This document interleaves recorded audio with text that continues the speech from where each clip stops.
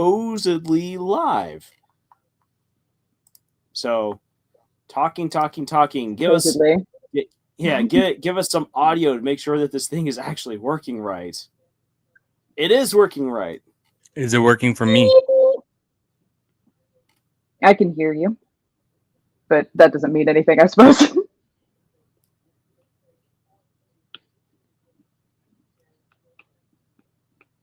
Yeah, it's all working. Yay. All right. Okay, then. So, Bobby says we hear all three. Scott says he can hear all three. Fantastic. All right, then let's dive on into the fun tonight. Say hi there, everyone. Welcome back to another live stream from Camille's Harem. Not just a podcast for novice writers by novice writers, but now a live stream for novice writers by novice writers. Because writing is an adventure. It's more fun with friends. And we are lucky to be joined once again by our friend Zaza. Woohoo! Hello, it is I, the Zaza Inc. It is me. How's it going? Can I get some W's in the chat? I've always wanted to say that.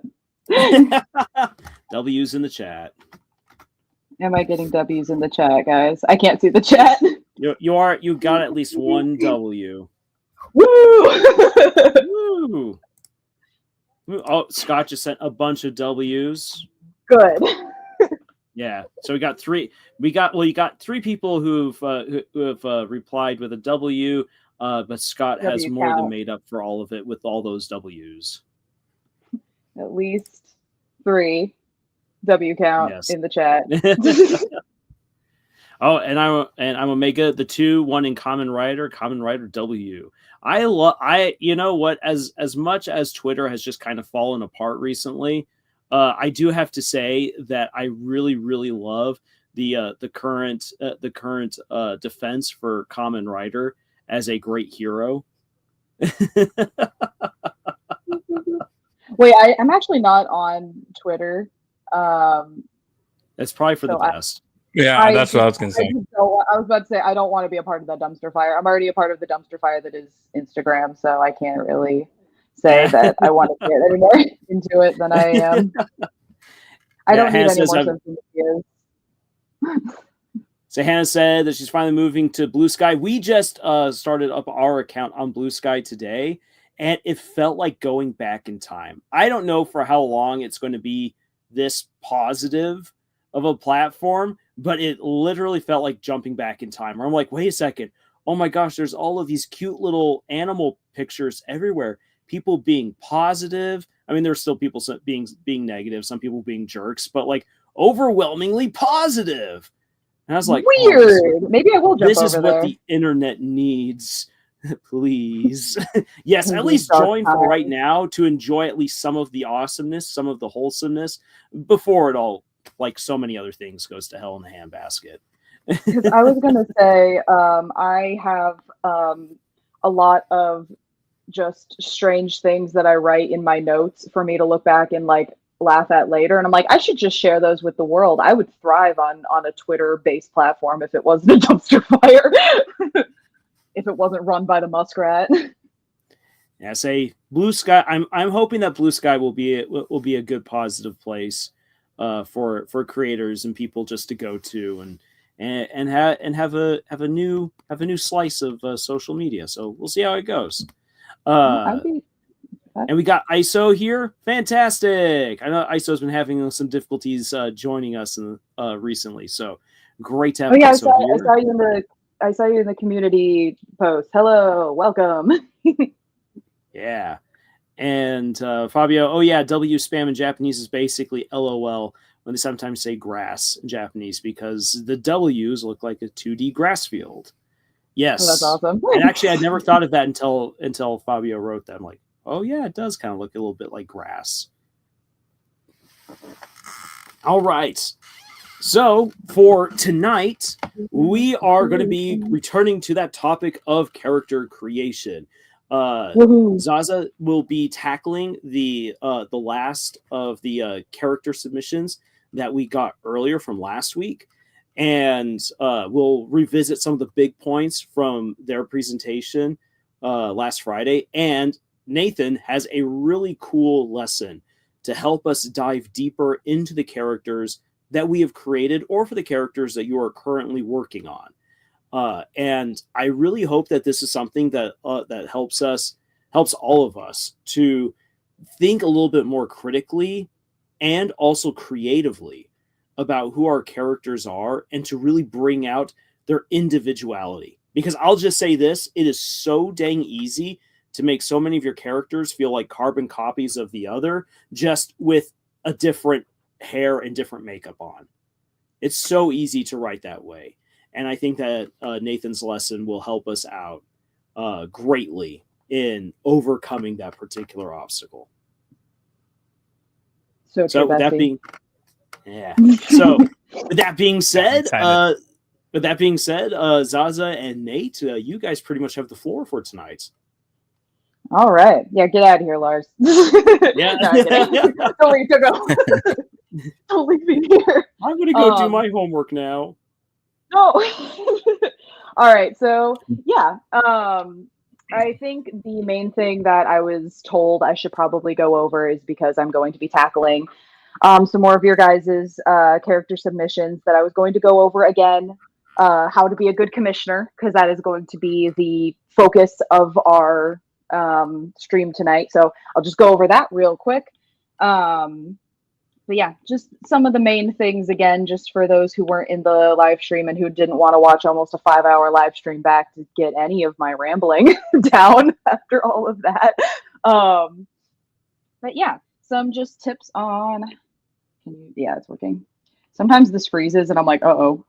How to be a good, watch this, I'm going to write the longest word. There's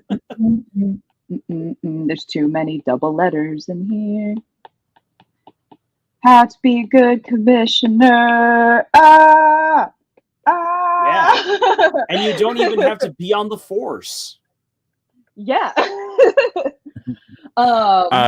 Real quick, TV account, you haven't missed much yet. We're just talking about so the goal tonight is we're gonna do some more character design from last week, and then I'm gonna do a presentation on creating deep character depth, and then we're gonna do some more drawings as well after that again. But we're just getting started with going over some of the conditioner stuff from last week, just as a good wrap up or recap. Yeah, exactly. So, because we're going to be drawing a lot of stuff tonight, so this will just be good for everybody that's like, hey, I'm not practiced in art yet, or maybe you are an artist and you just love this one artist's particular style and you'd love to get a commission from them. I was just going to go over a couple of points of things that I have noticed, like a bad commissioner will do, and not bad in the terms of like they suck, just bad in terms of like not practiced with it yet, because everything takes practice, including commissioning art. And just some things that like some of my best commissioners have done. So yeah, just gonna be going over that, and then we'll jump into your guys' character drawings and stuff like that. And then Nate and Lars will yap for a bit while I'm doodling and such, and also tell me what you guys are saying in the chat, because believe it or not, what I am seeing here is all I'm seeing. I cannot see the chat, so they have to be my link. We're doing the Estes method of chat right now. For all my ghost hunting fans out there. They are the conduit through which I hear you. But yeah. All right, if I'm good to start on some things.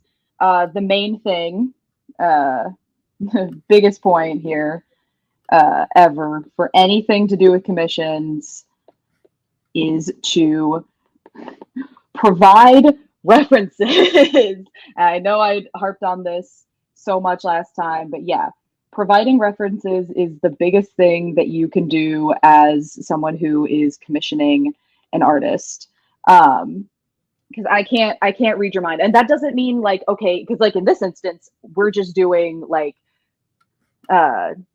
text to speech kind of thing. Like I can't see the pictures, but showing me like what's in your mind, like relating it to something is a good thing to do. It is not bad to have like sources that come from something that isn't you. Not like it is nearly impossible for anything to be a completely original idea, and that is good and okay because stuff inspires you. That's what made you want to start writing your story, creating this character. Like something inspired you to start this. So yeah, providing references, like, and that would include like inspirations from other media, like in terms of like style, because it can be that it's like, oh, in your mind it's not a particular style, but there might be something that you were drawing this from. So in trying to nail down and make this more concrete, it is good to just provide things that were inspirations for the idea, the style that you're kind of going for, stuff like that. Because as much as it seems like it's good to give the artist complete creative freedom, the more vague it is, the harder it will be for the artist to start. And you guys will get there eventually. Like, I'm not saying that you have to do this right the first time or anything, because everything is a learning experience. But it will just save time if right away you just go like, I don't know, 5 or 6 references minimum. Or if you've had your character like drawn before, or if you've tried to do a sketch of it before, provide that. That's a great starting basis. But yeah, anything. Oh, we also talked about this, like memes, like anything that gives the vibes. But yeah, anything that kind of keeps the commissioner from playing 20 questions with you for like, you know, several days in between. Because what will probably end up happening is that the commissioner sketches, or the artist sketches something, sends it back to you, commissioner, and then it's like, oh, it's not quite right. Maybe change this and do that. But yeah, that's just part of the process. That's totally normal.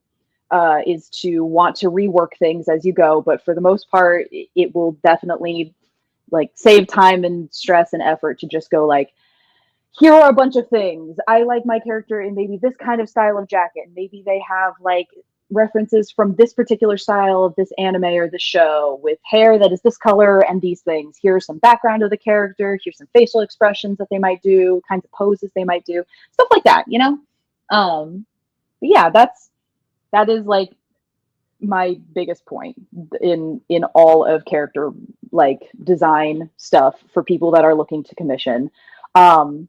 Also, it also depends, because right now we're doing character design in terms of like a character sheet, but if you're looking to do something like an actual character piece, you're probably going to want to provide references for maybe the angle, like the imaginary camera that is set in the scene. Are we doing this from a below shot, a wide shot?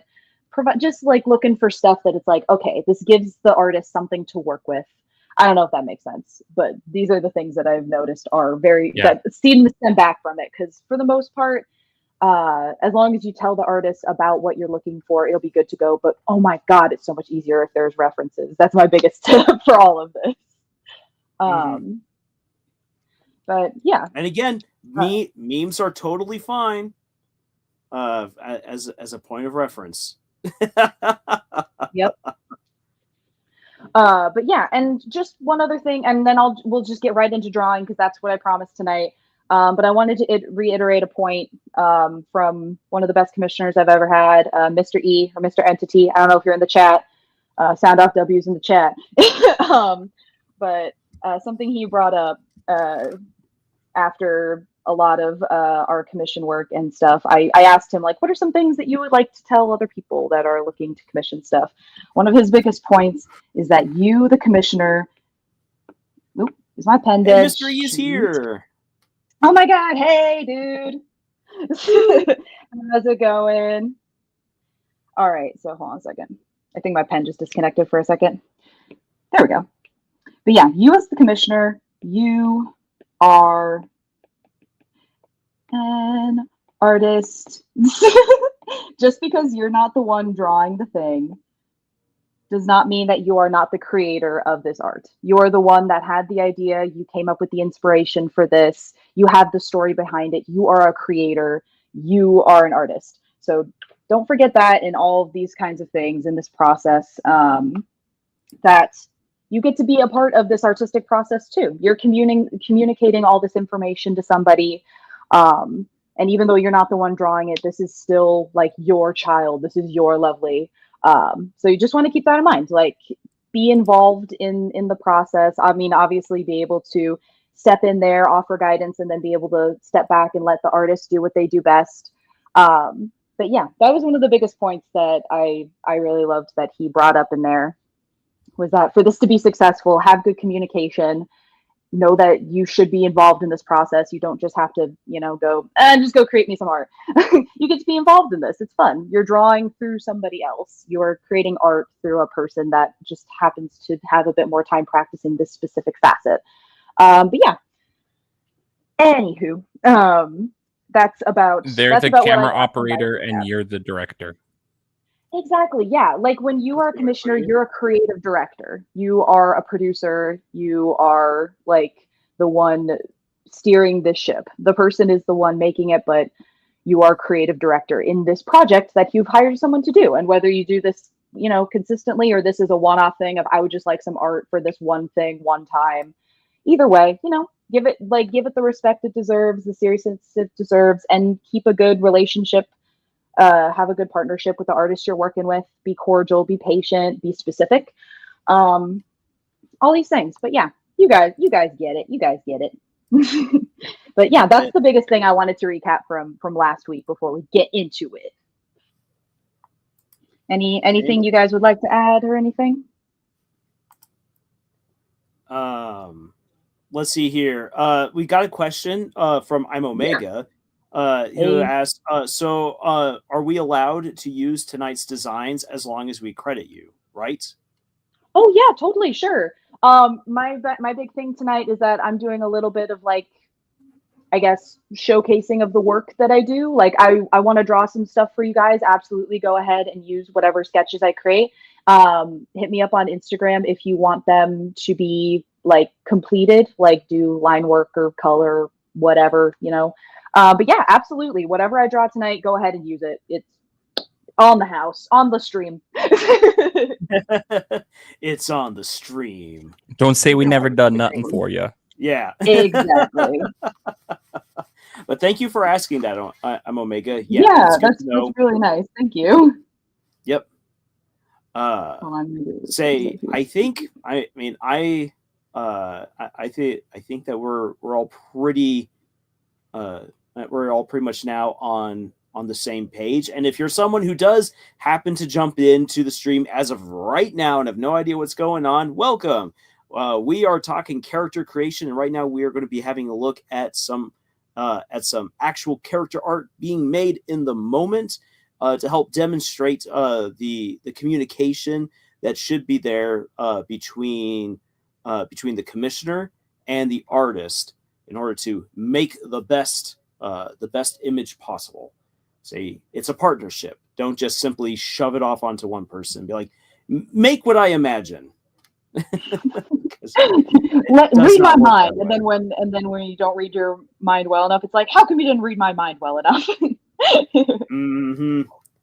I would love to this little side annoying point, but I would love to, like, drag some of the big wigs from Hollywood just to, like, this opening part and just be like, and this is why movies suck right now, because you guys have a movie idea in your head, and then you go and you tell people to go make a movie, and then you get angry at them when that movie that's in your head isn't actually what you see right there. And that's because if you as the producer actually want to have that much creative input, which you really shouldn't, because you're actually not a creative, you're just the bean counter with all the money, you should actually then be there from beginning to end, talking with the director, with the writers, with the actors, with the cinematographers, with the set designers, with the costumers, with the casting director. So that way you can have inputs on all of these things that are happening, and you can be a part of the creative process. Exactly. Not just trying to take shortcuts to, like, make a quick buck. Like, just be a part of the creative process. I don't know. I worked with for an internship during my degree program at one point with am I allowed to say this? I think I can say that. I was like, I signed an NDA, but I'm not saying what it was. But during an internship program, I worked with Barry Cook, who was the director for Mulan. And he was very involved in all of his work. Like, he was actually the one that like made the storyboards that the animators were then going to like 3D animate. He was there for every time that we were doing a showcasing of our sequences and scenes. He was there going like, all right, yeah, what do you guys think we should do to change this? Because I think I wanted a different vibe, but I'm not quite sure. Like, it was a very like small project for something that a passion project he's just working on. I can't say any more than that. So I'm not even on the project anymore at this point. I did my work. I served my nickel. But yeah, it was like, that was an example of a good creative director where he was actually there, involved in the work, doing the stuff that needed to be done. But yeah, just like an example of that, like absolutely, Lars, like just why so many movies today are like not doing very well is just kind of throwing artists to the wind and being like, oh, do something. I don't know, whatever you want. It's like, what do you want us to do? But yeah, it doesn't work that way. So for tonight, we're going to get started off with I'm Omega's character that he sent to us, and we're going to get going from there. Let's go. Let me change this back to this. Let's go. My references. Ooh, and on that's Instagram. That's not what I'm looking for. Get out of here. There we go. I'm also going to pop on over to our community tab, which for those of you who want to interact with us a little bit more often here on YouTube, then if you're not part of our Discord server, which you are more than happy to apply for in the comments, and we reach out to you and work with you to get in on our Discord server. If you're not interested in that, but you still want to communicate with us, heading on over to the community page is one of the best ways to have those communications, to talk with us and everything, and it is great. So I'm hopping on over to the community tab as well to pull up those character descriptions.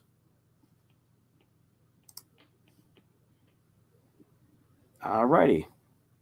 Right. So for those who don't know what we're going to be working with, so I'm Omega wrote my character's name, and I'm Omega. You can correct us in the chat if I mispronounce any of this. So my character is Gray or Gree. I'm gonna go with Gray for right now because that's what my brain is telling me when I look at GREI. One of the main antagonist enforcers from my series Marsdora. Slight anime, more Mega Man, ZX, or Gunvolt style. He is anthropomorphic, black dog. She should say. Anthropomorphic black dog woman with a slight buff lesbian build. Is normally dressed in a Western futuristic Mega Man ZX inspired styled jacket over a black bodysuit with silver chest plate, boots, and gauntlets.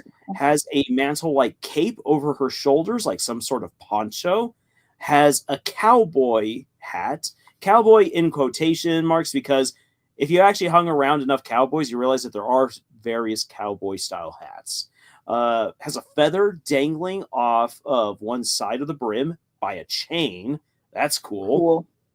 Actually is hiding the hat helps to cover up Gray's mullet. Around her neck is a battle mask, which she uses to hide her face on missions. Uses a knuckle device to transform into a more armored form. It has a slot for a USB-style device called mod cells, and the front end has a gun barrel that pops out in a shoot mode.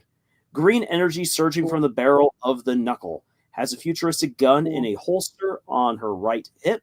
And is normally nonchalant in missions and is down to earth. And I'm Omega also included a link. So yes, I will leave right there to have a look at this design here of another character on Comet Lord Miniatures. And I can see, that's a nice little build. I like this pose. I'm using these poses. These are great references. Thank you so much. Understood the assignment here. I You can understood work the with this. assignment. And I got the pronunciation Oh, hell correct. yeah. It is indeed pronounced gray. Woohoo. Yeah, I was about to say that's just a cool spelling of gray. Gray. All right, just writing down some of the Yes, and ISO, specific please get things. your character description real quick into the comments on the community tab. Since ISO had asked earlier to have his character drawn up as well. So I'll have 3 illustrations tonight if that's okay with you, Zaza. Oh yeah, sounds good to me. Sorry, I'm like zoned out. No worries. You are in the zone. Going on right. All right. Oh wait, I almost forgot the most important thing: mullet. Yeah, the mullets. It is very important. So Fabio, to answer your question right here, if you want to have more of your characters illustrated, then by all means you can put their description into one of our community tabs. However, we're only going to be tackling 3 of them for tonight.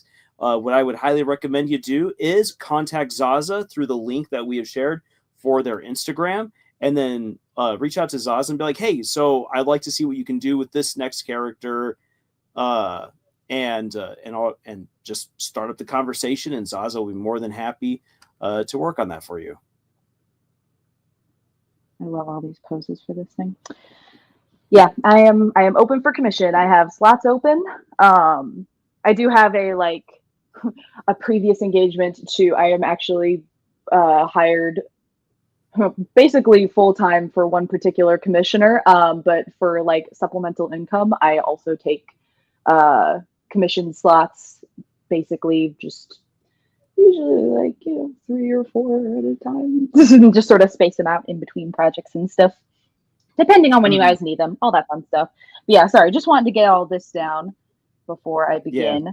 Oh, I'm so excited. This is great. And actually real quick, that is something that's very important as well, to communicate clearly to any artists that you want to work with, is what kind of time frame you might be working with. So for instance, I have a book that I've said, like, I want to release it this month in November, and I need the cover art. And this is on me. I was not being very good in this case, where I really dragged my feet with reaching out to artists. I had tried earlier in the year and I got burnt out real quick. So I kept putting it off. So that was my bad. So when I finally started making good connections with artists over on Fiverr, for the field that I was looking for, I went looking through what people had on their portfolios. Definitely found some artists who looked like they were what I was looking for, but always make sure you dig a little bit deeper into a person's public portfolio, because you might start finding that they're not exactly who they said that they were. So always do your due diligence when looking to work with an artist. But I finally found a couple of guys that looked like they were like really legit, and I really enjoyed their art styles. And so I reached out to them, and with one guy I said, okay, can I have it by the 15th? And he's like, yeah, sure thing. That'll be absolutely fine. I can do that. For another guy, when he looked at the information that I gave to him about the book, about the characters, about the cover art that I wanted, he was honest with me and said, I won't get to this for the next 2 months. Is that okay with you? And I'm like, I really like your art, but I really want to get this book out in November if at all possible. So the answer is just going to have to be no. And then the first artist reached out to me recently and explained that there have been some problems and that he wouldn't be able to get the artwork to me by today, and asked for an extension. And he gave me what he believed would be a reasonable time frame, gave me an update on the artwork to show that he hadn't been lazying about. And I'm like, yeah, sure thing. Like, I can see that you're working, your artwork looks great, and I understand if something came up. So sure, here's an extension to the deadline. And so having that communication and understanding time definitely helps. And if you have the project in mind, don't be like Lars and drag your feet too long. Like, start getting to it, because the longer you put it off, the less time you might give an artist. And artists do like to have as much time as possible to make their artwork great. If you put someone on a deadline, you normally don't get their best work. If that deadline is really short, I'll have that caveat in there. Deadlines are good, but if the deadlines are really short, you're not going to get that person's best work. It's true. I've definitely rushed some things before and just been like, here, sorry.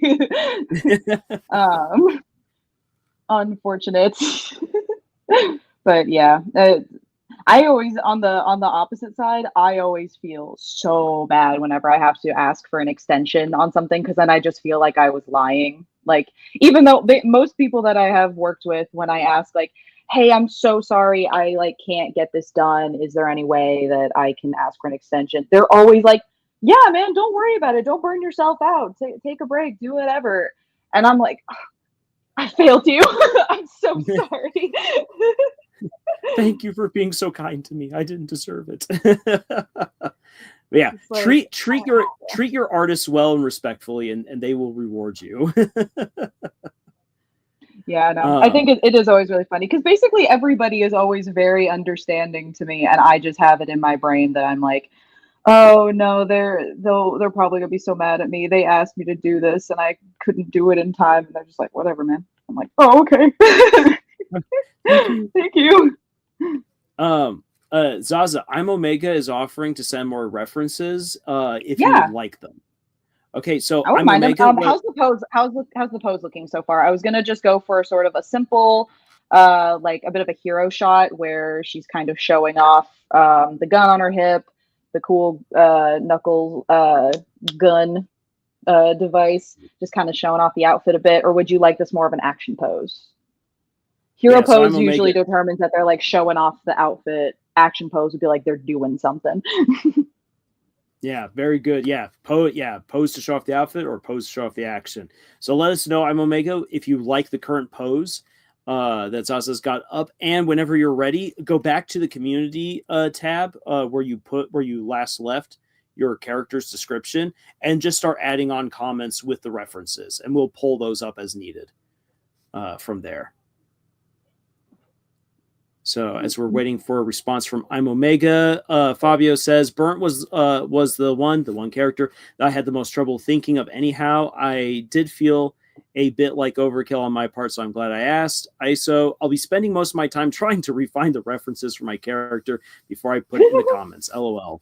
Fabio says, Dave Bright. This is going to be the second character that he might reach out to you for, Zaza. I basically know, even if the name is, well, that can work. Anyway, now I can think harder on how my good Sir Flame is like while looking at a cool piece plus my mind's eye. Yes, that does help. Mm-hmm. I talk about that with my commissioner, Mr. E, all the time, where it's like there is a huge difference between being like, there's this concept of a person in my brain, between being like, now I can look at them and be like, oh my god, they are real and exist, and I can stare at them, and now they're more solid in the brain. Zaza, I'm Omega asks if you can raise Gray's hand where she's going to be showing off her knuckles. If you can raise that and extend the hand out a bit. Yes, got you. If this will let me, because it's being difficult right now. Hannah, to answer your question, how to show my design reference and my character in the comments of YouTube won't accept links. Hannah, if you go on, again, going back on over to so you won't be able to send any links here in the stream. Wow. Let me just show off that right there. Talking about the community tab. Hannah, you should be able to actually put a link into the community tab. If that isn't working, quickly head on over to Discord and put the links into Discord, and I'll then pull that stuff up, and I'll share it with Zaza over here on our end. So if you're not able to share it there, we have a workaround. This is one of the beauties of being a part of our Discord server, is that there's always a way around things. Also, Omega, mask up or down for this character? Because do you want to be able to see her face or not? Well, that's a good question. I mean, okay, so fun fact while I'm Omega is writing this. Hannah, yes, put it into the art post on Discord. I'm Omega says mask down is all right. Excellent. I'm Omega. You and I are thinking along the same lines right now. Ironically enough, last night on PBS, they had the show Midsummer Murders, and this episode of Midsummer Murders was about a meme character that then became the persona for a serial killer. Ooh. And so this person... Actually, I have a question. Teacher, I have a question. Arm was raised. One more question, or two more questions for Omega. Is hand good here, sort of showing off the knuckles? And do you want the mantle cape poncho to be covering the jacket a bit more, or is it just going to be kind of thrown over the shoulder? Ooh, that's a good question. Is this a big poncho or a small poncho? Ooh, that's a good question. Yeah, are we going with long poncho or short poncho? Yeah, is this sort of like a crop poncho to kind of see some of the jacket? Or is it the poncho kind of put over the shoulder to see the jacket? Or is this poncho just, or is the jacket just in spirit and this poncho is covering the whole thing? See, I like in my mind's eye, I'm Omega will answer, but like in my mind's eye, I love the idea, especially if it's a long poncho, that it only like covers like one shoulder. Like it's like casual cape almost. While you then get to see the awesome jacket. Like that's what I'm envisioning in my mind. But we'll see what I'm Omega has to say. Kind of a little bit like kind of thing. But yeah, so in this episode of Midsummer Murders, this person dresses up in this really crazy wolf costume where they're like they're kind of like a lichen, half man, half wolf, and they have a really sweet jacket and cape that they wear while having a Wolverine claws on one hand, a cane with a claw, and then a flint action or say a flint pistol to then kill a person with. So club the person with the cane, slash the person with the claws, and then they would then finally kill the person with the pistol. Dang. And what show was this? It was intense. It was cool. Let's see here. I'm Omega says it's more of a cropped on front and long back like a cape. Gotcha. Okay. All right. I will work with that. Let me know if. Oh, sorry. No word yet on the fist. So I'm Omega. Are the hands where you would like them to be for this pose? The way I kind of envisioned it, and I'm Omega can specify, but the way I envision it is more of like a Samus Aran kind of a pose where it's like pointing the blaster like fully arm extended, but I could be wrong on what I'm Omega is envisioning. It sort of depends on if this is an action pose or a hero pose, because if I just put her fists like right out, like right now in this particular pose, it looks a bit strange because the rest of her body is kind of relaxed. Yeah, that's true. So just checking in on that because I wanted to make sure, but you know.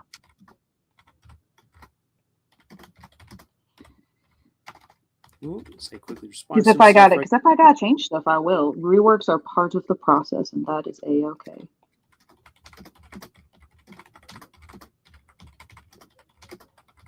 Vigorously typing, whoever that is.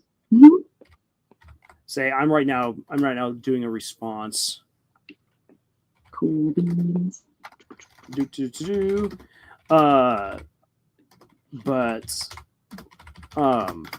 But I'm Omega said that a long cape or the long poncho. Not a long poncho, but at least you can cover one shoulder with a poncho. That was me adding in my thing about the long poncho, but I'm Omega says you can cover one shoulder with the poncho.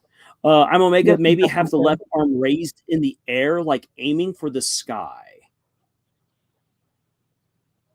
All right, we'll try to work with that. We'll see if it looks odd with the sort of the hero pose we got going on here. If not, I will make it more of an action pose. We'll see if we, because that's a big thing, actually, little 3D animation lesson here.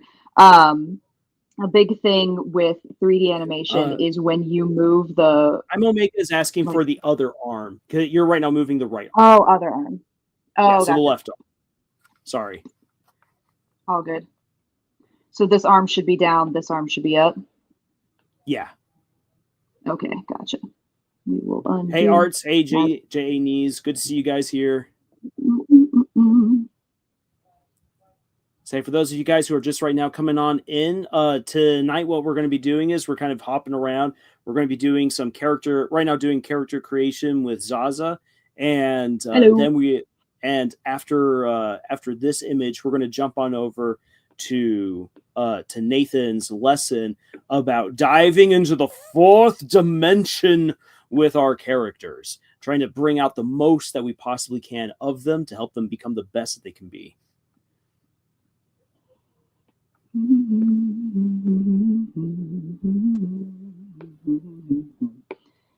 Yeah. I love when my program doesn't want to let me do the things I want to do. There, give me your hand. And we're doing that. I'm going to rotate you a bit so we can see your arm a bit more. And then, yeah, a big thing with 3D animation, like with this kind of character pose, if you were animating this, there's basically a rule that states like you cannot just move one part of the body. If you move everything when you are 3D animating and you make one move, everything has to move, or else these isolated movements are going to make it look very strange and robotic. So like, yeah, that's when I'm saying like, if I just move, shut up about the Apple Pencil. I will never charge my Apple Pencil all the way. I will just keep throwing cold water on it, and I tell it when it can die. You'll die when I tell you you can. Wake up! You're not allowed to die yet.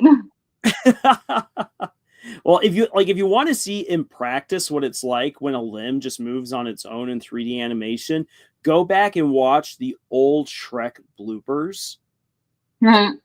Those things are horrifying, and like a lot of it is just like the code suddenly wigging out.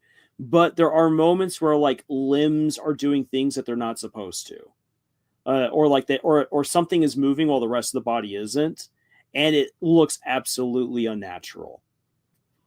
So I totally, it's always a concern.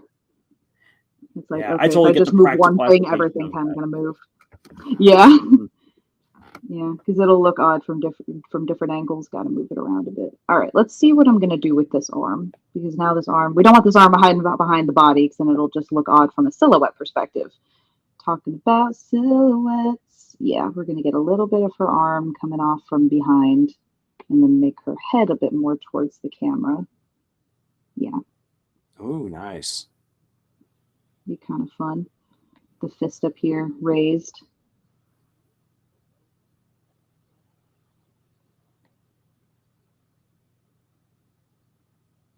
I like this pose. This is fun. This is confidence. That is a nice dynamic pose. We're getting in it. We're in it now. Oops, not you. Not you. Yeah. So, fun little side story.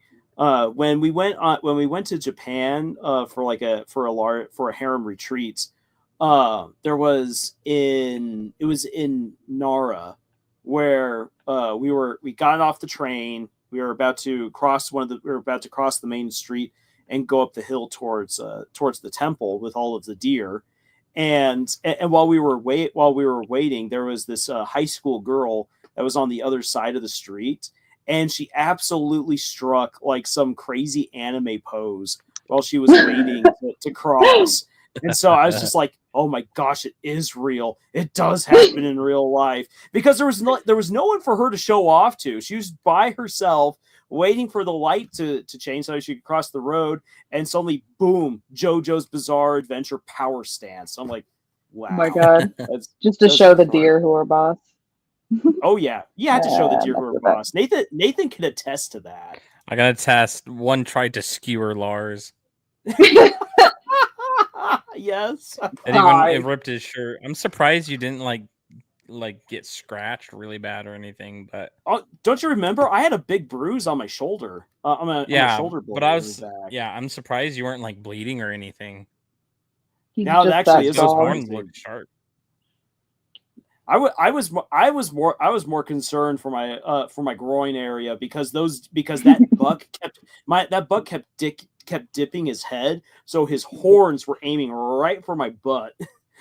and could have easily slipped between the legs. And I'm like, whoa, no, you do not get to go there. Don't do it. We're calling this a live stream to Electric Boogaloo. As much as I would love to you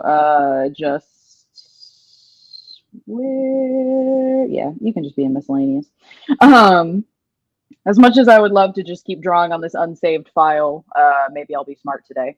All right. Be smart. Pose vibes. Vibes Omega. No word yet. I'm Omega. Are you liking this pose? Yay or nay? Yay or nay. Hopefully we'll get an answer here. So I know some people have to like jump to dinner or something else. So I'm Omega. No eating. This is I'm more Omega says important. yes. We got a yes. Cool. Yes for my all right. Yeah, this is very much I think I said this before we're drawing. Generally, if you're doing a commission with an artist, you're not going to have to worry about it being done during a live stream. So don't worry about it not being perfect. It can always be fixed up later, you know? Mm-hmm. We're just trying to get the idea, the process down, you know? And let me see. Hannah has managed to share some of the stuff. Not yet over at our Discord. So not yet. So we're still waiting. But Hannah's got time, so. Yeah, I'm only just starting on this sketch. So we're good. We're all good. We're good, dude. We're good, bruh. And I'm not your bruh. Not your bra. I was gonna say, on the topic of almost getting skewered by animals, I also have a story such as this, where I have, for some reason, absolutely no fear of animals in any sense, even when I probably should. Oops. But there was one time I live in Arizona, and I went up to Patagonia State Park, and we were staying with some friends in like a camper van and stuff like that. And I was on a hike. And we hear this like loud sound like thunder coming down from like the mountains, and we realize it's a giant herd of really fluffy like wild cow, and we're just me and my family are just kind of standing there like oh okay, as like all these cows just start like filing into this like little ravine that we were hanging out in, and as we're hanging out there is this one little like juvenile male cow. Like he had like the antlers, but he wasn't like fully grown. Like he was probably like right up to like eye level with me, whereas the other cows were like as tall as me.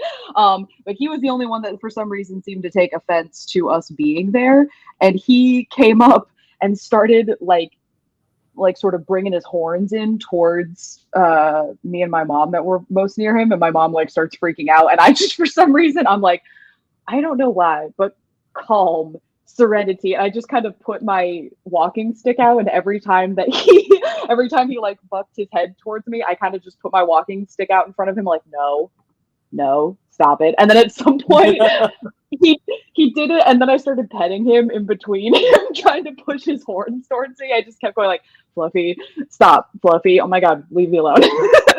But It was like a big fluffy white cow. It was the cutest thing I'd ever seen. And I was like, if this is how I die, I have to pet you first. But eventually he just went, I guess you guys are chill, and left us alone. But yeah, I have pictures of it. It was probably one of my favorite memories of that trip because like everyone else was like, oh my God, Zaza, get away from that thing. It's trying to kill you. And I'm like, who's a good boy? Aren't you so sweet? Look at your pretty eyes. You have beautiful eyes. You've got beautiful eyes. I always remember that line in particular from Over the Garden Wall. Nothing else. Well, I also remember Fred's a talking horse. He can do whatever he wants. I want to steal. I want to steal. I was literally about to say that. That's me at work when my manager like goes off for her break. It was like, all right, guys, we can do whatever we want. I want to steal. Start taking pastries. Steal. Like, you guys don't pay me enough to not take these pastries. Thank you. My other favorite line is, I'm going to burgle your turts. You're going to burgle your turts. We're going to burgle your turts. Oh my God, that whole miniseries is so good. It's just so instant classic. It's so great.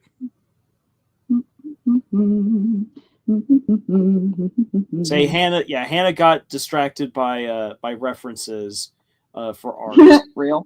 So it's like you can get lost in Pinterest. Yeah, so real. The worst is getting on Pinterest and seeing the most beautiful piece of art you've ever seen in your life, and then it reloads and it's gone forever and you'll never see it again.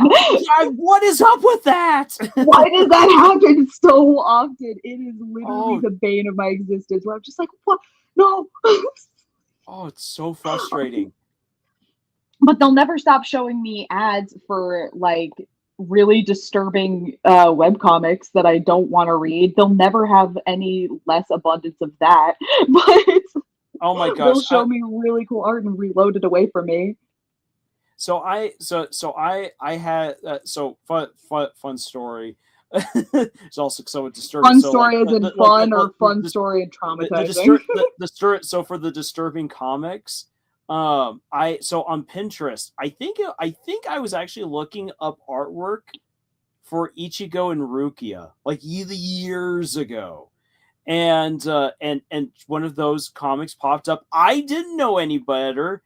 Innocent naive Lars, and so it looked interesting. It was of this demon, this cute demon chick, and this young man trying to keep it secret from their friends and family that they were friends with each other, and the one place that they could meet was in the boy's room because the demon entered into his room from under his bed. And so like reading the story, like at first I'm like, hey, like this is like at least when I saw there on Pinterest, I'm like, oh, this seems really fun and wholesome, and I like the vibe. This is cute. So I went to the comic, started reading it, and it was all fun and cute. And then came the hentai, like the Yep. like the astral I was about to murder say. the dinosaurs, and I'm like, oh no! What? I mean, that's the most classic setup for like like anything porn-esque related. I was like, the demon enters in through his bed. Yep, and I'm and like, there was only one bed. Like I said, naive, innocent Lars, who's no longer naive and innocent. Now he knows. Yeah. I remember I had started reading. Like oh my gosh, what are they called in Korea? Manhwas, I think. Manhwa, yeah. Yeah, manhwa. I'd come across one on Pinterest, and this was, I was much younger. First mistake. And I didn't know the name. Like I didn't like the name of this website. I didn't know. And so like I start reading it, and like I think they had like a few panels like posted. I was like, oh, that's kind of an interesting concept. And then like I was like, okay, yeah, I'll go to this website, and then like I just get bombarded by all of these like inappropriate ads and stuff. I'm like, this is not what I was expecting. And then you kind of stayed for a bit. No, I'm just kidding. We're not giving her ass. Like, come on. Come Zaza, I'm Omega dropped another Yes. detail for Gray. Okay. He wrote her ears are like a mix between an elf and a dog. So at least how Okay. I'm imagining them is I got this is it. Lars. Okay. You got it? Okay. Okay. I have an idea. All right. Yeah. Oh, thinking of dog ears actually. This is years ago. I had a neighbor who had this really sweet mutt named Sadie. Super cute dog.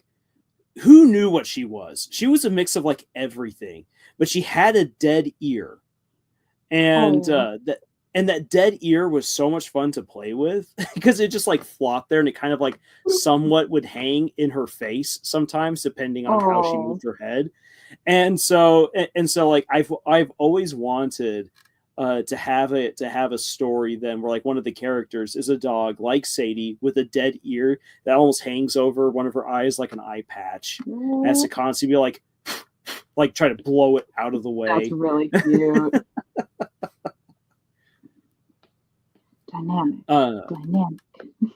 Dynamic.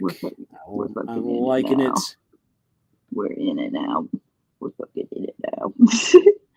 Fabio, how much nonsense works indicates quality, of course, but I hope you got what I mean.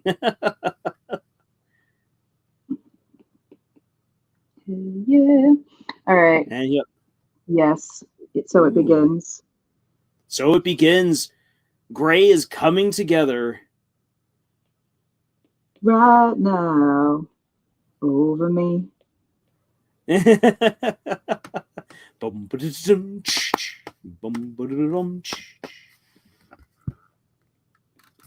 know if she's going to have eyebrows or not. We'll find out. That was actually something I think about a lot whenever it comes to anthropomorphic animal characters, is like whether or not to give them eyebrows, because obviously like you have to do a line obviously where their eyebrow would be and crease, but do I actually draw the eyebrow or not? It's like it's like a little detail, but you know. Yes. Get some little fuzzy bits here. All right, so I have ideas. Let me make sure I look up a picture of a cowboy hat, because as much as I think I know what a cowboy hat looks like, it's better to look up an actual picture. You can never go wrong with references. References are your friends. Let's start with a little bit of like some little hair floofies here. Kind of get into it. I'm Omega says eyebrow is good. Her hair is silver. Well, say we won't be coloring in the characters. However, that is good to note for later, especially if you wish to, hire Zaza to do a fully fleshed out and colored image. Knowing that the hair is silver is a good note to have. Yeah, it helps with my like just imagining of her too while I'm drawing her. I'm Omega also says the brim of her hat is like a triangular V. So I'm guessing I'm Omega. Are we talking like inverted E or pointed out, almost more like Bloodborne? V or E? V. V, gotcha. A V. Yeah, so are we like talking like a cowboy hat where it's got like the V, like the pizza cut into the brim? Or are we talking that's like a V cut where it points out like a Bloodborne hat? Sort of like that kind of vibes. Yeah, I'm good. Yeah, because I think Bloodborne at first with the pointy hats. I love Bloodborne. So cool. I need to. Okay, I'm Omega says more like the Bloodborne hat. So you are exactly on where you got to be there. I'm in it. Yeah. But more of a cowboy top part. Is that the part that's cowboy-esque? Because if not, this is not a cowboy hat anymore. What part of this is cowboy? So I need to make sure I'm guessing the top is going to be cowboy. He says with pointy sides. Yeah, this is coming across. Yeah, say if it's going to be a cowboy hat, it's going to have like that divot at the top. Yeah, I was going to ask if you have a specific hat you're thinking of, tell me. Like from a specific thing. If you're wanting me to look up pictures of pointy hat from Bloodborne, I will look that up. so that I can get it as specific as possible. Give me your references. Give me your inspiration. Hand it over to me. Get a little sippy of water. I'll actually, while that's keep yourself happening hydrated. for a second, just plug my pen in for a little bit so that it can charge for a moment. Oh my God, already. You could charge for a moment. Okay, I'm Omega. I'm just going to say, this goes to Zaza as well, but I'm Omega. Like, I'm suddenly now looking at this, like, I'm getting, like, Robin Hood vibes. But if you took Disney's Robin Hood and put him into the 1930s, like 1920s, 1930s. This isn't your Robin Hood who just steals from the rich and gives to the poor. He's also bootlegging and gunning people down with a Tommy gun every other day. Yeah, she's got the number, dude.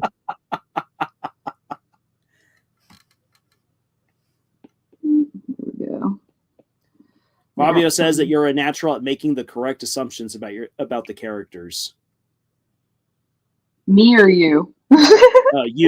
You. Oh, thank you. I was about to say, yeah, Lars, you are pretty good at this. This is like I was just about to be like, yeah, totally, dude. I'm not 100% sure. Oh, we gotta do the mullet. This is very important. Yeah, get that mullets mullet. Are important. Mullets look cool. It's kind of hidden by the arm. Sad. That's okay, because the mullet is also hidden. It is meant to be hidden. But yes. Yeah, but like, what's the point of having a hidden design if I'm drawing it? It might as well just not see it. That is always the sucky thing. That's like, if you have like a hidden design in a character, and then I get told that, well, I'm like, well, am I supposed to draw it? Because if it's hidden, it doesn't exist in this drawing. Like, it's gone.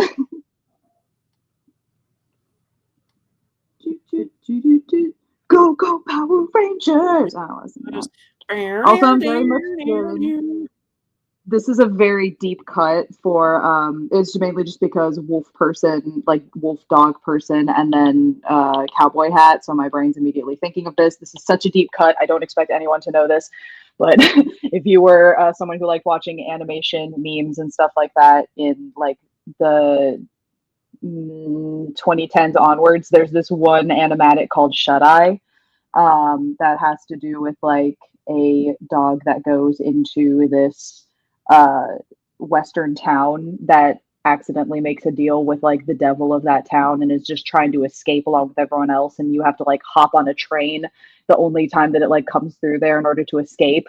But it's like nearly impossible to catch it, and I was just started thinking of that. I was like, oh my god, wait, it reminds me of that. I forgot to draw her other hand. Oops. I'm just going to draw that there is going to be a gun here, but it's kind of hidden because it's turned away from her. Oop. But I don't know if anyone remembers that, but I listened to that song, and to this day, because it's a really good song, I still think of that animatic. That's one of those things that like inspired me to want to be a storyboard artist. Because, yeah, I don't remember if I said that last time. I think I did, but I do a lot of Critical Role storyboards. That's sort of what my channel is kind of known for doing. I'm working on one right now, but I've just been very slow. I'm actually trying to go into some campaign 3 stuff because I just started that particular campaign. It's been fun so far. I want to do something to show off that she has wolf claws, so I'm trying to do something really quick. Because that's one of the attractive things of having like wolf characters or like animal characters, is being like, and they have animal claws. It's like, hell yeah. Let's see here. This is how I just start talking when I'm drawing. I'm Omega sent a reference for the knuckle weapon. I will quickly grab up the link, and I'm going to plop it on into the private chat. Sounds good. I can go into the community page too, but you know. Okay. Well, it'll probably actually get, because it gave me like a 2-step process. This hopefully will be a little bit faster. Whichever way works fastest for you. But he's looking for a somewhat similar knuckle cannon. It's like what Kamen Rider has, which is like a very bulky kind of if I were to describe it, like a very bulky kind of brass knuckles, where you've got the handle, and then the gun part actually blossoms out in front of your fist rather than being connected to your wrist. Okay. Oh, Yeah, so gotcha. you're not Okay. no Boba Fett or Jango Fett flamethrower kind of a deal. This is like heavy, a heavy kind of a weapon. Oh my god, I almost forgot the most important thing, guys. Oh my god, a tail. Guys, I almost forgot. This is the Tail, most don't forget the important. tail. We can never forget tail. This is the never forget tail. We can't forget that we are drawing an anthropomorphic wolf character. We cannot forget tail. Do not forget Wolf. Do not forget tail on Wolf Girl.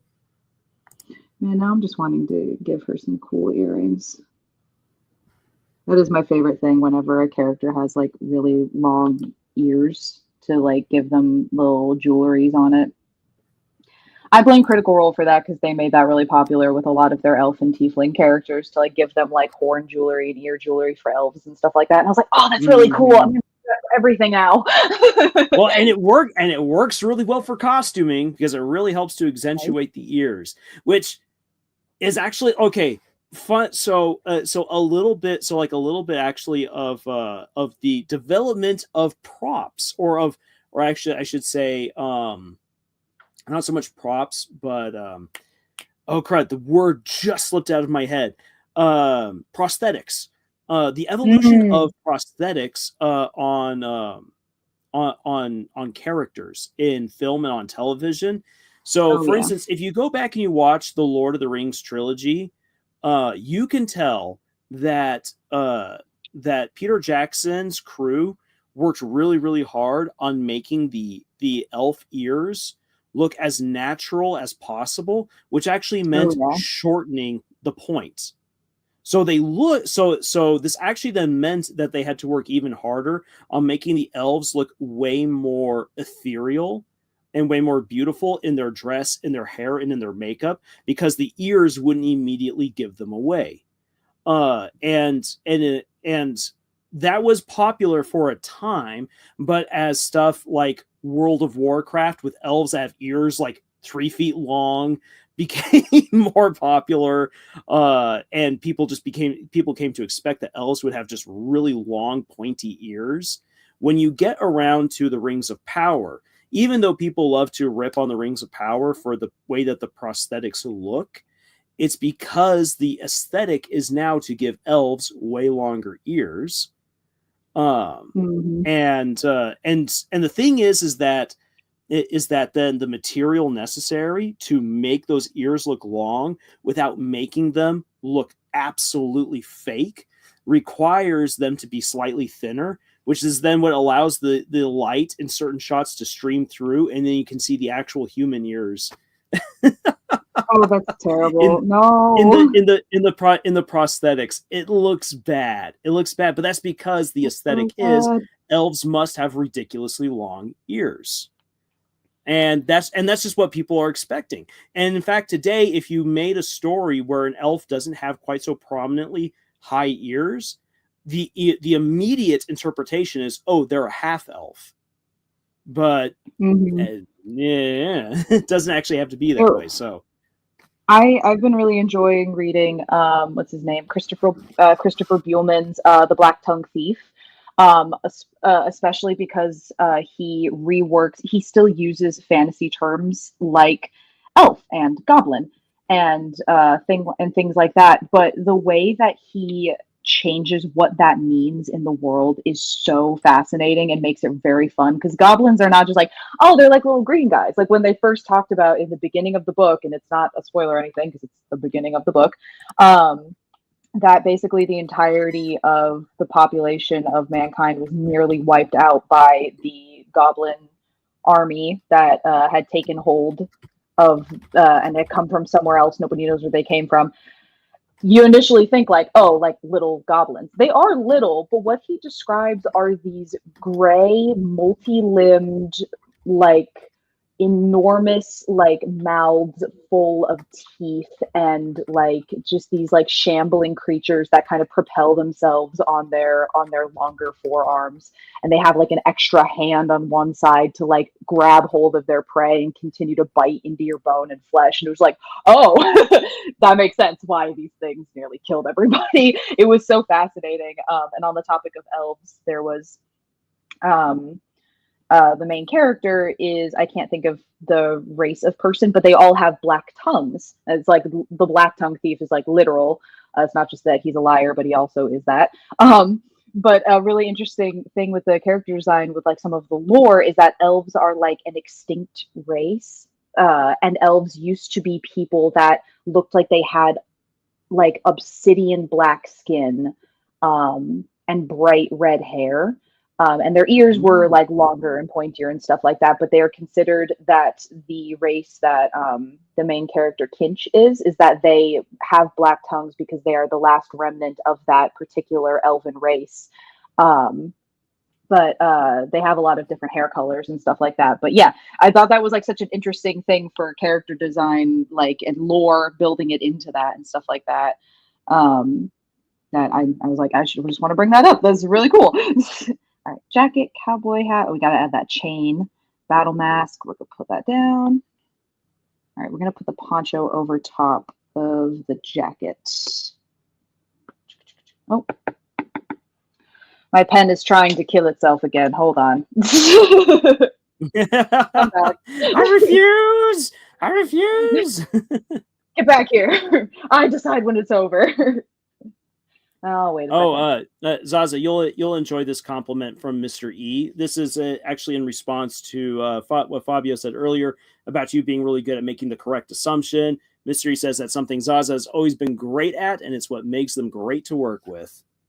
And, and I do agree. You've got that intuition, that creative foresight. I can only kind of read your mind. Earlier when I said I can't read your mind, I can kind of do it, but only a little. In bursts of yeah, time. So she doesn't have foresight, she has 3-sight. Yeah, I got the 3-sight. My third eye is kind of open, but it's got pink eye. So oh no. I have spiritual pink eye, sorry. Oh, why did you have to put that thought into my head? Oh no.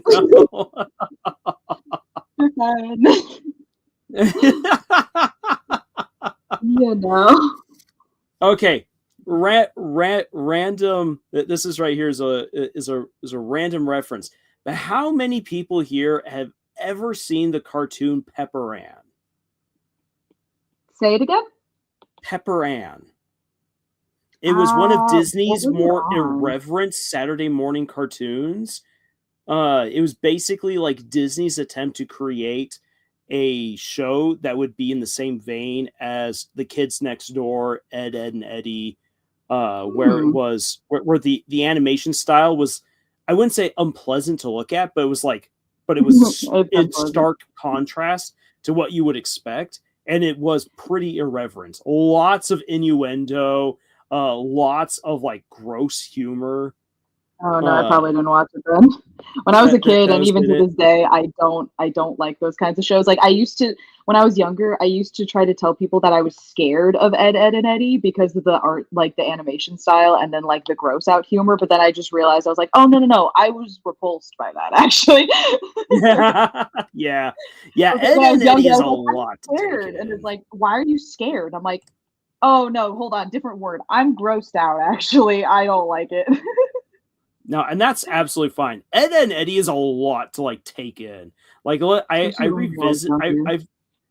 revisited that cartoon as an adult, and I can appreciate like the darker humor to it now way more than when I was a kid. But it is a very off-putting show. Very off-putting. Yeah. I probably wouldn't mind watching it now, but I just can't think of a reason I would like want to. But I feel bad for like dunking on it because I miss traditional animation style so much, and this is coming from a person that has a degree in computer animation. I am part of the problem. But I like 2D animation style so much more. It's just so much prettier. It is. Anyway. I really do like it. I'm so happy that Lackadaisy is there to like really Oh help my to god, represent so to good. traditional 2D animation. And I'd like to actually well, yeah, we'll leave the Pepper Ann. Well, actually, real quick, I'll do the Pepper Ann reference and then bring up this question to you. So the reason why I'm like, oh no, Pepper Ann came to mind because of the pink eye, because there's a Oh no. character who has perpetual pink eye, Oh who is no. incredibly Oh disgusting. no.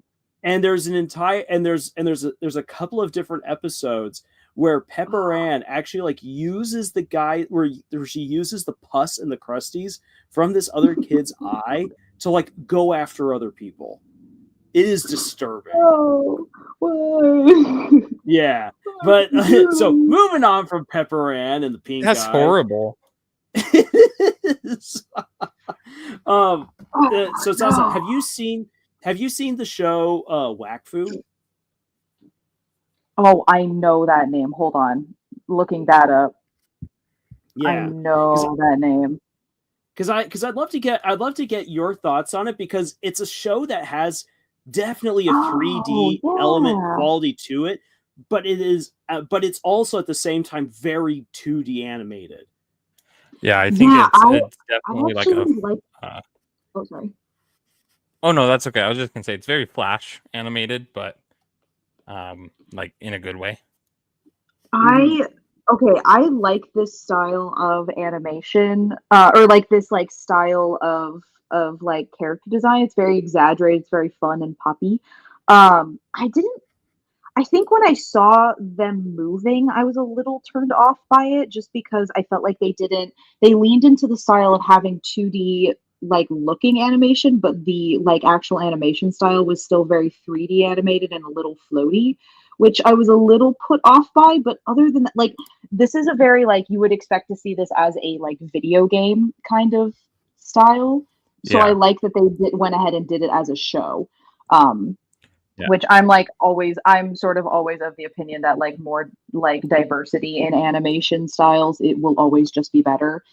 Um, that's just Oh like yeah. that's just me. Like I will always like even if I don't particularly like it. Like I was just like riffing on Ed, Edd and Eddy. I like that show existed. It wasn't for me, but I'm happy that it was there. I would much rather have that than like so much uniformity in the animation industry when it comes to like animation styles.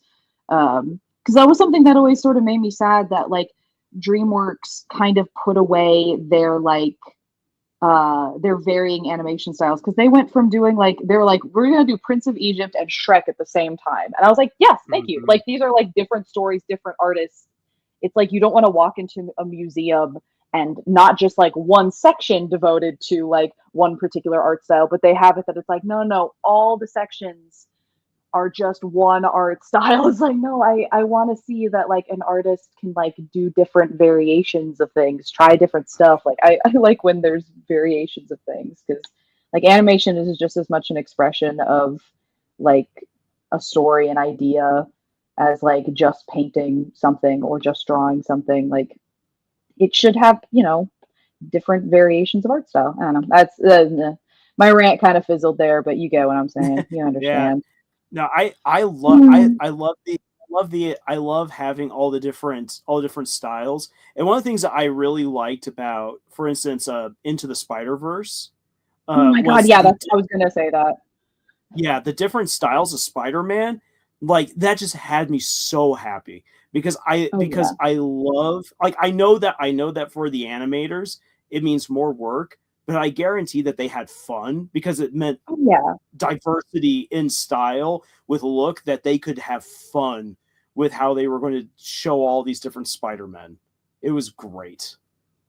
Yeah, and like I don't know, that and the Arcane are my biggest examples, and like anybody in the animation industry will tell you, those two, like those movies and that show changed the game for animation entirely. Suddenly everybody was like, "Oh my god, wait, yeah, we should be combining 2D and 3D like techniques to make a stylized movie that is so pleasing and beautiful to watch from like start to finish." Same with like the Arcane, where they're like, "We'll use two-dimensional effects for a lot of things because we just know that works better in terms of like simulation of fire, smoke, liquid, just stuff like that. And it's like now we have the technology to combine those things somewhat easily.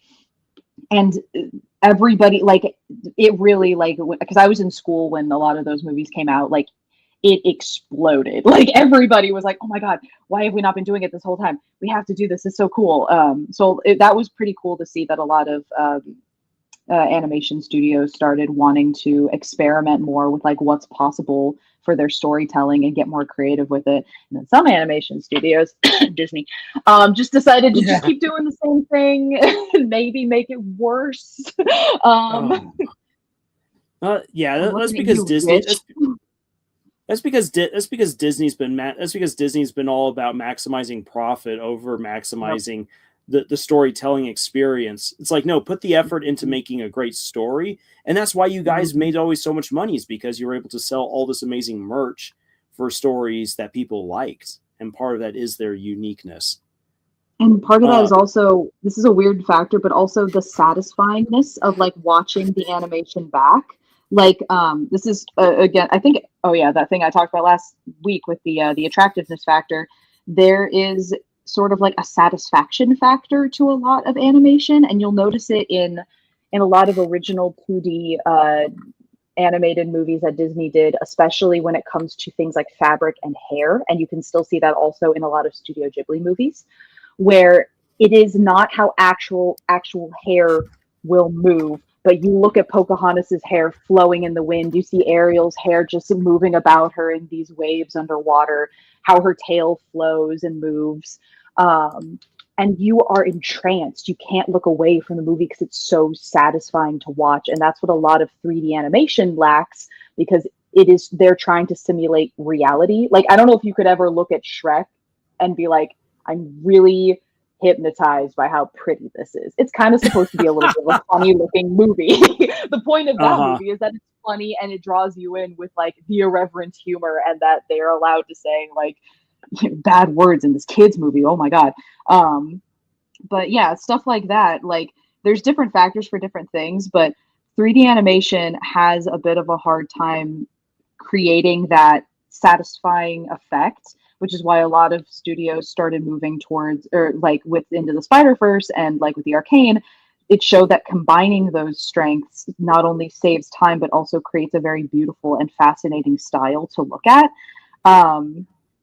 And that was like, if you also watch stuff like anything by like Cartoon Saloon with any of their movies, like The Secret of Kells, Song of the Sea, Wolfwalkers, Breadwinner. Those movies are satisfying to look at. Like, it draws you in because they are so smooth and fluid and beautiful. So it's like, it's a style thing too. Like, you picking out your style and what you want it to look like and stuff like that for even animating things. But yeah, that's my rant on that. I'm like, I miss when movies were satisfying to watch, and that's why Spider-Verse has always captivated me, and the Arcane has captivated me so much, because it's just like, oh my God, it's so satisfying to watch. It's like how they animated Jinx's hair moving around, and like even things like smoke, like when she's like lighting the torch. I haven't seen season 2 yet, so sorry, I can't make references to that, but they just make it satisfying again. It has been nice. People have been very good about not posting spoilers. I thought that I would have to like just not go on social media for a while till I watched it, but I like kind of tentatively went on there because I needed to update some stuff on some profile things and talk to some people. And I was like, kind of like, oh no, are you going to start showing me spoilers? Well, and basically every time there was any kind of spoiler, someone would go like, hey, spoiler, and I'd be like, oh, thank you. Thank you, sir. Yeah, I've been trying my best to avoid spoilers because I still need to sit down and watch the show. Oh, and like immediately there were already people like up in arms about it. I'm like, okay, I have to ignore you guys. Like, I'm not going to get the show at all. Into this. I haven't yet seen it. No. Lars, I know. I need to get on it. Say, go watch it. my homework. But real quick. I'm Omega actually sent this a little while back, and I just haven't brought it up. I did share in the private chat a link that I'm Omega sent about the inspiration for the cowboy hat. It's a really cool image, and we're looking for just slightly curved sides to the hats. Slightly curved is side. pretty much where we're Okay. going. So You can like look. kind So of you can look. going up like this. Like that. Yeah. Yeah, so you can Okay. look. Yeah, so you can look. You can look to get the full effect. But yeah, definitely I curves to the side of that. if I am going to go to get to the private chat, I have to close my screen sharing. Okay. Sorry. No worries. Send it to me over Instagram. How about that?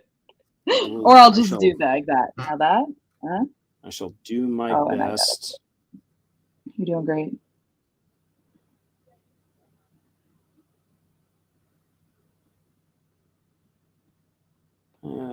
This is really coming along. Yeah. I'm really enjoying this so far. I like the combination of a lot of these particular elements. It's a good character. I have, for some reason, this habit of anytime I need to draw a chain, I have a chain asset, but it's like, again, that satisfying factor. I would never use the chain asset. I am always like, I will draw the chain myself. I don't care how long it takes. I will do this myself. Must I do everything myself? Yes, if I wanted to make it look good, I will. Well, I noticed that when I was younger and nobody knew what I was talking about, but there's always a point in a lot of movies right before the villain is about to accidentally like end themselves doing something stupid is they go, I have to do everything myself, and then they push their like goon out of the way and then go to do it themselves and then blow up or something. Yep, just let the goons actually know what they're doing. Just let them do their thing, please. Do what they're doing. Oh, I didn't ask this before. I'm starting this, but I'll delete it if I'm wrong. Because I don't think I saw anything about what kind of shoes she wears. I was gonna start drawing cowboy-esque boots a little bit because no, there was no reference to shoes. Also, pants. Does she wear pants? Does she have shorts, pants? Combo Madam, thing? I have a tail. I don't wear pants. No pants for that kind of a party. We're going. We don't need pants. I was gonna start giving her boots. Yeah, I was gonna say, is she like more of a pants person, shorts person? I just figure she's wearing some kind of clothing, but I didn't actually ask that, and it's rude of me to assume. Let's do some fun designs on this like futuristic-y thing. Boop, boop. I don't know. Just make it fun. Just like make it cool. Just have fun with it. Oh, that's my my worst nightmare is not being given a lot of references, given a vague idea of my instructions, and then just being told, just have fun with it. And I'm like, oh, thanks. I'll have so much fun drawing this whole thing and then having to redo it because it's not what you actually want. No, I'm. Hold on a sec here. Let's see. I'm going to try to get to the image. So I'm trying to get it to you, and I couldn't get it through one link, so I'm going to try it another way. If you just want to tell me what it is, I guess I could just look it up myself. Like, there's nothing stopping me. I have the magic phone box right here. I know it's a reference to something, but I don't get the reference, which is why I'm like, crud. I'm getting there. Boots. Thigh strap. Okay, here we go. Copying this. It is coming on over to Instagram. Because this is just good business. There we go. It has been sent to you. Woohoo! Oh, gotcha. I gotcha. Yeah, we'll bring the sides up a bit more. Wasn't on the right layer. Oh, don't you love that? I love just like expecting that my drawing program will like absolutely understand what I'm thinking when I just start drawing on the wrong layer.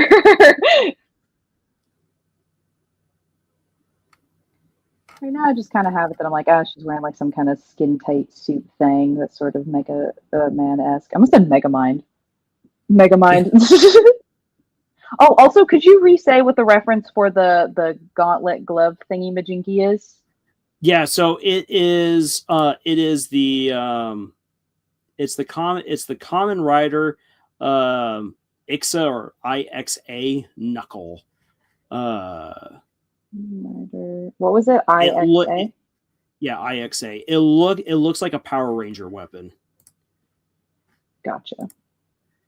And yes, Fabio, I Jack gotcha. Thunder Okay. Jack.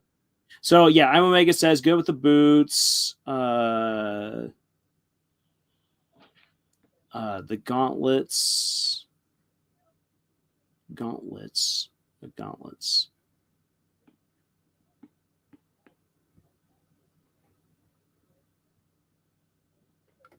Look up Biohunter Silva for the arms and legs. Okay.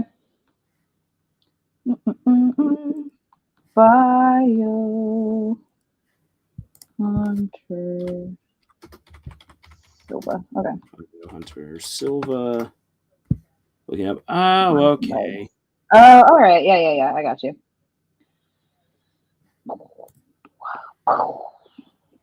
Cool explosion noises. Pew pew pew pew pew pew pew pew pew pew pew. Sick ass armor. Whoa. Yeah, we'll do something similar here, but not the same, obviously. I mean, it says the gauntlets and knuckle are different. Yeah, no, we get that. Say the gauntlets are one thing, and as I described earlier, the knuckle, it's more like a brass knuckle type weapon, so it's not even attached to the rest of the armor. Got you on that. Got you, homie. There we go. And the funny thing is that the more that this wolf, the more that this that gray is coming to life, the more she's looking like the killer from Midsummer Murders. Like the only thing is that it's an actual wolf. It's an actual wolf head because that's what she is. That's who she is in the show. The person, of course, had to put on a helmet that they shaped to look like a wolf, like a wolf's head, and it looked really good. That would be so cool. I should watch. I just like designs for spooky things. They're doing a whole bunch. This guy's doing so many poses. I can't see your arms. Show me your arms. So doing cool poses. Okay, there we go. No, wait, but that's a really advanced version. I just want Biohunter Silva. Oh no, it's on all of them. Okay, I was trying to make sure that the arms had on this like spiky thingy on all of them. Spiky doodad. These look cool. I like these. Neat. I'm gonna add these spiky things because then she can also use them for stabbing. I'm also going to keep it consistent so that there will be a seam in the middle here so that her arm can move about. Yeah. It's coming together. Oh yeah, it's all coming together. You got it. Oh yeah, it's all come together. All right, let's see this weapon here. Say Nate, Nate, as we're getting closer to your bit, are you ready?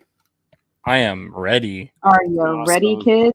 Aye. And this is not to rush you, Zaza, and this is not to rush what you're getting out of Omega, but just to let people know, we are still intending to do the 4D character design. Yeah, I'll finish this one up pretty soon. Think she'd come to get her. And again, like this is sort of a almost tester run kind of process. Like again, like generally I would have more time. You would have more time as the commissioner to explain things, keep things like consistent stuff. So we're just kind of doing a like how to do commissions 101 kind of just crash course where I'm just drawing and having a good time and y'all are watching and hopefully having a good time. And yeah. We just kind of get a lot of shapes in there for this.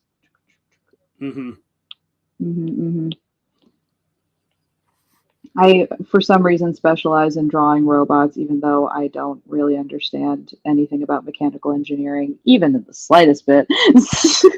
But I draw somehow a lot of robots. As you can, for those of you who were here last time, I was showing a lot of my work for my own story that involves automatons, and I just kind of wing it in terms of how I think that works, but one of these kinds of things. Let's make it a little bit more exaggerated. Yes. Bigger. Yeah. Yeah. Ooh. Say Cool. you are Zaza. You're going to enjoy, I think, working on Hannah's request next. I got a little bit of reference. it. I got some of the reference art, and I'll share it with you on Instagram. I saw a little. I got a little bit of a sneak peek of like what the request was, and I was already like, oh my god, yes, this is in my wheelhouse. This was my hyperfixation for a while. All right, there we go. Let's just make it a little more refined here, a little bit more into it. Just clean her up a bit. So I don't take up all of our time on this one, but I think it's looking pretty neat. Just show that there's a gauntlet back here with another little spiky bead. That's her arm over there. That's the way. I like it. That's the way. I like it. Wow, I haven't thought of that song forever. You're welcome. All right, sick. So for now, until later, I'll put you on. Wait, which different layer are we on?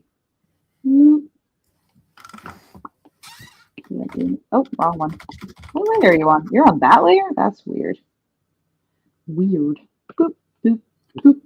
Well, yeah, weird. Oh man, Gray's looking great. Just do a couple touch-ups, and then we can get into Nate's discussion for a while. For a hot minute, let my pen charge for a second, and then we'll get into the next commission drawings. Submission drawings. For some reason, I was vibing with some of these little thingies here, but I might take those away. Yeah, it took me a moment to realize that was again the handle of the gun and not the gauntlet for her, yeah. For her right hand, because at first I was like, why is her right hand just floating there? Why is it just hanging out there? Yeah, I'll try to make her a hand here a bit more defined. In terms the free one anyway that doesn't have the gauntlet. It's coming from this direction. Oh my gosh, my cat just battered the door. Not down, but battered the door open. She's like, it's my turn, meow. It's my turn now. Let me in. Let me in. I do like the idea of like that one video of like that guy dressed as Big Bird just like busting the door down, but it's your cat. Like, Lars, feed me. Feed me. She should have already been fed. It's almost 8. Yeah, but you know, we're busy. All right, this for now, Gray. For now, the vibes, Gray. I want to be able to get into Nate's thing for a bit, so we'll just sort of. And I'm Omega. We'll make sure that this image is available for you, so that way you can take it. And if you'd like to get more details, more description for Gray, then again, Zaza's contact information is in the description for this stream, and it also was posted on today's community post. So you got 2 ways to reach out to them and work more with Zaza if you should so choose. You so I would highly recommend. But I honestly would love if you commissioned me for this because like I love this character design. This is great. This is like the right combination of themes. It's very enjoyable to look at. So yeah, hit me up. This is fun. Like. This is fun. Yeah, that's a very fun. It's a very fun concept.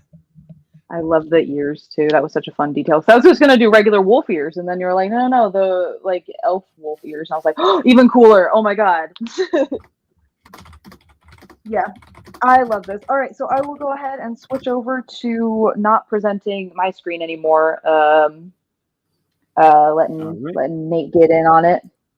Yeah, so you guys will now be transferred into the void for just a sec. I've already switched it on up, so actually you don't have to worry about the void. I got us out of the void. Cool. But I want to. The void has been avoided. Avoided. All right. All right. I don't know. Do I have control of the tabs or do you? Try clicking on it on the screen. No. Nothing. Okay, Yeah, I nothing. Okay. I probably because I'm the one who set up the stream. Gotcha. Okay, that's fine. Yeah. I mean, Okay, unless you as well hop on through the Camille's Harem account, then you probably also have control. Nah, this is fine. All right. This will be fine. Okay, everybody. Thank you for coming, and I'm Omega. Thanks for that wonderful character that you shared with us. And Zaza, as always, thanks for your donating your wonderful artistic skills. No problem. Thanks for the cool character. Yeah. I really like the design. Yeah. Well, okay, so for a while I've always kind of thought of, characters as you hear a lot of the times like this character is just kind of one-dimensional, or wow, this is a very three-dimensional character with a lot of depth and all that kind of stuff. And so I've always kind of imagined, like, when I build a character, there's kind of, what does it mean to have a one-dimensional character, or even a two-dimensional or a three-dimensional character? Like, what makes a character deep, and what creates that kind of different dimensions to a character? And so this is something that I've kind of been coming up with for a while, and originally this was, how to write a three-dimensional character. But then the more I kind of thought about it, I was like, you know what? We could there's totally another dimension we can take these characters to. Hence the reason why I call it creating fourth dimensional characters, or a quantum depth character. And so you're not just doing your regular character depth, you're like going beyond that. And as you can see here, it's pretty straightforward, right? You have basically 4 questions that you're going to be asking about your character, and each question is going to create a whole new layer of depth towards this character, right? And so the first question is, the who are these characters? Like, who? Well, we'll go more into depth on each of these, but what is this character on a surface level? Like, who are they? And then you've got your second dimension, which is like, what is this character like? What do they enjoy? What are some details about them? And then you get into the why. It's like, why is this character the way they are? And that kind of gives you that depth to the character that really shows, like, yes, this character is three-dimensional. And you know what? For a lot of background characters, 3 dimensions are totally fine. But if you really want to get to that 4th dimension for a character, you have to ask the 4th question. And that is, how will this character change? So once again, 4 simple questions: who, what, why, and how. Okay. So here we have our first dimension, right? And so some of the questions, and keep in mind that these questions are not like an end-all be-all definitive list, right? These questions that I have posted here are just questions to get you started, right? So like, what is their name? What is their relationship dynamic within the story? Like, do they have parents, siblings, friends, children? And what are their relationship to those people in the story, right? And then there's, of course, what is their role in the story? So as you can see here, I have some examples. Like, it could be the protagonist, it could be a side character, it could be the antagonist, a love interest, a hero, the villain, a companion character. And there's so many other roles that this character could embody, right? And then you can get down to like their physical attributes. What is their age? What kind of body build do they have? What is their eye color, hair color, or any other defining features? Like here I have scars, freckles, et cetera, right? And so you can really get down into that. What's their race or ethnicity, or their sex or gender, and so on and so forth. And so this, like I said, this is who the character is at a very fundamental level, right? And you can see here on the side to illustrate, we have a one-dimensional line or a one-dimensional character, right? So we're entering the first like dimension. Yeah, we have now entered the first dimension. And so like this is very superficial things that don't really tell you a lot about who this character actually is. This is more of like a, almost like a Facebook or not Facebook dating, but like just a dating profile, It's like, oh, that's Real. what they look like. That's kind of, it's very superficial. It's not really to the depth of what you would get if you actually got to know that person. Mm-hmm. That's so true. That is very like dating profile. Like it is. And all that right, was my how many biggest do you have complaint siblings? Do you have yeah, yeah, the like no, problem that's with a really online good place to yeah, it's like, all right, here's the very surface level. This is the skin I wear, and these are some of the things I do with that skin I wear. Yeah. Vibes. Yeah. I like my skin. I like my skin the way I like You mine. have skin. Never mind. I have skin. What is happening here? What a What's coincidence. happening here? I like turtles too. All right. Should I move us on to the next one, or anything else you want to focus on here? Yeah, no, I was just looking through the chat real quick, see if there's anything. Not like characters to describe themselves as if they have one dimension, gotta actually be nor be insecure or something. I don't actually have skin, actually. That's funny. How insensitive of you guys. I don't actually have skin. I can't make it. Yeah, I made a generalization. I'm sorry for all you skinless ones out there. Well, here's actually, and if you lovers of the played god, my bad.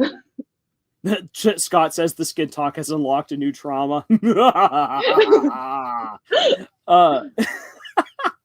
Actually, so in terms of writing, like let's actually just quickly right here for a moment use this in terms of writing. So let's say you've got a character. Let's say you're writing characters in a high school setting, and you've got your main character. It's through their perspective, doodly, and I'm sitting at my desk and I'm looking around. Oh, there's the quiet boy Jonah, who looks really pale. He's always wearing a hoodie. He's got his head down again. I hear he's got a really hard home life with his single father. And then over there, they're the Ashleys: Ashley M, Ashley K, Ashley Z, and there was always 12 Haleys. Always 12 Haleys, yes, or multiple Jessicas. I had multiple Jessicas one year. And you just quickly describe like the physical attributes, things that are usually very known to people. Like, I guess a good way of describing this is that the surface level is what anyone within the story would know about the other people around them, either at a glance or because this is just common knowledge. And from here, you then start digging. As you dig deeper into a person, that's actually when you get to know them. And that's at least how I'm already interpreting like the surface level. Surface level is everything that you can realize at a glance and general knowledge of that person within that world. Yeah, something that you can boil down to one or two paragraphs. Yep. Okay. Yeah, we can go on to the next page then. Okay, so let's actually put, these questions into practice. And this, you're going to, if anybody joined us for last live stream, you might recognize this wonderful artwork provided by our very own Zaza. And so here is our lovely Mitsu Porter. And she is the daughter of Jin, who Jin is the main male lead in the story. And she is the little sister to Shiva. And so in the story, there's kind of two branching storylines. There is the storyline of Jin, and the storyline of the two sisters. And so her role in the story is the supporting protagonist. Really, her older sister is going to be doing a lot of the protagonistic actions and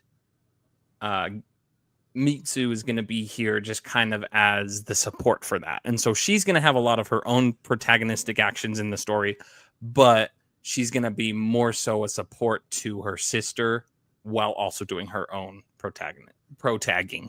Right. And so that's her role. She is 13 for a vast majority of the story. The story actually starts when she's 10, but after a few chapters, she kind of grows up, and for the majority of the storyline, she will be 13-ish, 13, 14-ish.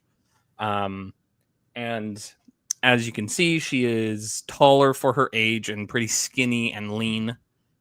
She has hazel eyes, black hair with silver streaks.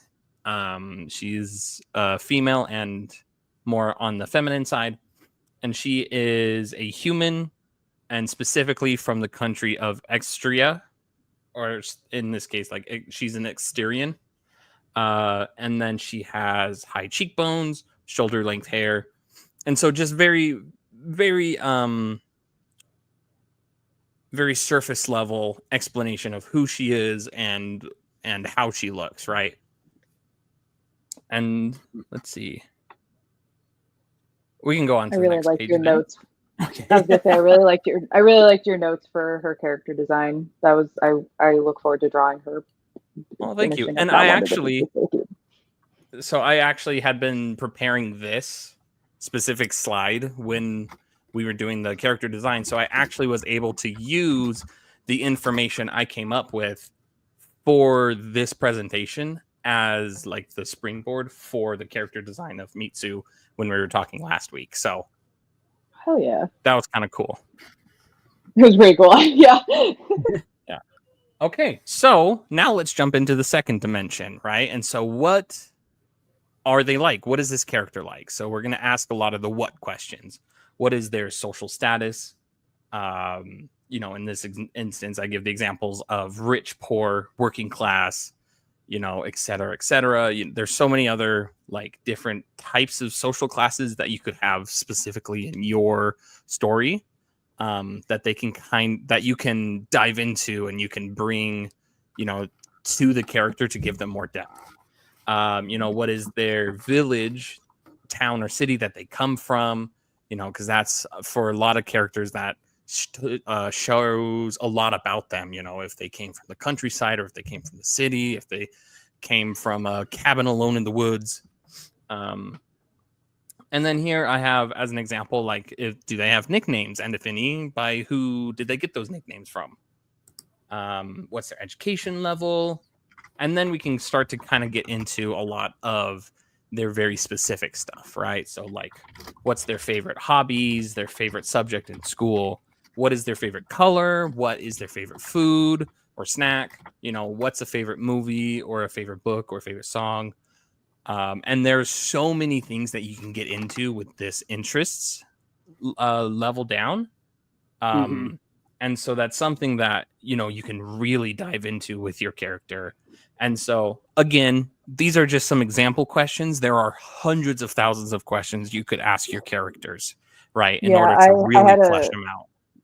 I had a character sheet that that one of my writing friends gave me that asked, "What's the character's blood type?" And I was like, "I don't even know my own blood type. Let's slow down."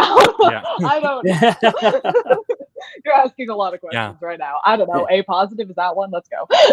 That's for you. You can. I just started playing just like randomized for blood types. Yeah. Say for future reference, I would be screwed. Blood type. Yeah. But sorry, continue. I know. Oh, sorry. We're all talking at the same time. Yeah, everyone, you guys go. Everyone starts screaming at the same time. Can we harmonize? Anyway, continue. Sorry, Nate. No, that's okay. I was just gonna say AB positive. They ain't putting a needle in me to find out.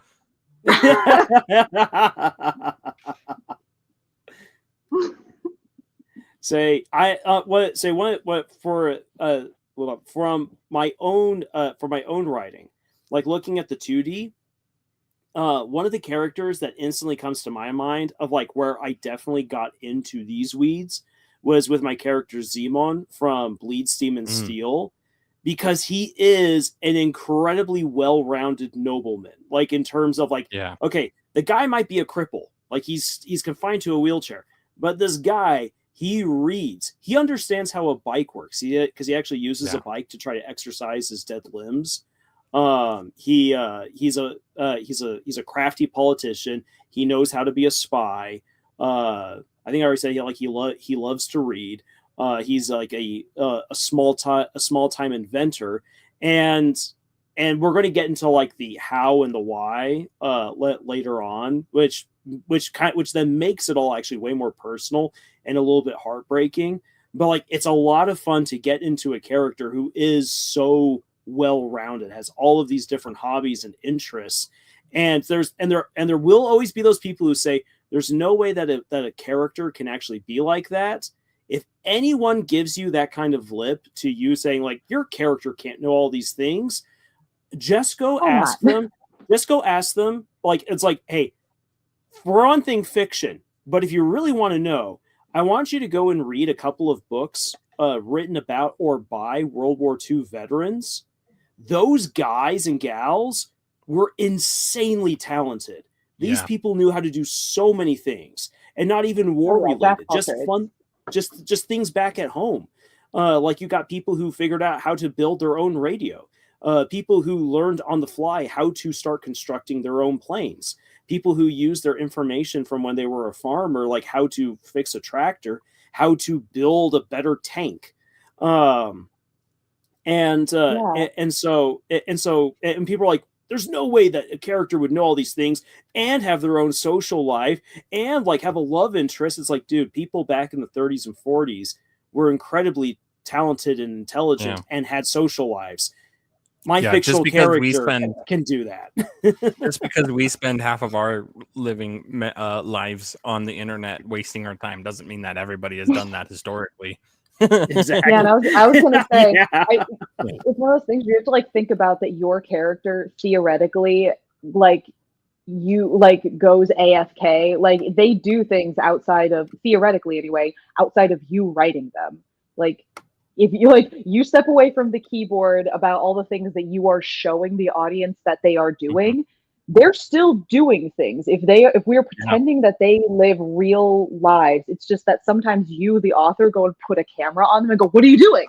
And they're like, "I'm doing this thing because you told me to." But theoretically, in this scenario, you take the camera away from a chapter, you leave that character alone for a few hours, you don't like have them in a chapter or two for a bit, and then you come back and it's like, what have they been doing in their free time? Did you tell them in particular anything to do? Because it's like, I think about how much I don't particularly think I have a lot of free time, but I fill it with doing things outside of the job that I go to every day. I don't just do job, come home, and not do anything. I do job, come home, I start drawing, I'll write something for a bit. I just started trying to learn how to play the violin. I'll go out and run in the morning. I'll make breakfast or food. I'll play a video game. Like, I'm doing other things and learning other stuff as I go.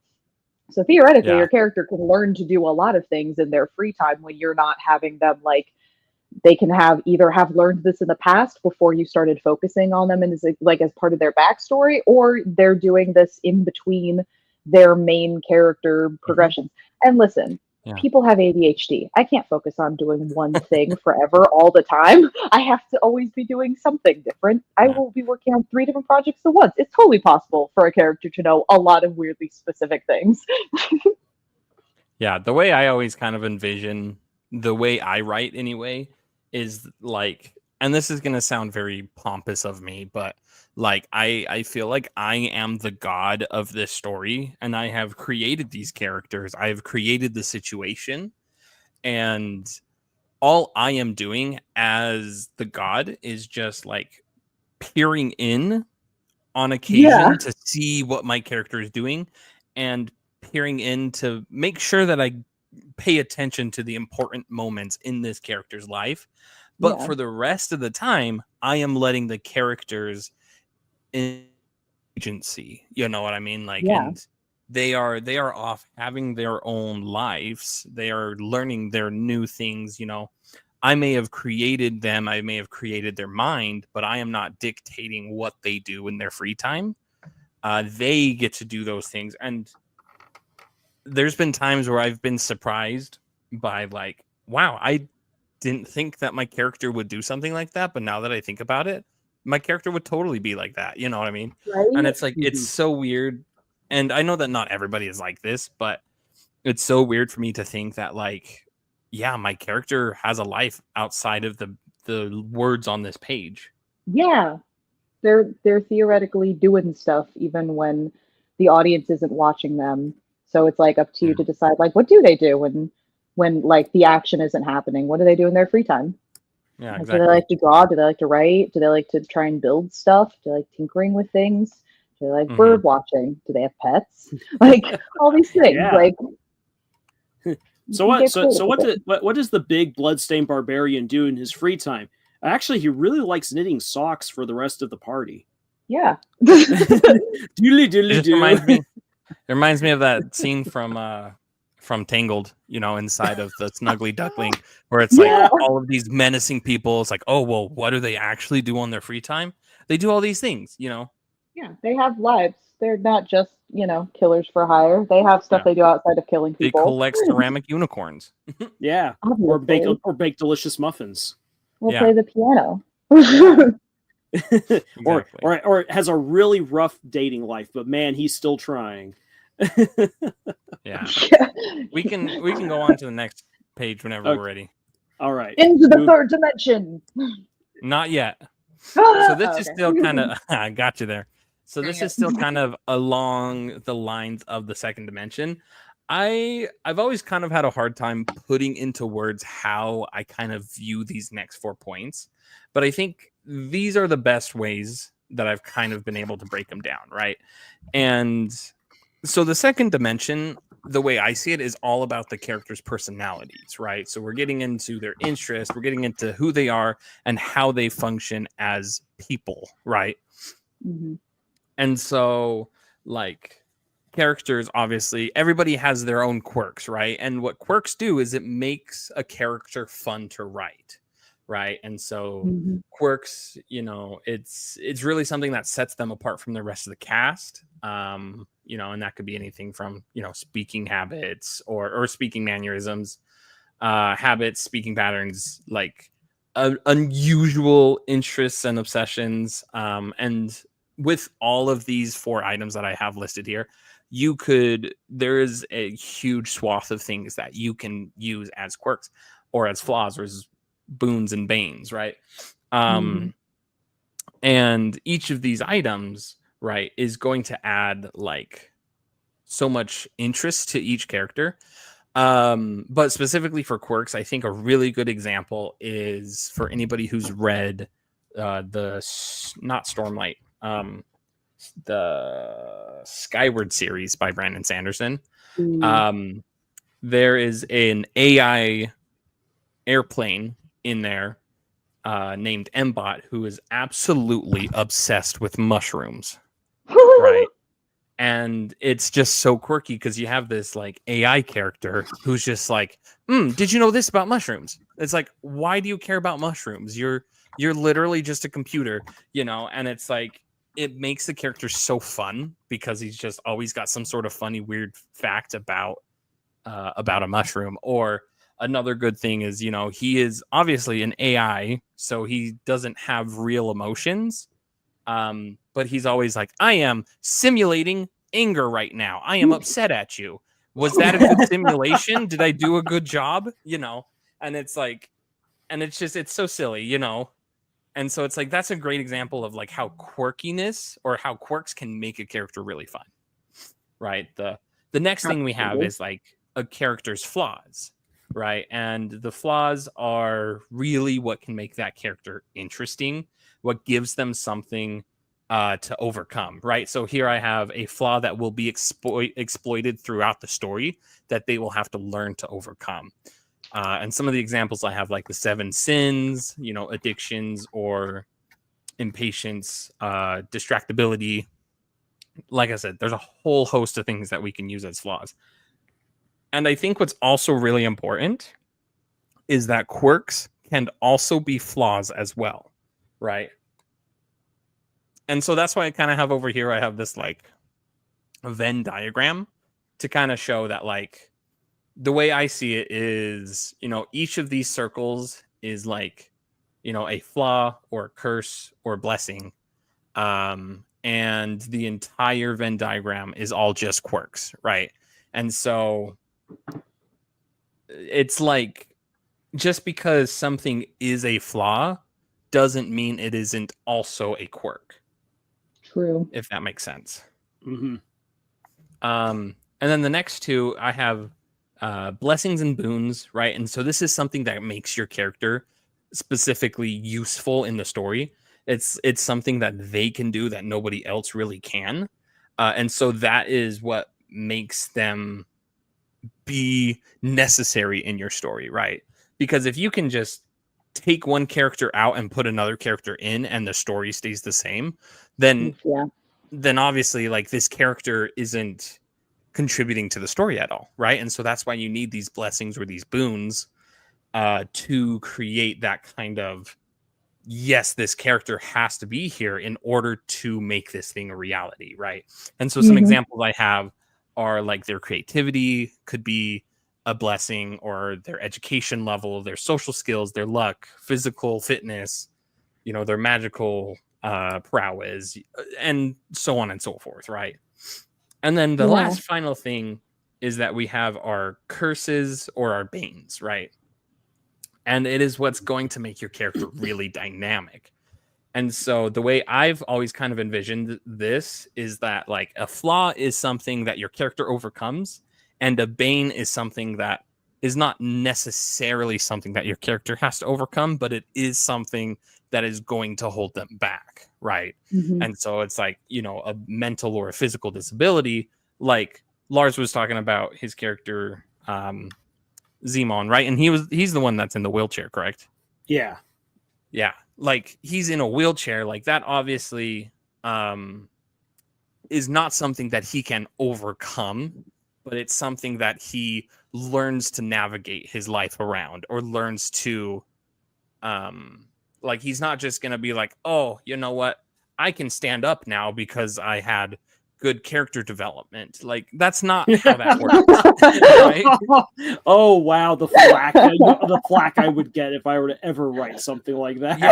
Exactly. I'm a big proprietor of like giving a character a disability does not mean that the disability needs to be fixed throughout the story, because that always bugs me, because it's like that's not how it works in real life, and it should not be like the defining thing of their character. That's like, we need to fix what's broken with them. It's like, no, we need to like show that they are strong despite this, or like have other like talents and things that they just and this is just a thing that they live with, like they're not. And so it's like and it also, if you don't mind me quickly adding on in there, it also actually the curse that character can have, which I mean, being disabled is not a curse, it's just an element that pulls a character back. It limits them.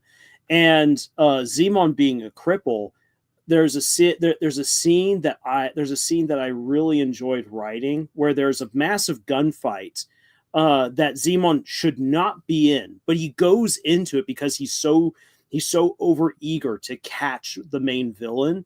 And so the trap has been sprung, but everything is just falling apart. So he wheels into battle because he's got guns strapped to him, so he can like pull him out and just bam, bam, bam. He knows what he's doing. But then he gets caught on a bridge, and he's going to get shot. And so one of his own men is like, sir, I'm going to sacrifice myself for you. Grabs Zemon and just hurls him into the canal to protect his lord and his spy master. So a guy sacrifices himself for Zemon, which is going to have some implications.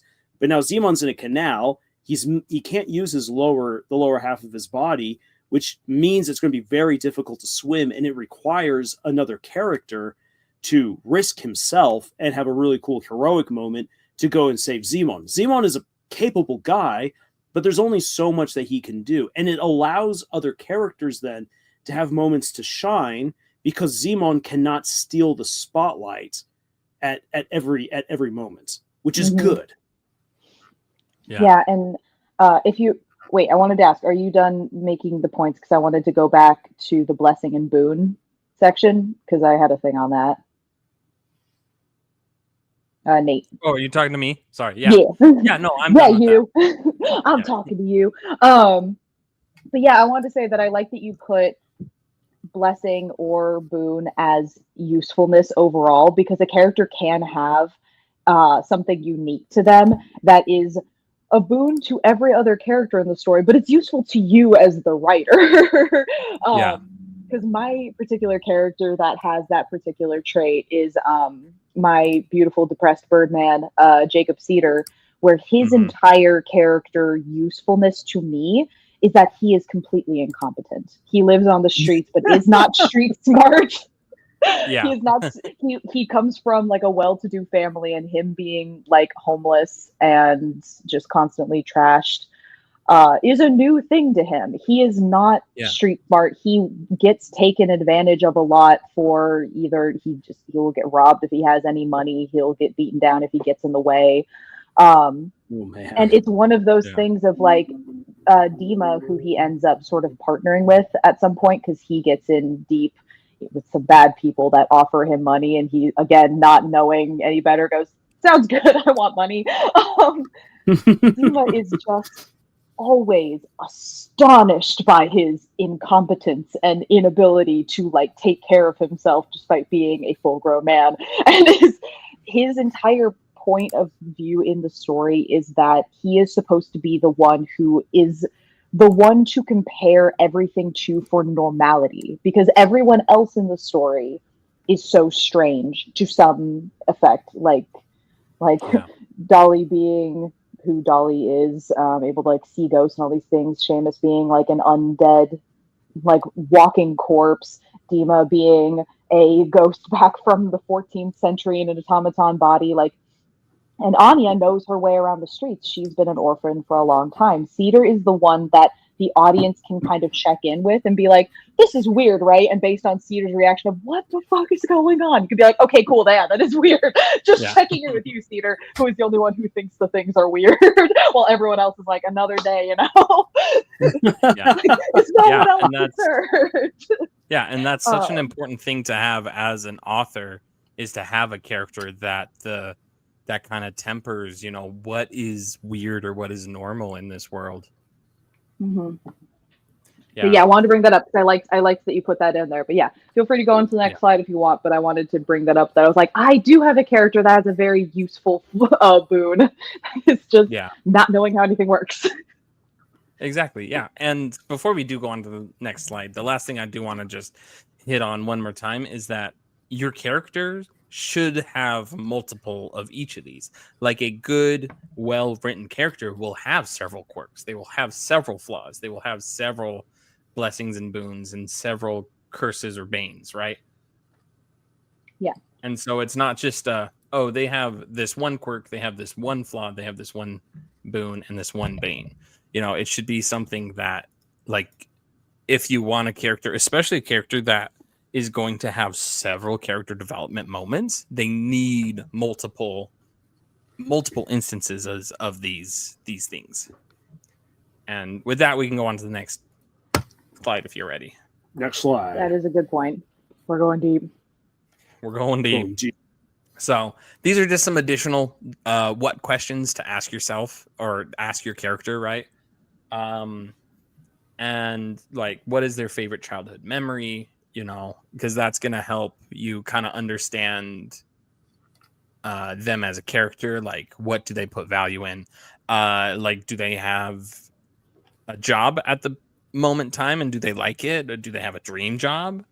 What kind of goals in the story do they have, right? And that's going to be a big one, especially, is like, what do they want to happen by the end of the story? Like, what is their end goal?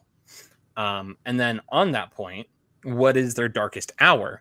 And so if you don't know what a darkest hour is, it's basically, if you look at a story at right before the climax of, at least if you look at a well-written story, like right before the climax of the characters climax, there's going to be a moment in which everything is just going wrong, where they are at their lowest lows, they are feeling terrible, They have, as an example, they've pushed away all their friends because they're just so upset about something or so anxious. They are, they are at their lowest low. They are at their darkest hour. And then that is when they're going to have to confront who they are, what they want, and make it happen, right? And so that or is not make a it happen story and give writing. up. Yeah. Just kidding. Yeah. And Good so night, I don't know. that's a story writing technique to be like, okay, they've really hit rock bottom. Let's pull them out and let's get them what they need. Right. And so I have here, like, what is their darkest hour? And then last thing, it's like, what else is there? It could be what kind of like magical abilities, political alignments, aspirations, so on and so forth. Whatever is important to your story. If there's a question you can ask your character about it, you should ask it here as well. Mm-hmm. Yeah. That's really good. Thanks for joining us, John. Yep, John and ISO, great to have you back. Yep, we are just talking about how to create four-dimensional characters, and we were just going over the second dimension. So, just to kind of recap, the first dimension is who is your character from a very surface level. What do they look like? What's their name? What's their family relations? What's their role in the story? So on and so forth. And then the what questions were, like, what are their interests? What kind of stuff do they like? What are their quirks and their flaws and their boons and their banes? And then the list of questions you see here are some additional what questions. So go ahead. I was gonna say I had a little epiphany. It's kind of silly, but it works. And in terms of like getting to know characters deeper, there's a really hilarious scene in the movie Kindergarten Cop where Arnold Schwarzenegger is interviewing all the kindergartners. He's like, "Okay, we are going to play a very fun game. We are going to play Who is my daddy and what does he do?" And so you get the who and the what, and which Schwarzenegger is quickly accumulating all this necessary information, but still, in terms of like getting to know your characters, like we're thinking in terms of like complex characters, but this also helps you to get to know your characters better. One of the things that scene actually does is it actually helps to show Schwarzenegger and the audience, if they're paying attention, that there's a lot that he actually doesn't know. And that scene happens relatively early in the movie. There's still plenty of movie, things to be discovered, reveals to be had, and we get further into that. And like that's in terms of like getting to know characters as well. Like we talked about like the surface level stuff, like a character walks into a room, you quickly give off quick descriptions of the who. The what gives you now what the characters are doing as you get to know these characters a little bit more. And as we dive deeper, this is when you start really sorting out who's the background characters and actually who are the main characters. Because the main characters will start giving you far more information about why the what's and the who's, why those are relevant, why we should even care. Mm-hmm. Yeah. That's real. Yeah. So whenever epiphany over. I love that. No, and that's very, very good point. We can go on to the next page where we're going to put this into practice again using our good friend. Question from TV account. Oh, yeah. Do we need to clear all these boxes or can we vary the dimensions depending on the story, what we want to tell? Oh, that's a good question. Is always better. Yeah. Well, so the way, from what I kind of understand from that question, the way I do this is I have this list of questions and I don't have to ask all of them, right? If there's a question that just isn't very important, like, for example, what is a character's favorite color, right? Like, that's a question that might not be important, but you may be surprised, right? Like, that question may end up being important in your story, but you wouldn't know if you don't ask. And so it's definitely not like, I don't want you to think of this as like a checkbox of I need to ask all of these questions, but more of like an exercise to get into the character better, to understand understand, the way I see it is the first 2 dimensions is the present character that is standing in front of you. The first one, very surface level. This is what they look like. And then the second dimension is this is their current personality, right? And it's like,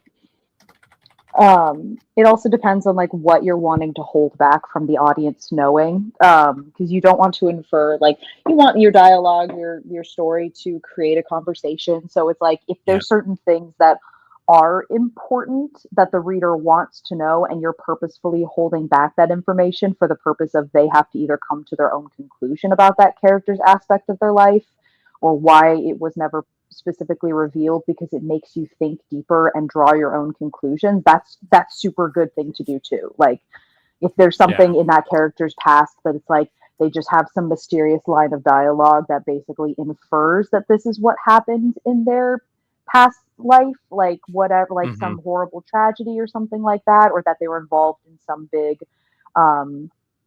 tragic event that is like maybe at some point mentioned in the story, and it's like the character doesn't have to sit there and go, this is when I was there when the city was destroyed and my entire family, like, but you can infer things like that. You can say that like maybe this character says that they used to have a family, that they used to live in that place, things like that, and then but not give so many details.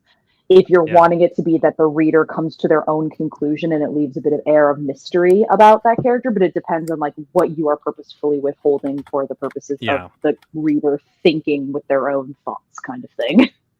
Yeah, and that kind of goes into our third dimension, which we'll get to here pretty soon. All right, clicking on over once we've done the practice. Yep. Yeah, so here again, we're looking at Mitsu Porter again, right?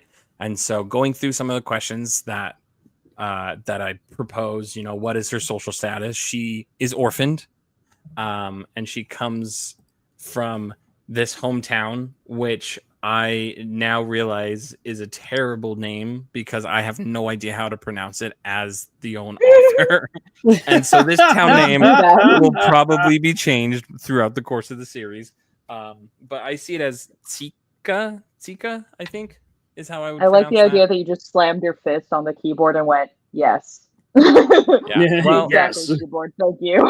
Violence was the I was answer. using... So for this story, the inspiration is actually the Basque language, which is such a bizarre language, and so I wanted to kind of take some inspiration from Basque, because from what I understand, the Basque language, even though it exists in a very small part of Spain and France, there is no roots to any other known language. So it's such an anomaly of a language, and I think that is so fascinating. And so I wanted to draw a lot of inspiration from that language, but because there are no roots to that language in any other language, it is very hard to try and figure out how to pronounce these words. That's so fascinating. I didn't know that. The more you know. Yeah, and so that's why that's where I came up with these anyway. But she goes by the nickname Mitsu. She is currently learning support and healing magic, and she has a hobby of herbalism, and another hobby which I didn't put here. I think she also enjoys like making potions and such. And then one of her favorite foods is cheese, right? And then her quirk, which we talked about this last live stream, is that she tends to overshare when she gets excited, and she gets very easily envious, and she's also very insecure. And then as far as her boons and banes are concerned, she loves puzzles and riddles, and she's very good with her hands, which I think kind of goes into the whole herbalism thing. Like, she likes fiddling with things and doing that kind of stuff. And then she has a fear of loud noises, right? Same. And then and then she one of her favorite memories is just having meals at home with her family. And her darkest hour is that she gets kidnapped and taken by spoilers, which I'm not going to discuss right now. She's taken to spoilers. Yeah, she's taken to spoilers, though. Population movie.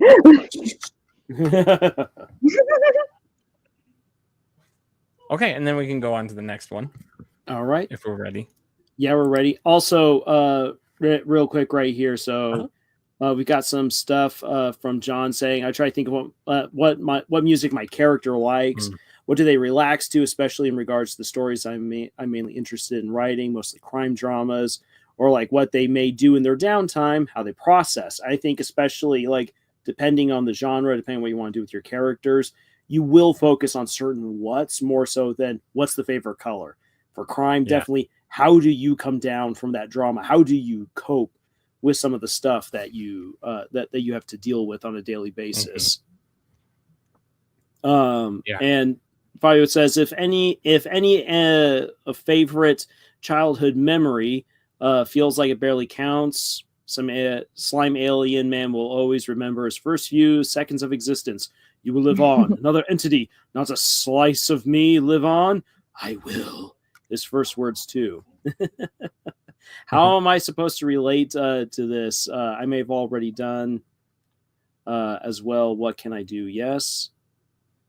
I'm not exactly sure what you're trying to say right there, Fabio, but I'm guessing like they're just saying right here, how do you relate to this stuff? Well, I think he was asking. He's done a lot, several of these things. So should he do more of these things, or if he's done all of them, should he not do any more? I'd say keep doing it for your characters, for all your important characters. Keep doing it. At some point, you'll write them down, solidify them, but like while you're still in the development stage for them, like keep them going, keep them building, give them weirdly specific details. Yeah, well, and the thing too is that your characters are constantly evolving, right? And so, like, for me, I use this as a way to get my brain started on figuring out the character themselves, right? And how, like, and as the story progresses, some of these may change, and that's totally okay too. This isn't a hard, fast rule that, like, oh, I wrote these things down and now my character has to stay in line with these, because that's only going to create, that's only going to railroad your character into following, certain plot beats or something. And it's not going to give the dynamicness that your story deserves if you try too hard to stick with some of these things, right? And so it's definitely like, it's to get the juices flowing, to get you thinking about the character, to kind of put a personality behind that character so that you can start like writing them and creating them with the depth that they deserve to have.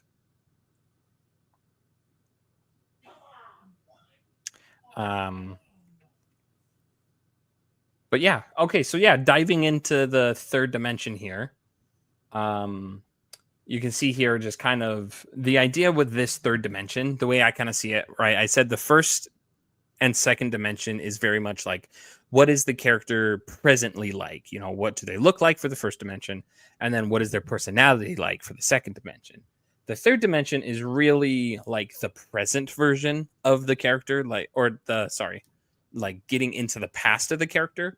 So the way I word this is you take all of the previous questions that you've answered and you then ask, why is that the answer?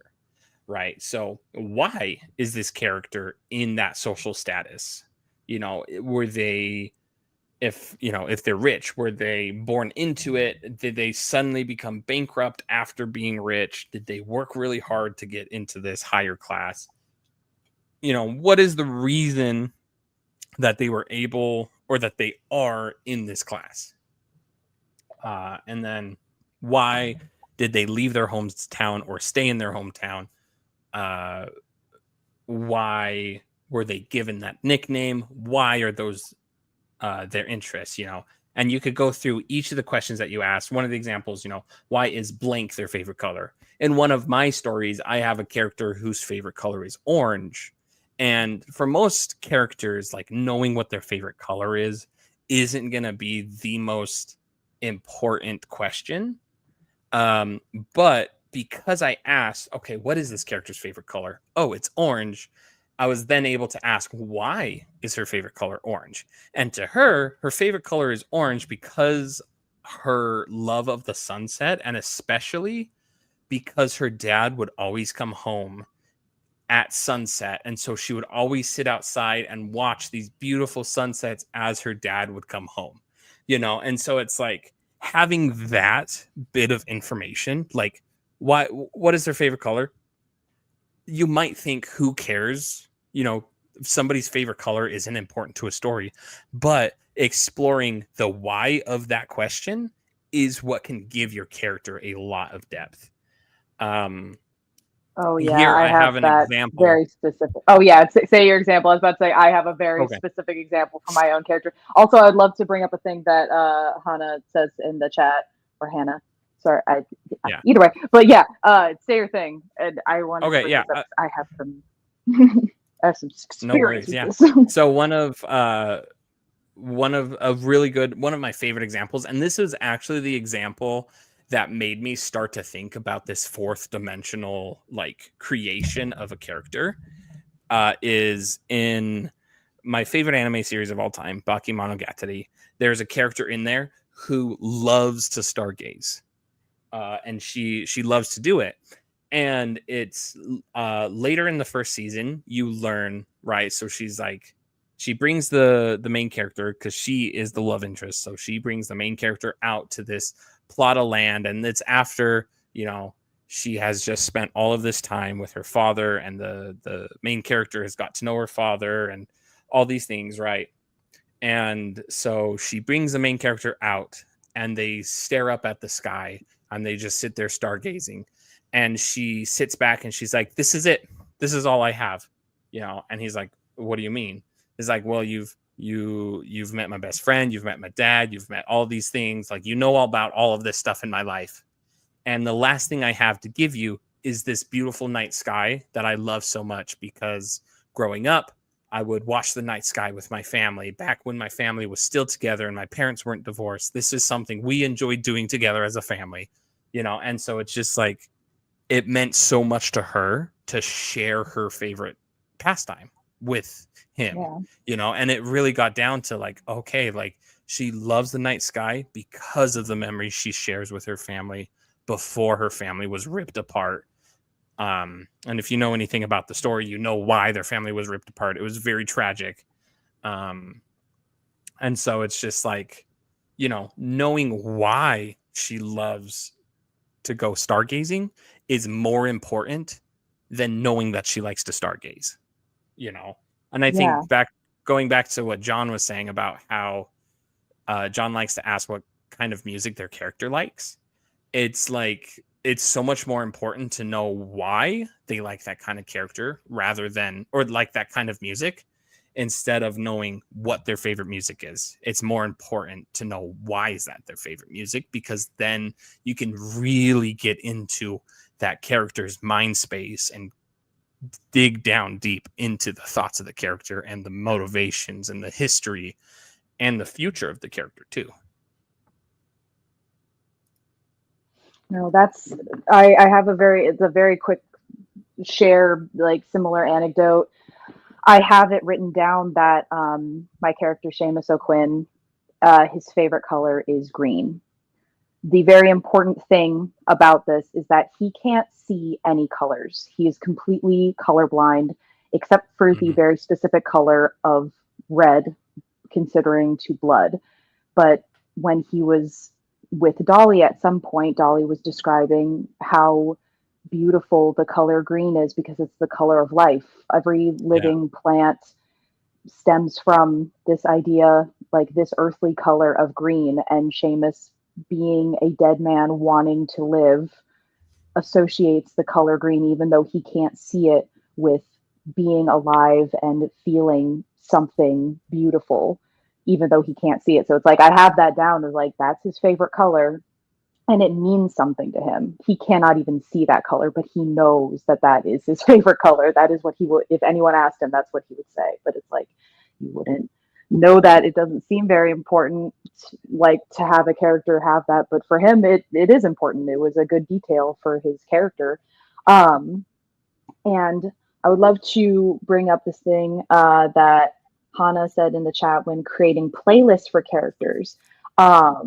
This is a huge thing for me. I have a playlist for Little Dark Age that I can basically track at what point certain songs that I was listening to brought up like very pivotal character traits, character moments, fight scenes, all these things. I'm a very visual person in my mind. I have a lot of practice with imagining stuff specifically like for animated scenes, and music honestly helps a lot with that. But it's like creating little like mind movies that you can just replay and refine over time. And the lyrics don't have to match up to the character. It can literally just be that the music sounds like them. I have a friend that he creates, he picks an instrument for his particular character. He has it that like this one particular character, any song that has like brass trumpets in it will probably relate to this character, or songs that have electric guitars might relate to that one. Violins or an organ will relate to another. It's not something that you have to be particularly like good at. You don't have to go looking for it. It can really just be music that inspires you. You don't even have to have a specific visual in your mind, but something that fuels you to think about your story outside of just sitting down to write. Like if you're just driving or maybe like exercising or something, you like to listen to music when you do that. Just having something that fuels your inspiration for your story is a great place to start when creating playlists, not even just for specific characters, but even just for overall story vibes. But yeah, that's a big thing for me. I have so many animation ideas, and I know I'll probably never get to them, but the music and the playlist keeps my brain interested in what I'm trying to do, and also provides inspiration. Like song references and song vibes can be a huge inspiration for your characters and your story overall. I mean, I don't know if any of you listen to MGMT, the band, but the title Little Dark Age is one of their songs. I was going to change the title of the song, but that song inspired the entirety of, like, brought that story together for me. And I just went, I can name it this. Like, I looked it up. It was like, I'm not copying their song. I'm writing a completely separate story, and you can't copyright 3 specific words. I'm not even going to try and change this.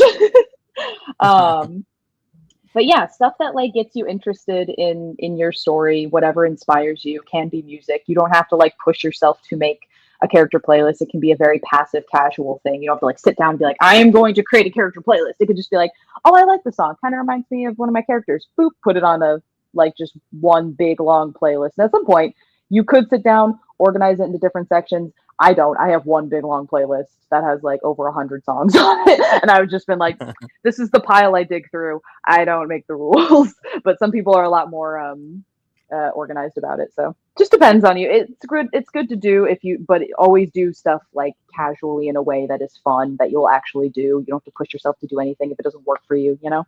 I don't know. Keep it fun. Keep it fun. That. Yeah. But anyway, wanted to just say that one thing. I love that. Sorry, I'm looking back through the chat right now. Guess I barely think on the playlist too, but that's just because they directly connect the music, make them into most in a literal sense. I also there's definitely a handful of playlists. I have one playlist that has like over 2,000 songs in it that I just kind of put on like in a generic sense, but there is one or two like albums that have directly inspired like scenes or directly inspired the emotion of a particular book. And so I feel that he enjoys rock because it gets his blood pumping and makes him feel awesome, and that's a great reason. I was gonna say John was the one that I initially brought up, the like what kind of music your character would like. And oh, dude, I'm also writing a crime drama. High five through the chat. We love a good mystery. Love a good murder that you gotta solve. But yeah, same here. That is also a very fun practice. Like, what kind of music would I kind of do it because my characters are a part of a like alternate world version of like Victorian era London. I'm like, okay, if they had a different kind of music to listen to, or maybe like what kind of music is invented in this timeline of Earth that didn't exist back then, and do they like to listen to it? What kind of like steampunk-esque vibes have been created here? But yeah, that's a fun one to do. I like that. But yeah, anyway. Yeah. Just to add, why there to ocean, dude? Going to the ocean. My parents learning hunting with parents. Fine being there.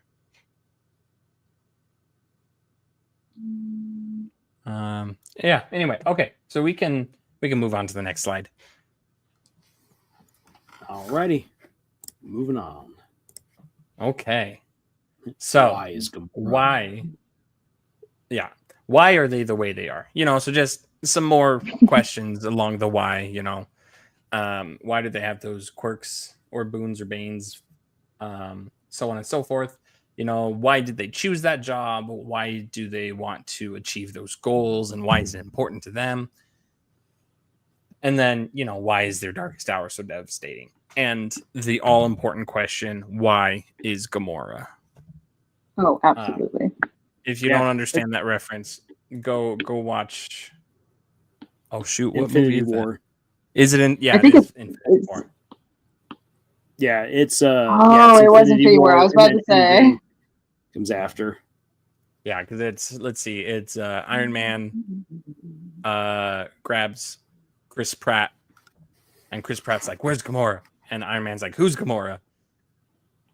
And then, why is Gamora? Let me ask you one better. Yeah, exactly. Anyway, and so it's, for each of the questions, and here's the important thing too, is that you can go back to your one-dimensional questions and also ask, why is this important? Like for the example of Mitsu, I say that she has black hair with silver stripes in it, right? Or streaks.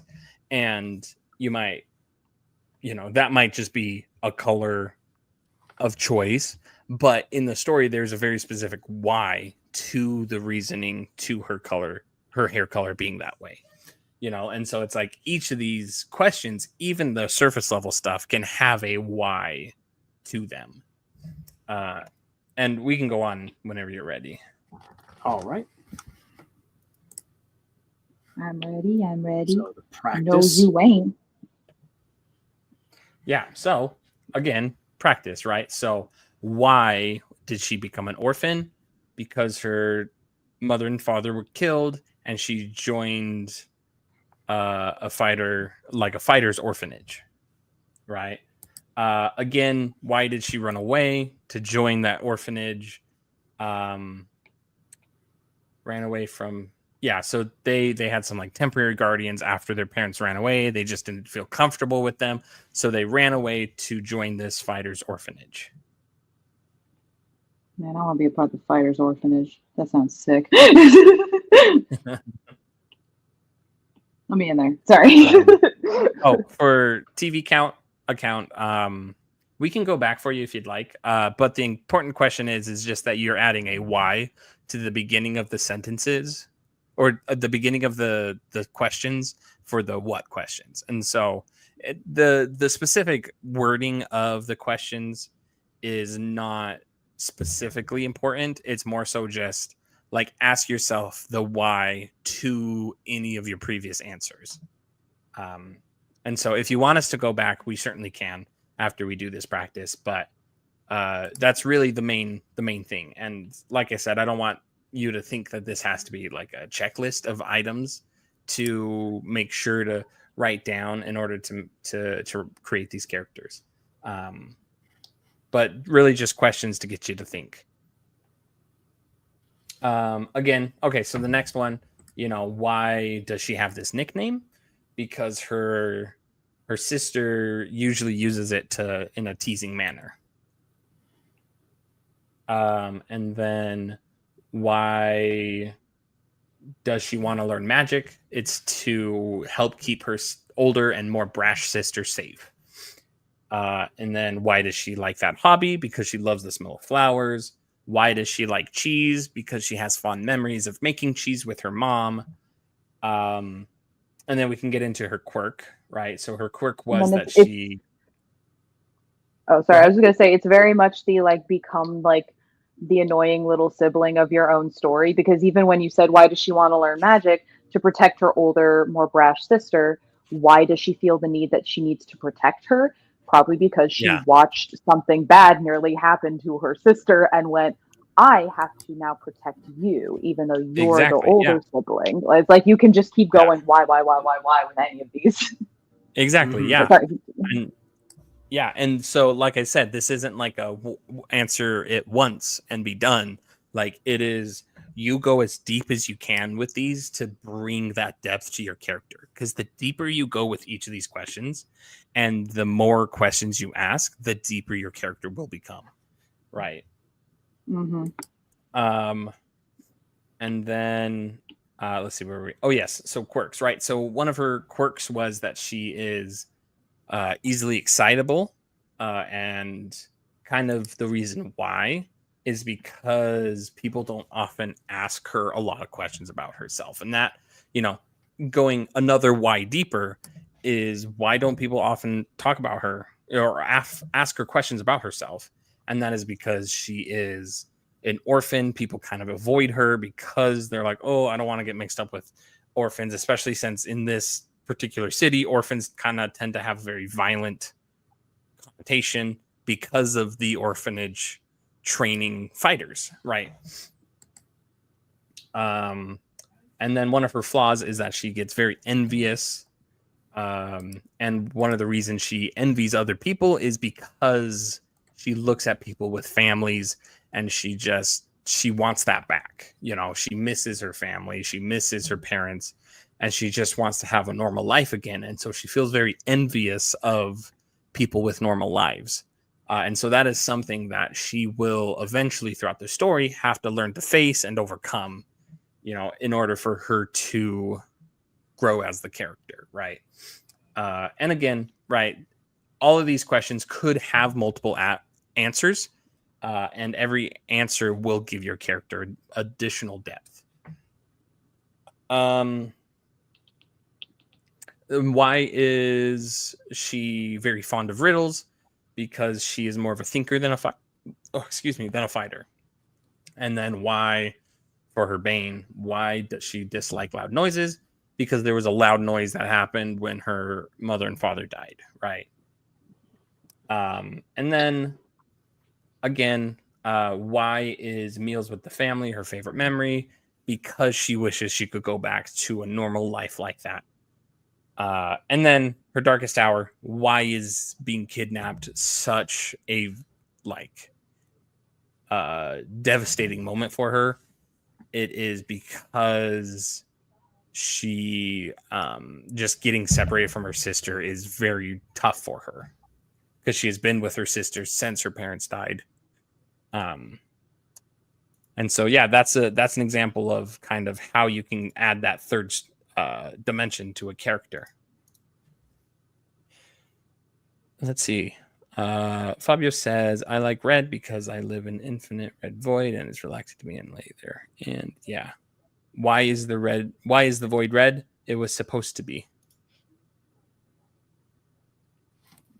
Because it is. Because it is. It is what it is. Okay. Whenever you're ready, Lars, we can go to the next. All right. And TV account as far as like, oh wait, I didn't finish copying. Just always remember, you can always come back here to this live stream. And I've even been thinking like it would be neat for like the final breakdown, which Nathan has later on in this. If we just made that available, we can make that one slide available for people to have a look at. Yeah. All right, moving on. All right, guys, hold on to your willies because we're about to enter the fourth dimension. Woo! Hold on to. We're going quantum, baby. Oh my god! All right. I wish I had an explosion noise ready. I know. So this is what I call the fourth dimensional questions, right? And it is, how will the story and the other characters change the answers to the who, what, and why questions, right? So how, so think of it this way, how, that is the question. How will these affect the stories and the characters around them? How will characters decision, I did not finish writing that. How will the characters' decisions change throughout the story and change the characters around them? And how will they have to overcome or rely on these attributes, right? And so very, very simple concept, right? Just ask, we take the answers to all these questions and we ask how is this important? How is this going to change? How is this going to affect people in the story, right? So we bring us back to this example. So Mitsu becomes a fighting duo with her sister. And so that's how this has now affected her character. This has changed the trajectory of her character because she wasn't going to be a fighter, but because her parents were killed, that has now changed the trajectory of the character. And so, right, we said the who and the what is their present, the why is their past, and the how is their future. And then like how has running away affected them? And it's because they miss their home and they're afraid of the memories. They don't want to go back. They don't want to go back to that house where there's all these fun memories that they'll never be able to relive again, How is teasing, like, how does that affect her? Or it's like, how is that important between them? And it's like, because it's just the two of them or it's only really used between the two of them, it's very special to her. It's very like, yes, even though it's a teasing thing, it's kind of created this bond between them that has given them even more. It's safe, it's sweet. She knows that it's out of love. Yeah, and so if there's ever somebody who's ever going to try and say impersonate her sister, she knows like if the person doesn't call her Mizzy, then it's probably not her sister, right? Because especially if they're alone, right? And so that's one of those things that's like is really important, And then this is a good one. So like, oops, I didn't mean to go full screen. 1 second. So like, how does the why to her wanting to protect her sister, how is that important to the story? It's because she now is being basically put out in the open as this powerful magic user, and it creates a massive target on her back, right? And so now she has to deal with people wanting to come after her because of her immense magical abilities. And then how is herbalism and liking flowers, how does that influence her throughout the story?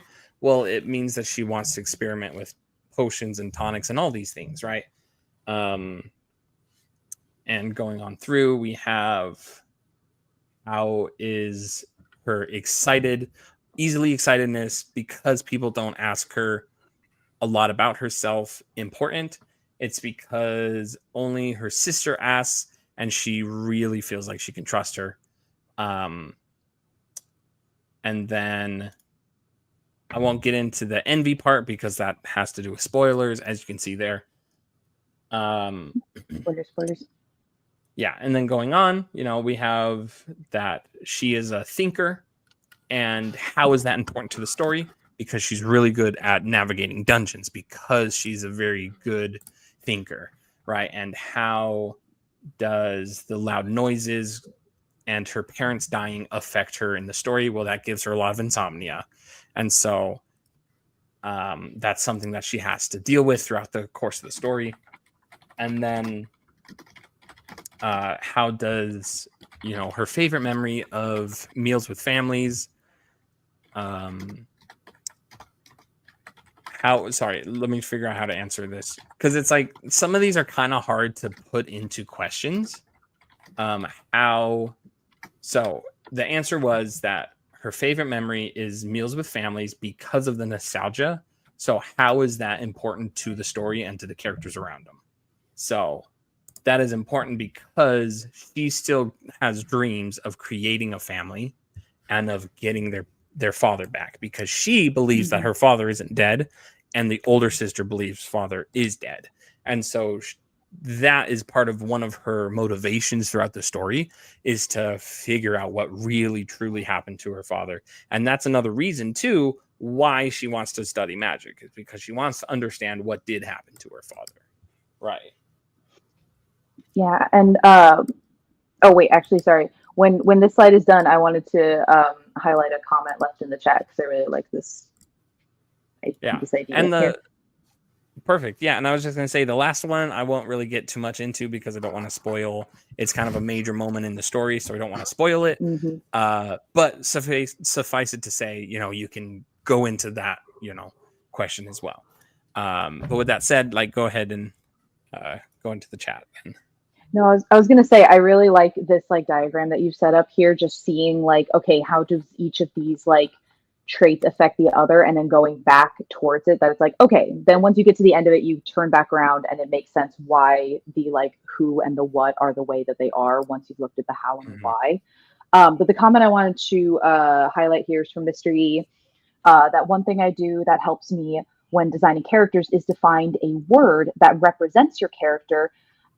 For example, one of my main character's words is hope, because it can help pull out both negative and positive traits that are explored through the different dimensions that you have been exploring. So it's if this character is encompassing this particular trait that leads to a specific theme for their character that drives them down a certain path based on past traumas or experiences, or even past blessings that have happened in their life. Why are they the embodiment of this word? Is it that they give hope to others? Is it that they are hopeless themselves? Maybe it's all of these things combined. Finding a specific one word that can give this particular character direction in all the different dimensions that you're exploring. I love that particular exercise. It's a good exercise for sure. Yeah. Well, thank you. Thank you, Lars, for answering a TV account. Yeah. I was going to say, if you were going to give a word to Mizzy, what would her word be? Would you Yeah. I'd probably give her cautiously optimistic, or hopefully pessimistic. Somewhere in between the two, right? I feel I would give her a little bit of a combo word of old soul or something to that effect. Yeah. Or soulful. Soulful. Mm-hmm. It's a fun exercise. Yeah, I love the idea of exploring what hope really means, and I think that goes back to kind of the point on quirks, right? Where it's a quirk could be it's not necessarily a good thing or a bad thing, and just a quirk can be a flaw, a boon, a bane, all at the same time. This exact same quirk can be, right? And so you look at hope, and that could be the hope is really what pulls certain characters through the story, but it also could be that maybe that character is willfully the hope is completely unfounded, and that actually ends up getting them in trouble because they're just yeah, this is going to happen, it's going to be fine. And it's they put too much stock in that hope, and they end up actually missing the important things in life because of it, or and so it's you can something in that vein you can really explore as well, and that would be a great example of a character's hope, or a character's quirks, Yeah, and it's that's only just based on assigning them a one word, basically almost a title. And it's if you give a character a specific word, and then going and exploring that, why is that their word? What is it that why, what drives them towards this? Do they lack this? Do they need this? What is their what is their motivations, like why do they feel this way? But yeah, anyway, I just wanted to bring that one up because I like that particular one. Yeah, I do too. Shall I press on? We shall press on. I believe this is actually yours is next, Lars, and so yeah. All right, so I guess just as some backstory, I had kind of thrown this exact same study, or not study, what do you call this? Practice. I offered this same practice to Lars to see kind of how he would break down one of his characters in a very similar manner as how I had broken down Mizzy. And so this is what he came up with. Yeah. So again, this hops back a few streams to when I showed you guys the artwork for Asuka from my book Bleed, Steam, and Steel. So I'm breaking her down. And so who is she? We've got Asuka Mikoto. She is a daughter, a sister, a lord, and a firstborn warrior. The firstborn, as we'll get to as I get into the why, the firstborn are dedicated from each family to serve in the national military. Doesn't matter who you are. Doesn't matter if you're male or female.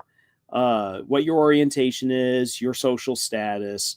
Even if you are born from these people's perspective as defective, you will be dedicated to the order of the firstborn, who are all supposed to serve as warriors. She's in her early 20s. She's tall, muscular, black hair, brown-eyed, female. Her ethnicity is Indonesian, which in this case would consider just fantasy Japanese. Usually where she usually comes across as dirty because she's smudged or sweaty from all of the work that she's been doing. But she likes to wear her favorite cherished crimson ribbon in her hair. Helps to bind back her hair. So what are the firstborn? The firstborn must serve in the military. Like I said, this comes the why. I'll just already touch on the why. This comes back to a warring states period for Endo, where there's just so much fighting going on. The world in that at that time was in utter chaos, and so in order to stabilize the country, the emperor made it very clear that all firstborn children must serve in the military in order for them to then have a massive military to forcibly stabilize the country, and then to go up against all of their neighbors who were trying to invade them, corrupt them, and so forth. And it's just been that way ever since because it took so long. It just became a fact of life, and it is a sign of pride for the firstborn to be a part of the military. Asuka is a lower noble, so not only is she from Endo, she's from the Mikoto estate. What does she like to do? Her hobbies include swordplay and steamdraulics. Swordplay makes sense. Warrior, you gotta know how to use your sword. Steamdraulics is the technology, is the name of the technology on this world, where they figured out how to use steam power in all different kinds of ways.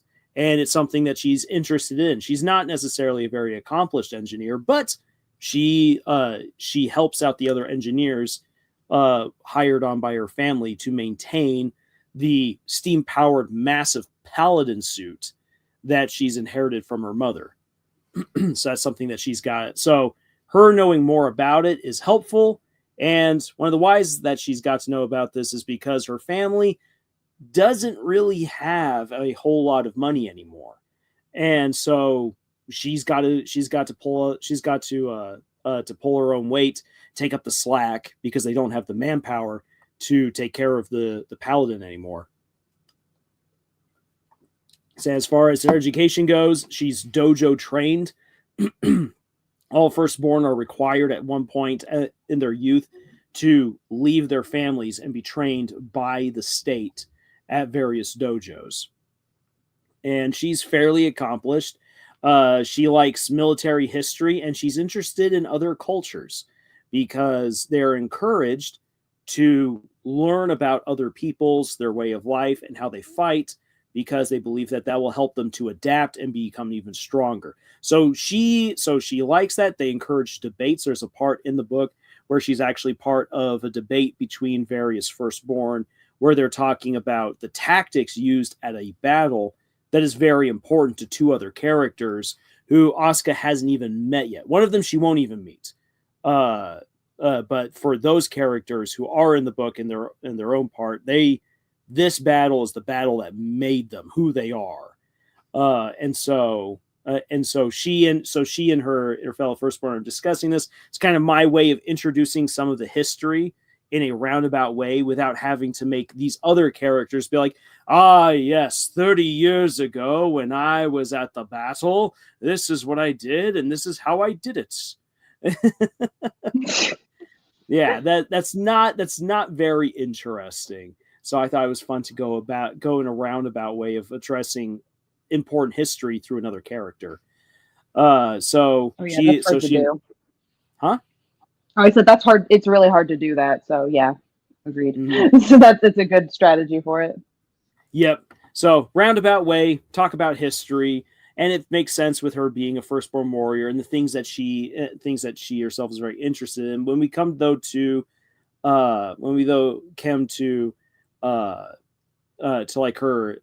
her quirks and the likes, she is a bit of a prankster. She does like to poke fun at people.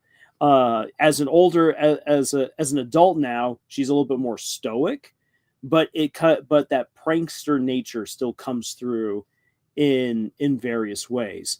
But one of the things holding her back, or one of the things that causes her problems, and this is something that she does have to confront, is her own pride.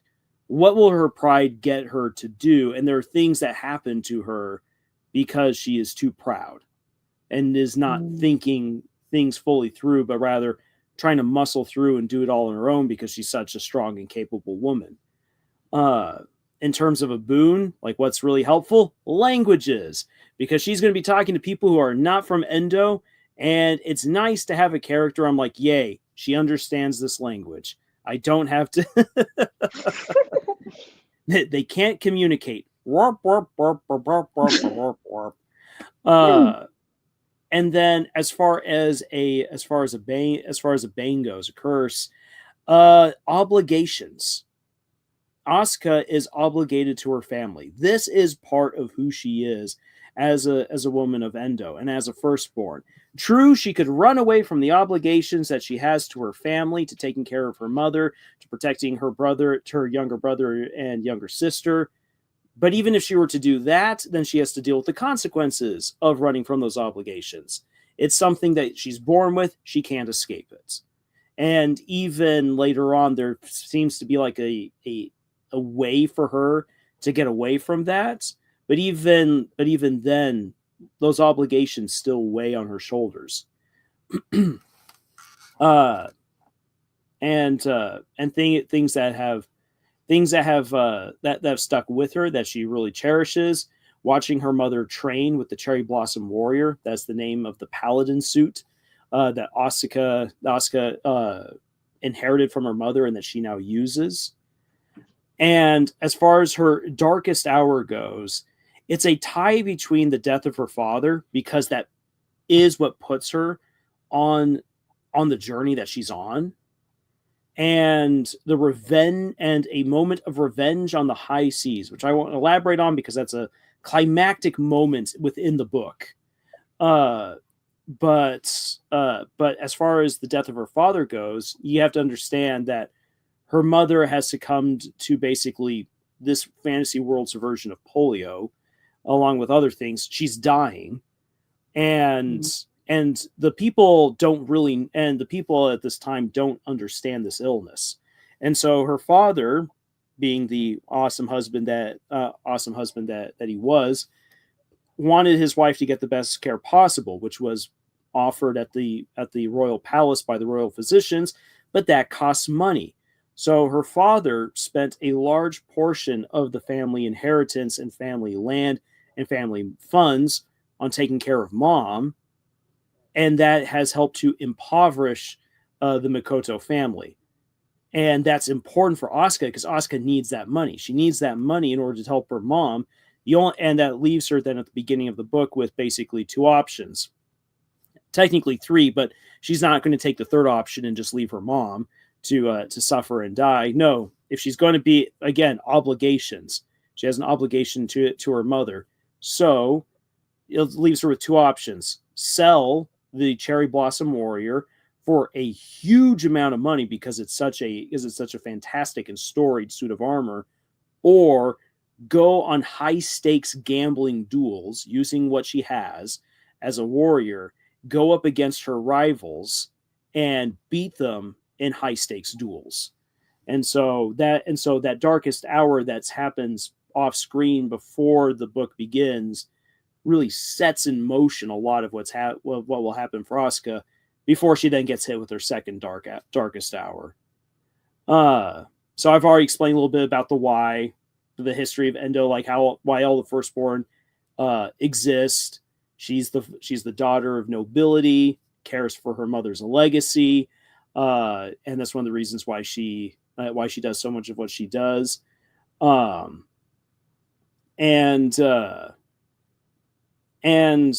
yeah, I think I've really addressed the whys as far now as the hows goes. So like moving forward, I misunderstood a little bit right here about what Nathan wanted when we got here to number 4. So like right here with the birds and the bees. How exactly did this come about? Birds and the bees, everyone. Birds and the bees. That's how no birds and the bees though for Asuka though.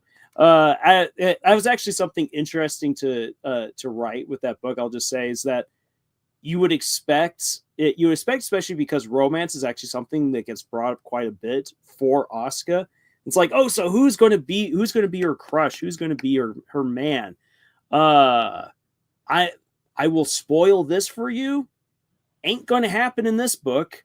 There is romance though for other characters, and I won't spoil how that all plays out. But Asuka's really her adventure really is about her obligations, her family, her legacy, and the lengths that she is willing to go to save her family. And so this all comes together actually with how she goes after her rivals. So you find out that there's a lot of people that she really ticked off as a kid because she pulled all these pranks. And there's some people who have refused to forgive her, and then there's other people who are willing to forgive her. And there's some neat emotional moments in the book with how Asuka deals with the pain that she caused for other people. And in some cases she's apologetic, in other cases not really so. And it's up to you as the reader to decide if she's really justified in some of her choices. But I really wanted her to feel real in that, where there's times where she's like, yeah, no, I made a mistake. I was a stupid kid. I was a stupid teen, and I'm here to make up for it. I'm also here to take your money, though. In some cases, she uses people's anger against her to really goad them into these duels and take them to task and for all they're worth. I kind of patterned it after some of the real samurai duels, where there was one guy in particular who was infamous for getting his opponents really angry, so they would make mistakes, and then it was easier for him to kill them in duels. And the study of her hero, so her desire to go to war, learning all these languages and everything, is actually tied into her also really wanting to one day meet one general that she doesn't realize is the father to Zimon. General Baldwin is a person who early on in the book, she's like, it would be so neat to meet him. And if he were younger, that would be one guy I would marry. And then when she actually then meets Zimon, she's like, who is this weird guy in a wheelchair? And then come to find out that he's the son of her hero. Like, say what? But yeah, so there it all is.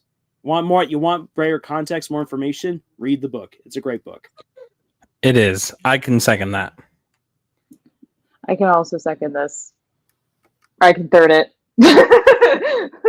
It has been thirded. It's been thirded. Yeah. Bleed, Steam, and Steel.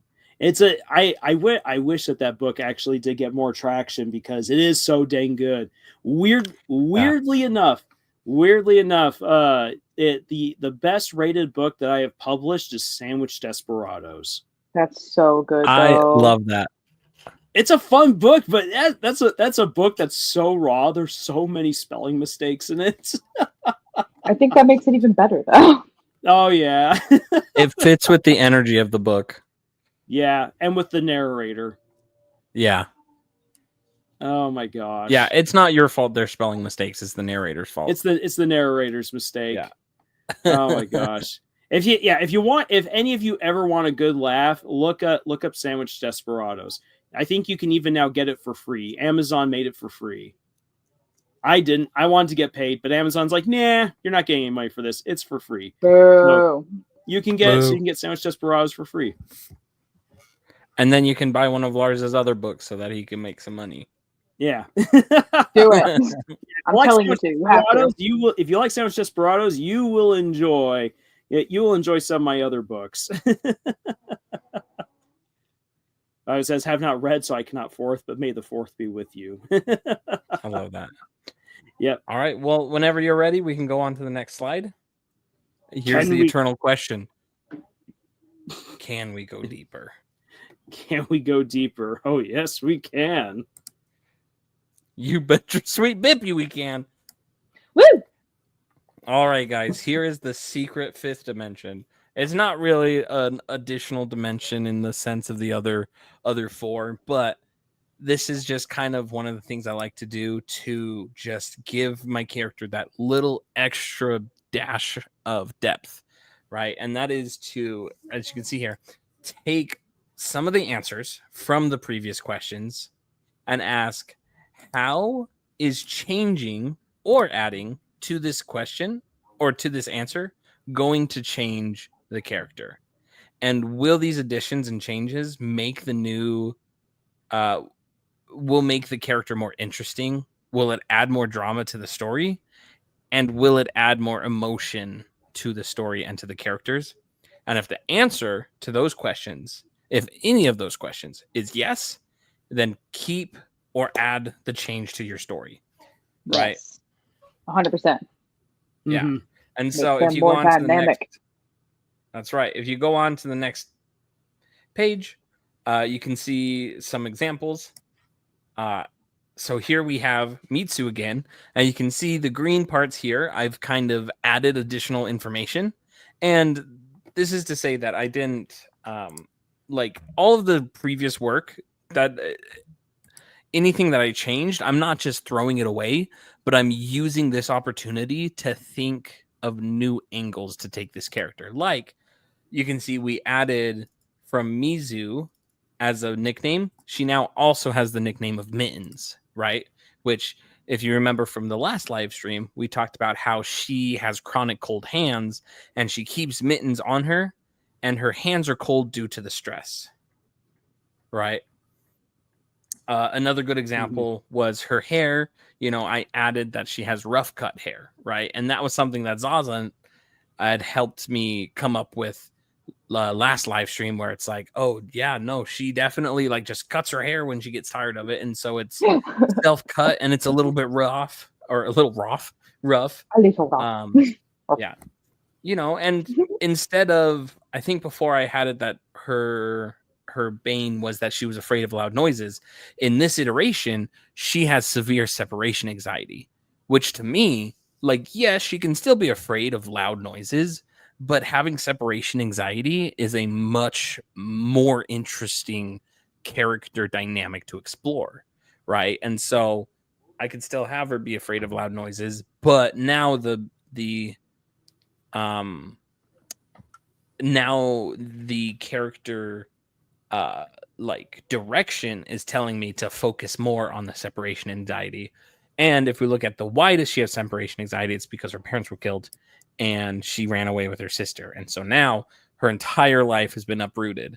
And this becomes important because in her darkest hour, she gets, kidnapped and she gets separated from her sister. And now she has to learn how to remain calm when she does get separated, right? And so that's so much more of an impactful moment for her as a character, as opposed to just, oh, I don't like loud noises, which, is a great little flavor for her character, but it doesn't have that really deep emotion that having separation anxiety would bring to her character, right? And so this is just kind of an example of how, we go through these questions, right? But then these are constantly changing and constantly can be added to or changed to make the character and the story more interesting. Because at the end of the day, your characters or your plot should serve your characters, not your character serving your plot, right? And so it's like a good plot is one that affects your characters on a very deep level, and your characters affect that plot very deeply, right? And so it doesn't matter how good your plot is, if your characters aren't interacting with that plot, it's going to be boring, right?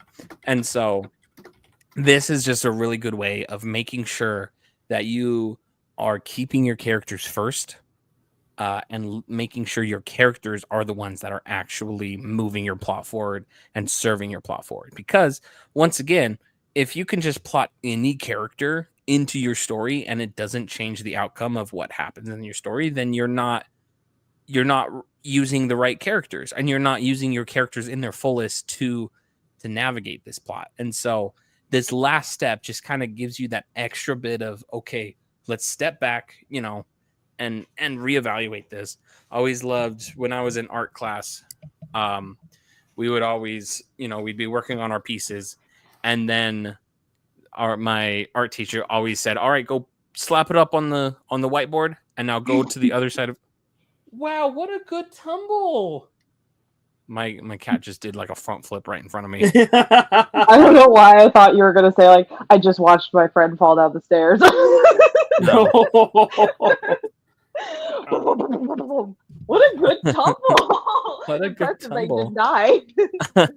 But yeah, so in art class, my art teacher would always have us put our piece up at the front of the room, walk to the back of the room, look at it, leave the room, come back, look at it again, and then grab it off the wall and work on it, so that we had a chance to take a step back, clear our eyes, look at something else for 10 minutes, and then come back to it. And this is kind of the equivalent to that, right? It's like we can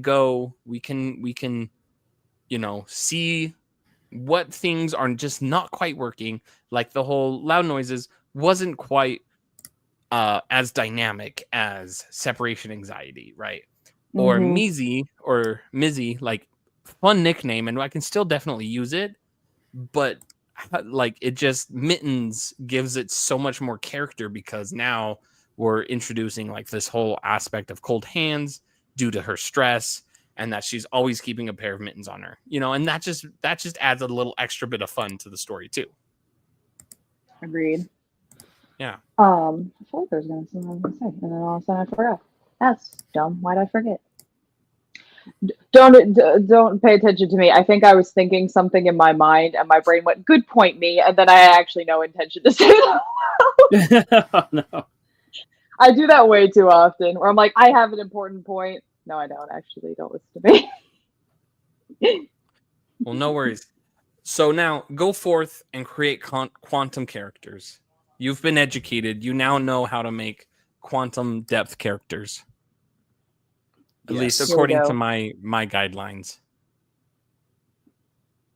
Oh, the thing I was going to say, actually, TV account just reminded me, is the looking at it with fresh eyes thing, was I do a similar thing with digital art, but it's specifically when I'm coloring, because I have a lot of problems doing dynamic color palettes.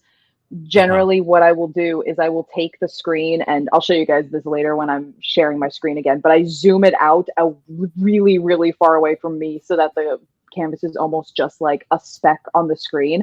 And I see, in an abstract way, like almost an impressionistic painter kind of way, can I still tell what that is from far away? Like, do my eyes kind of like continue to understand it, or does it look like something crazy from far away, or like too mush or too nothing, and then I'll know I need to add Just look like contrast a or blob. like change up the lighting. Yeah. Yeah. Like, yeah. Anyway. But yeah, that's a good practice. Come back to things with fresh eyes. It's also your writing.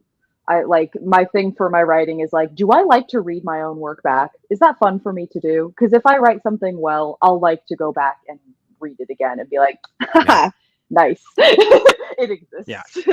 Even with all its flaws. And I think that's a good mark of if you have a story that you enjoy reading, even though and it's hard because it's like you'll look at the story and you'll be like, oh, look at all these spelling mistakes. Oh, but you're still like, oh, you know what? I had such a fun time writing this. And if you had a fun time writing it, then you're going to have a fun time rereading it, even if you notice all of its flaws and mistakes.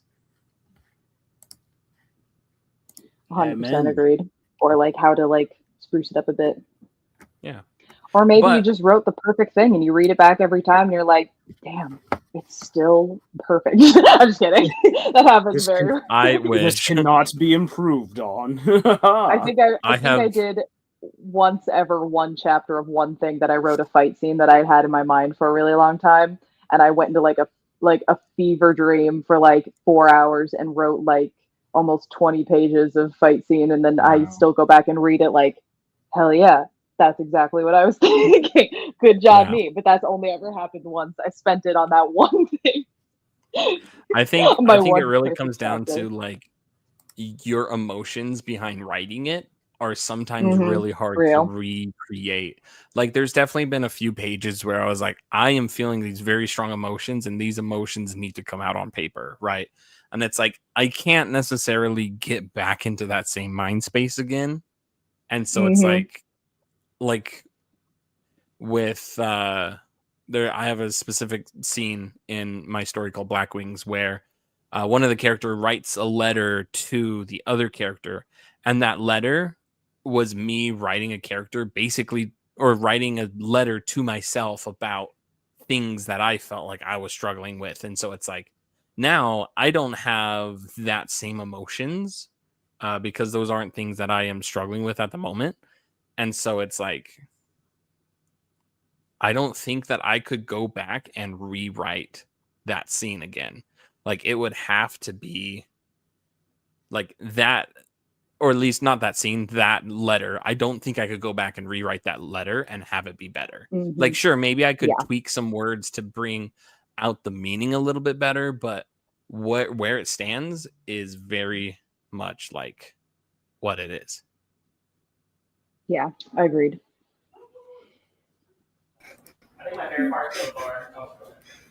Hello, Camille. What in the world? A wild Camille. A wild Camille has appeared. Test. Can you guys hear me? Has. Oh yeah, we can hear you just fine. Okay.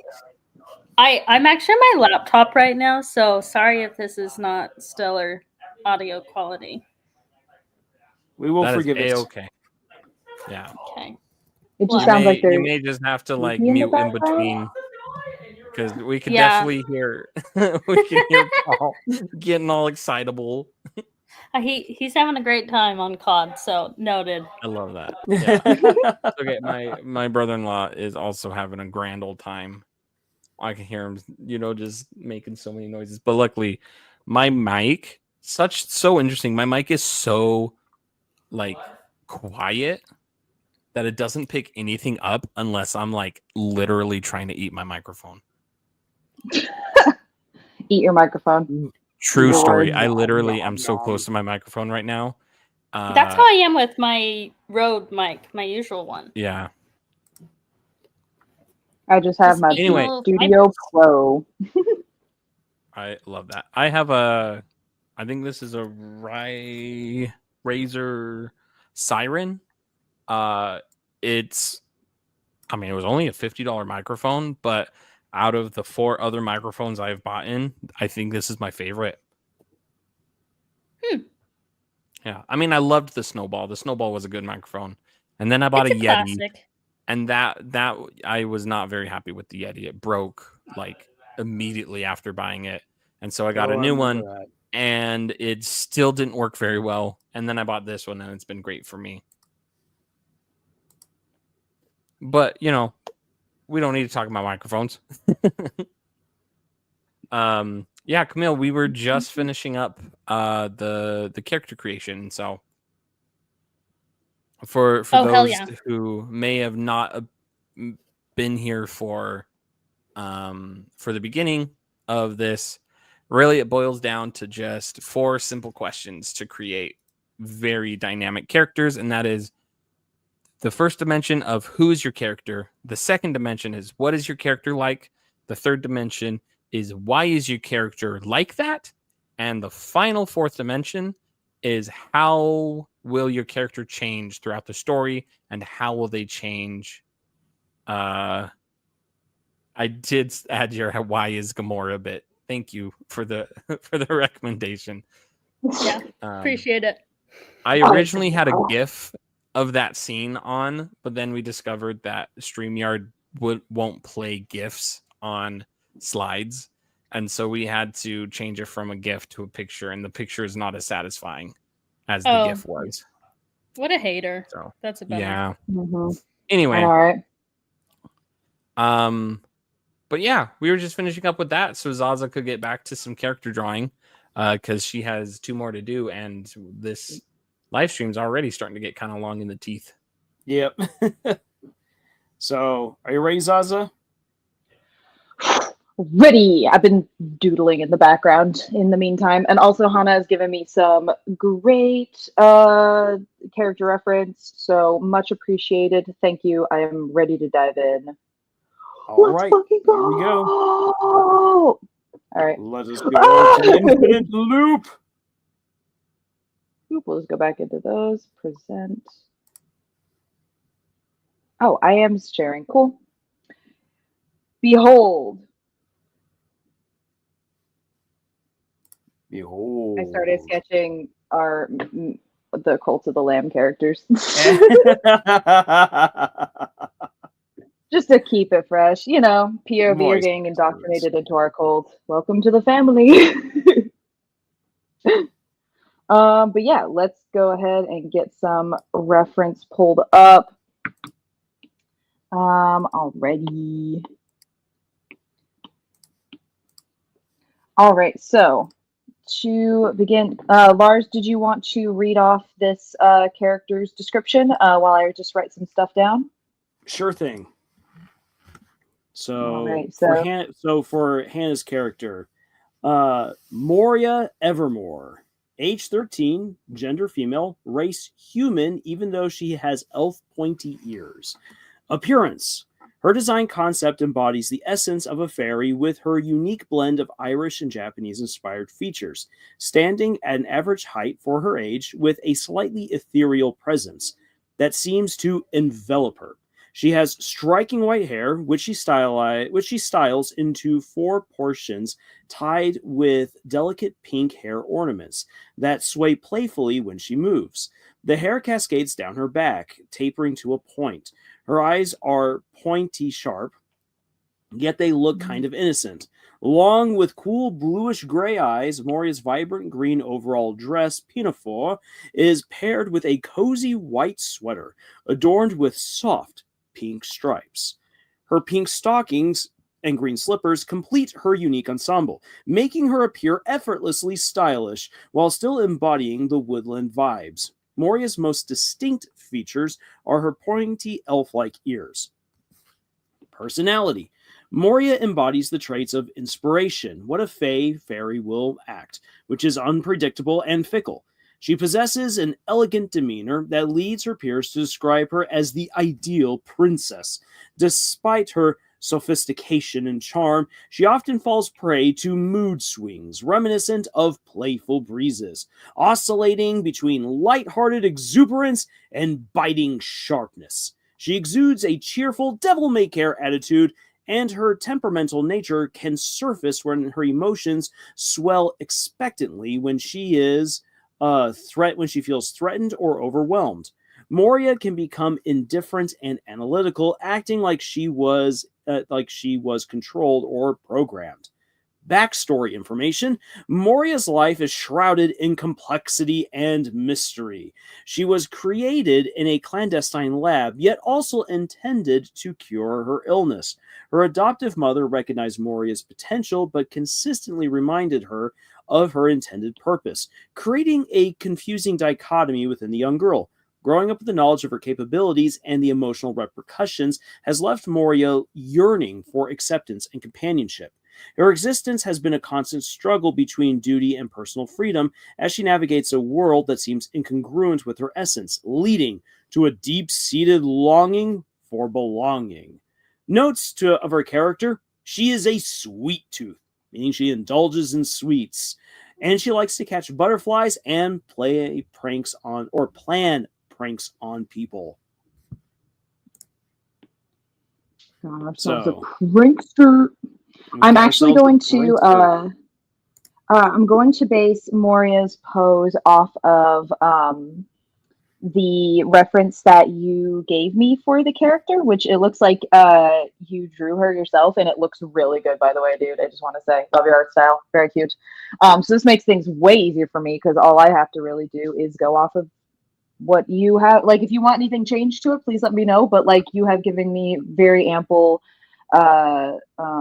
things to work with here for this particular character. And I will reiterate this again because it's just something, I guess, is sort of specific for these live streams. I generally, when I draw my own characters, I actually don't generally use 3D models. I will use these a lot for other people's characters because I want to make sure that I understand and get down at sort of a crisper style and good body proportions. But yeah, generally when I draw my own characters, I kind of just wing it and just vibe and see what my brain does with the information I'm giving it. But yeah, just wanted to let you guys know that it's like, this is also, if you guys are looking into drawing your own characters using free posing models like this. I use Clip Studio Paint, but there's a lot of different programs for these kinds of things.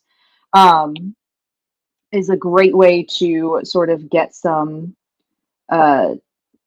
it's a great way to get some. It's a great way to get some good references if you're looking for a specific pose that you can't find a reference for. Use a 3D model. Also, a great asset is even just taking a picture of yourself. Never underestimate the power of using the greatest sources for references, which is you just take a picture of yourself doing the pose you want to do. And then you can either look at that or even draw over it. But yeah, I am a huge advocate for references. I will say that over and over and over again until it is nailed into everybody's minds permanently. You'll never escape. Yeah, I really like the character design you have here. I love her color scheme. I love the pinks and greens and white. It's very cute. I'm trying to get this to work. Please work. How about this? Now? Yes. Yeah! Yeah, while we're drawing this, if you guys want to talk more about the four-dimensional characters practice, I really enjoyed that particular section of the live stream. That was just great, like things that you can just put into practice for your characters. Nate, I want a I want a rundown of what I missed from your presentation, but explain it to me like I'm 5. Well, you see, when a boy and a girl really like each other, Get out of here. there's a bird, and then there's a bee, and the bird and the bee. Is that what we were talking about? You know, I thought we were totally talking about something else. Just kidding. You know, I've never understood why it is called the birds and the bees talk. Like, what does a bird and what does a bee have to do with anything? Yeah, who came up with get that? It just here? sounds like they're dancing around the topic. Yes. Yeah, so basically, to kind of boil down the first part was that the fourth dimensional character is kind of something that I came up with unsurprisingly I came up with it from actually watching Bakemonogatari. And so basically in Bakemono, there's a scene where Senjugahara is sharing this experience of her, watching like stargazing, and she talks about how she likes to stargaze. And then you learn that the reason she does like to stargaze is because her before her family fell apart due to the circumstances that caused her mother to divorce, she and her family would go stargazing, and so she has this love for it because of the good memories she has of before her family was torn apart. And so to me, I was like, wow, that's actually like a really cool thing. It's like, not only do we know that her favorite hobby is stargazing, but now we know why her favorite hobby is stargazing. And then that kind of led me to developing this fourth dimensional. Well, and it started with, 3 dimensions, but then I discovered like you can also ask an additional layer of the fourth dimension. And that's how I kind of ended up developing it. But the basic run through is that you kind of have the who is the character, which is very much like a surface level. Like I kind of equated that to like your online dating profile, where it's like, what do you look like? What's your family dynamic? What's your role in the story? And what's your physical attributes, right? Right. And so, like, are you the protagonist, the antagonist? Do you have siblings? Do you have children, friends? Like, what's the dynamic there? What's your zodiac sign? Sure. I was bringing up that like, one sheet I was doing had like, what's your blood type? And I was like, okay, I don't even know my own blood type. Who might have a problem I don't either. I don't know. It's so bad. Why don't we? None of us know this. This is important. Right? I'm we like, need to give you a blood transfusion. What's your blood type? I'm like, just give me any of them. I know. What if I suddenly get in an accident and I'm losing so much blood and they ask me? I guess I'll just die. Well, I mean, if you're losing a lot of blood, you're probably unconscious anyway. That's true. But they wouldn't be able to look up your records or anything. Yes, they would ask one of your family members, and they'd be like, Yeah, like my family would know. Yeah. I was about to say, Hannah, do you like the pose so far? But continue talking while we wait for a response. But yeah, I wanted to. Yeah. I was sort of basing it on the pose that the character has in the drawing that I was sent. But yeah, sorry, continue. Yeah, she likes the pose. But yeah, so we're talking like what age are they? What's their build? Are they tall, short, stocky, skinny, yada yada?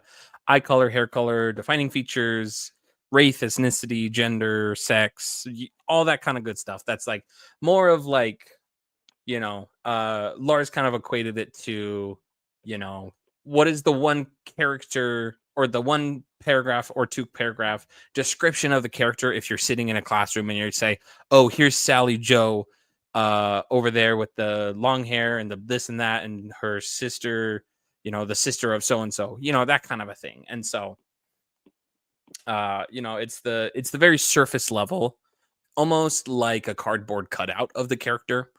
Like this is who they are from a very yeah. And then we kind of went into like a practice of what that would look like with my character Mitsu, which was who we drew last live stream, if you remember. Mm-hmm. She is a cutie patootie, and thank you so much. I love that picture so much. It feels most of my other stories I've like drawn out. I've like drawn out the characters so that I could put a face to the character, and I haven't done that with the story yet. And so it's like it is making me fall back in love with the concept of this character again, because I have a visual aid for her. I love that. It's so helpful. Like, I don't know, I have a very similar thing that like when I come up with a character concept, I start drawing them just to see like a couple different times, a little bit like light and just very sketchy, just to see like, okay, what expressions and poses do I seem to keep leaning towards drawing them in? And why am I doing that? And why do they have this like pattern? Is this like their personality? Is this the personality that everybody sees? Is this the one that this is like who they are when they're alone? All those kinds of things. Where it's like drawing them out really gets like the brain juices flowing, you know?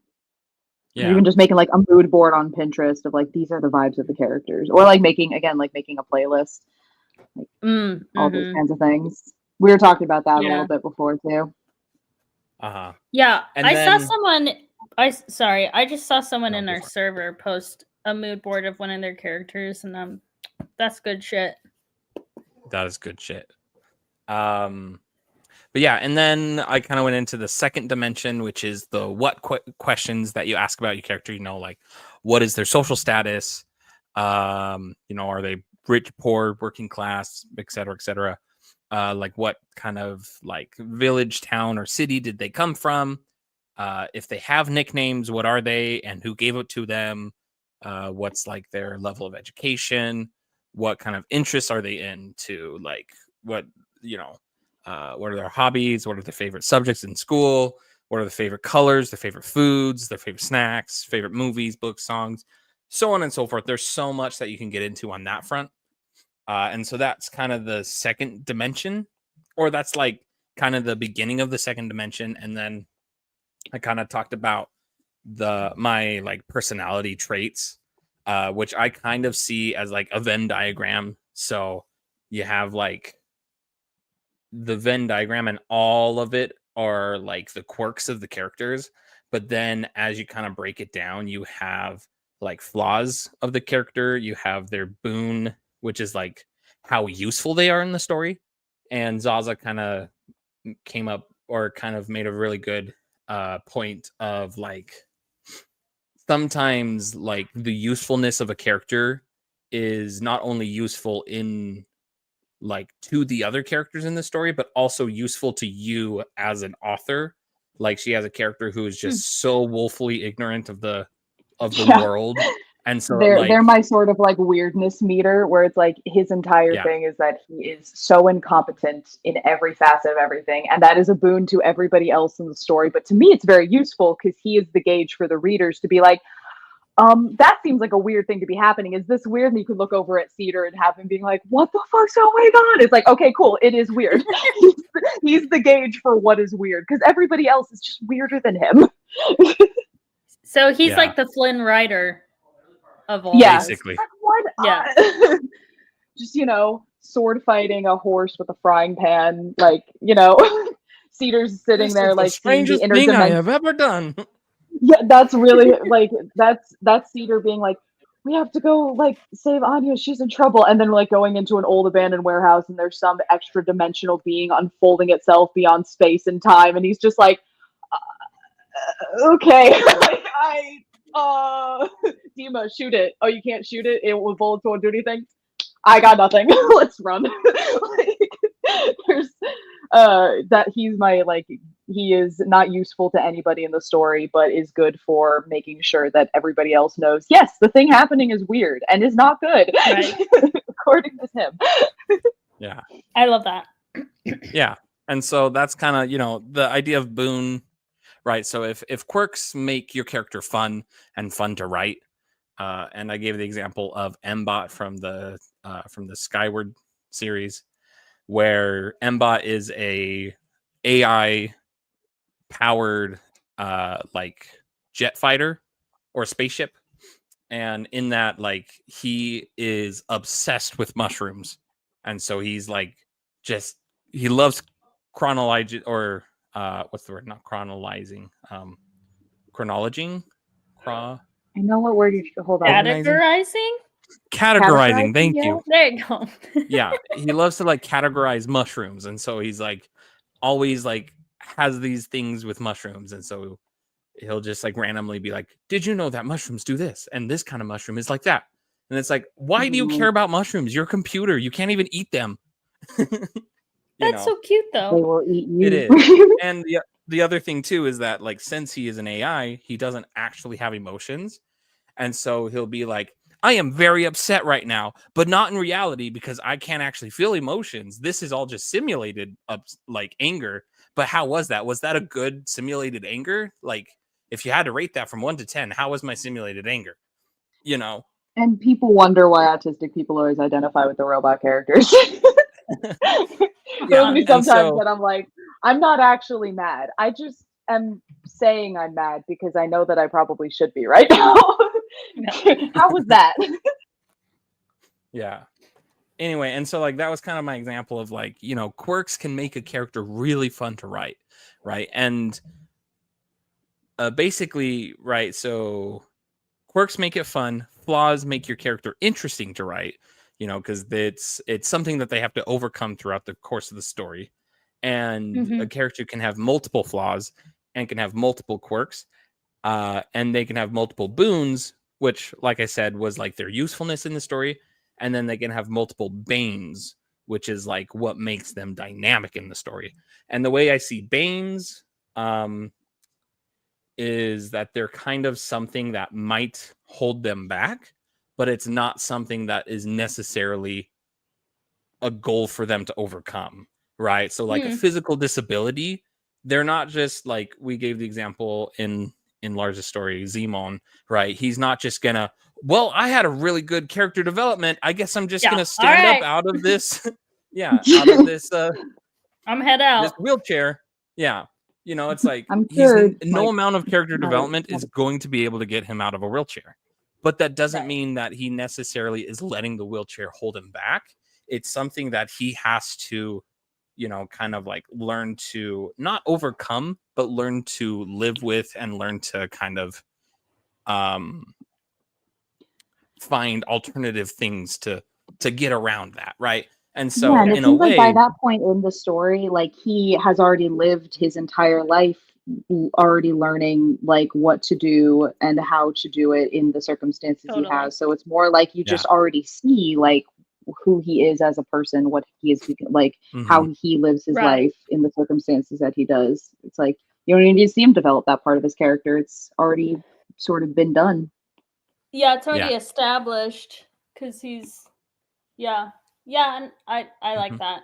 He is one of my favorite characters that Lars has written.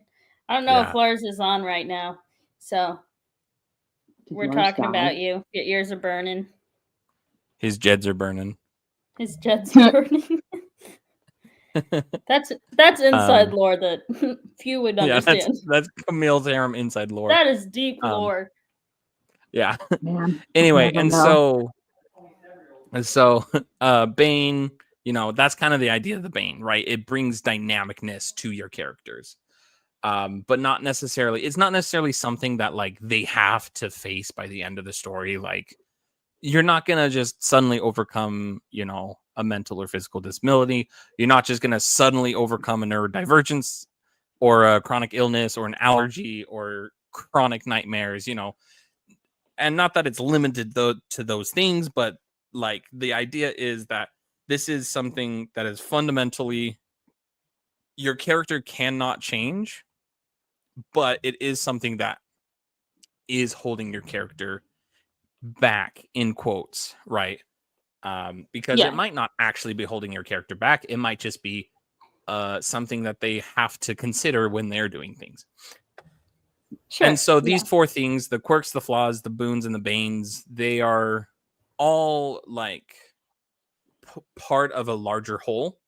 And a good character will have several of each of these, and an even better character will have quirks that are also flaws and boons and banes. You know, like I think the example was like hope would be a good, like that this character is hopefully optimistic, but that could get them in trouble, but it's also what makes them super useful.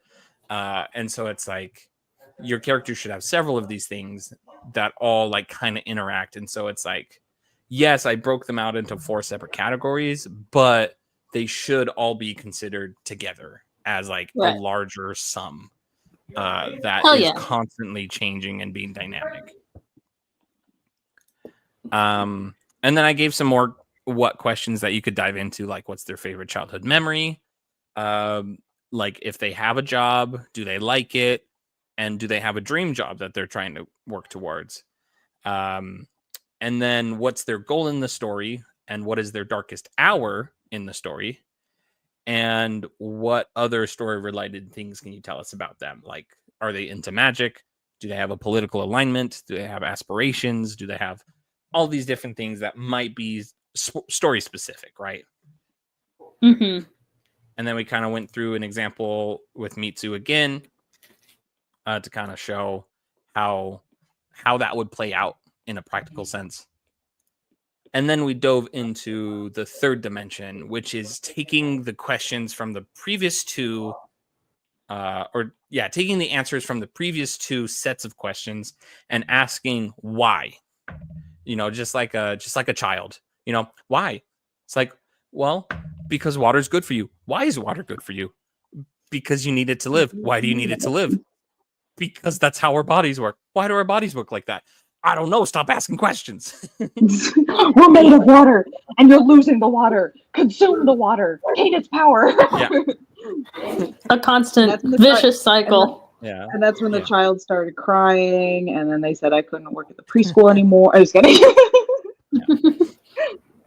I should never be. Yeah. Why do we have to go? Like... We go somewhere to drink the water, and then we have to go to a separate room to undrink the water, only for us to have to drink it again. But you know where that water stays? Not in me. Life is hell. I have to drink the water, and then I undrink the water. I'm tired of this. My entire life is run by piss. just pissing and drinking. Yeah. Anyway. And then so then we kind of went through some examples of why questions. Why are they in that social status? Like, were they bankrupt? Were they born into it? Are they hard workers and work their way up to the top, or vice versa? Were they lazy and worked their way down to the bottom? Not gonna lie, I'm gonna be totally real with you guys for a second. I completely forgot you guys could see what I was doing. Oh, you were just drawn away. I was like, I looked over at my screen and I was like, oh yeah, you guys are watching this. I was just like, having a good time. I totally forgot that I was showing my screen. Just like, oh right. Well, I'm glad you weren't doing anything inappropriate. Yeah. I mean, I'm just so focused on this commission right now. Look at it go. I love that. It's happening. Anyway, sorry, continue. Yeah, no worries. And so it's like, if, kind of going back to like, what is their hometown, right? And then you ask yourself, why did they leave that hometown, or why did they stay in that hometown? Why were they given the nickname that they were given? And then you can get into like their interests, like who introduced them to their hobbies, and why do they like those hobbies? Why is blank their favorite color? And I gave the example of like Lily in Black Wings, her favorite color is orange. And then I asked, okay, why is her favorite color orange? And it's because she has fond memories of looking at the sunsets, waiting for her father to come home, and her father always coming home at sunset. And so she's associated sunsets with her father, and she's associated orange with the sunset. And so now she just has such a warm feeling whenever she looks at orange and is reminded of sunsets and yada yada. Yada yada. Yeah, the yada yada. And so it's like like you can take such a simple question that you think might not have any bearing on your character, and it can actually have a lot of significance to your character if you look at it in that light, right?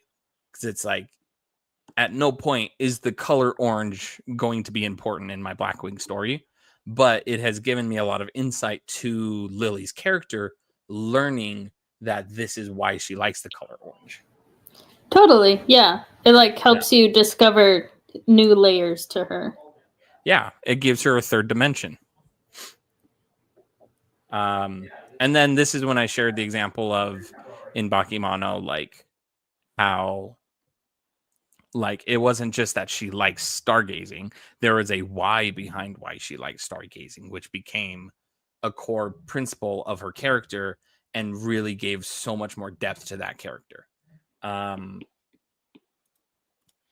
then, you know, you could also ask, like, why do they have these quirks or the flaws or the boons and banes that they have? Why are they in the job that they're in? Say that again. I said, where do they come from? Where do they go? Where do they come from? Yeah, yeah. And then, you know, like, why did they choose the job they were in? Were they forced into it, or family business? You know, yada yada. And like, why do they want to achieve the goals, and why is it important? And then, why is their darkest hour so devastating? And the most important question of all, why is Gamora? Of course.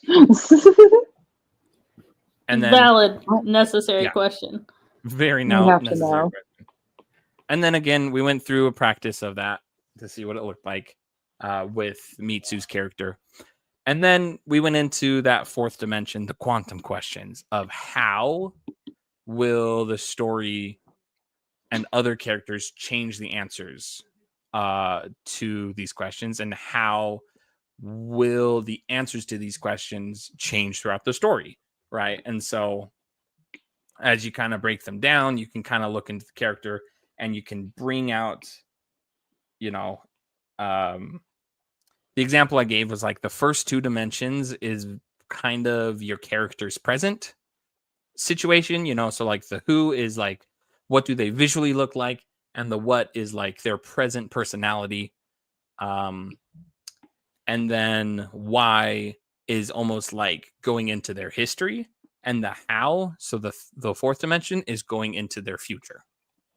And so, sorry, I just thought of this because I've been so in it right now. Has Hannah been giving any notes? I'm so sorry. I totally forgot to be asking. No, not last thing was just so cute in regards to the drawing. So you're Gucci. Oh, okay, yay! I really appreciate the level of reference that you gave. Oh wait, they have a gap in their tooth.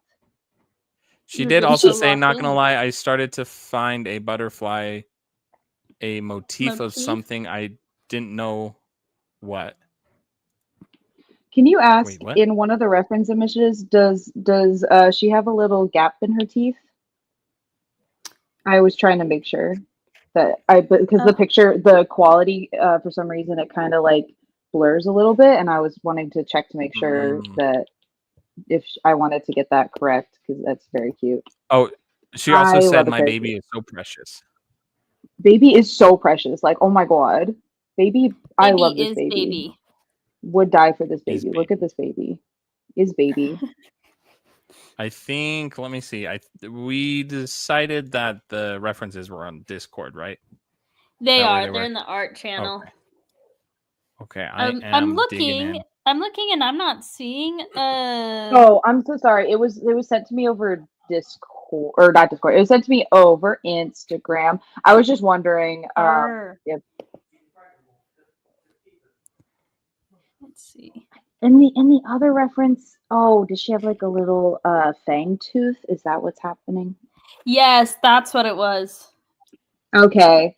Sorry, when I was trying to zoom in on the reference, it was being really like blurry, and I was like, I can't see. All right, in that case, I want to make the mouth a little bit bigger so that I can add little fang tooth, because that is so cute. I'm gonna pull this up on my big screen. Big screen. Browser, maybe. Big screen. Yeah, she said not really, but not really. Okay, cool. Just wanted to... Oh, sorry, my brain short circuited. Not really, but I think it's supposed to be. I find it. So basically, you can add a gap of her fangs if you want to add it. I find it cute too. So I think you're good. Okay. Yeah, it kind of. Like, she has a fang, but it almost looks a little bit like a snaggletooth, almost. Kind of a fang. Instead of like, it's not like a vampire fang, more of like a snaggletooth style fang. More like a little, like that little like anime Sharp snaggle type teeth. tooth. Yeah, Yeah, I that get doesn't I look get to you. it. Also, I generally always is a great sentence. You can tell that I am really thinking about what I'm drawing right now and not the words I'm saying. I usually will, if I start erasing things, I have a backup version of it saved on a different layer, so you guys don't have to worry about being like, "You're ruining it. You're ruining it." It's like, no, I can bring it back. That's wrong. Soiled it. Soiled it. Soiled it. Yeah, and so that was kind of the the 4 dimensions. Then gave an example again of what that would look like for Mitsu, and then Lars kind of did the same exercise but with Asuka, and kind of went into all of Asuka's like who, what, Best why, and girl? how's. Best girl Asuka, absolutely. Yes, girl, absolutely. Jinx. Jinx. Omi soda. Yes. Boop, boop, boop. And then Aha. I asked the all-important, everlasting question of, can we go deeper? And that's On what a she molecular said. level. Yeah. Yeah. And then, of course, you bet your sweet bippy we can. You bet your sweet bippy. Yeah. And so the secret 5th dimension, which isn't really a 5th dimension, it's just like kind of going even deeper into the 4th, is just kind of the idea that like you should take these questions that you've already answered and take a step back and look at them and see if there's anything you can change that will make the character more interesting, that'll add more drama to the story, and will add more emotion, right? And so one of the examples was, right, throughout this exercise, I've been showing that Mitsu has a fear of loud noises because there was a loud noise from when her parents died. But I kind of came to the realization that, like, yes, I can still keep that character trait. Yeah, like I can still keep that character. Sorry. No, you're okay. Yeah, I can still keep that character trait for Mitsu, but it's not really like an amazing trait to like bring a lot of character development out of. It's really just, more of like a fun little quirk rather than like something that can be really impactful for her, right? Right. And so what I decided it adds to do to a character, but not necessarily to the plot. Yeah, exactly. And so what I decided to do instead was to change that particular quirk of hers to, and I'm still going to keep that as a quirk, but I changed it to kind of be like, okay, well, what if she has separation anxiety from her parents being killed, right? And so then that made, the fact that she gets kidnapped later in the story all that much more impactful because of her separation anxiety becoming such an issue. Wow, look at her go. She's flying around. I was trying to do one of those, like mimic one of those edits where it's like, pew, yeah, poo, bah, do, do, ba, ba, ba, cutie patootie acquired. Record time. Thank you. See, this is what happens when there is like a bajillion reference right there. Like immediate drawing done. Yeah, that was great. Hit me with the next one. And that's like perfect timing because that was basically what we talked about for that. So 10 out of 10. 10 out of 10. I had a lot of fun presenting. Did we have one more, or was it just this one? I think. Oh, we there have was. There's one more. Okay. That's what I thought. And that will be, I think, our last one of the stream, as I am tired and starting to lose it. Oh yeah, you guys won't like it when I start to lose it. It's almost 12:30 for me, so. Oh, the really funny thing is that you know that I'm like, oh, I'm so tired. I need to stop drawing. And then I'll get off of the stream and I'll get in bed and I'll go back to drawing. But this time, something I was thinking of. Yeah, it's different. Yeah. All right, so what we're going to do This last one for Forrester Orion, Iso's character, very cool name. Love Forrester, it's a cool name. If one of you, I'm going to start listing off the attributes that oh man, we got alpha references and cape references and pose references. Yeah. All right. But if one of you would like to read off the description, and where could I find the description? Oh, this is going I to be guess in the is- community tab post from Okay, the that's like what I thought. original place. Yeah. It should have about I 8 don't- comments AG1. posted. Oh, let me refresh gonna the say- page because I don't see it. Let's see. I can pull it up. Oh, on okay, my I think it's phone. here now. I've Just got it. I Play think some I found it. elevator music in the meantime.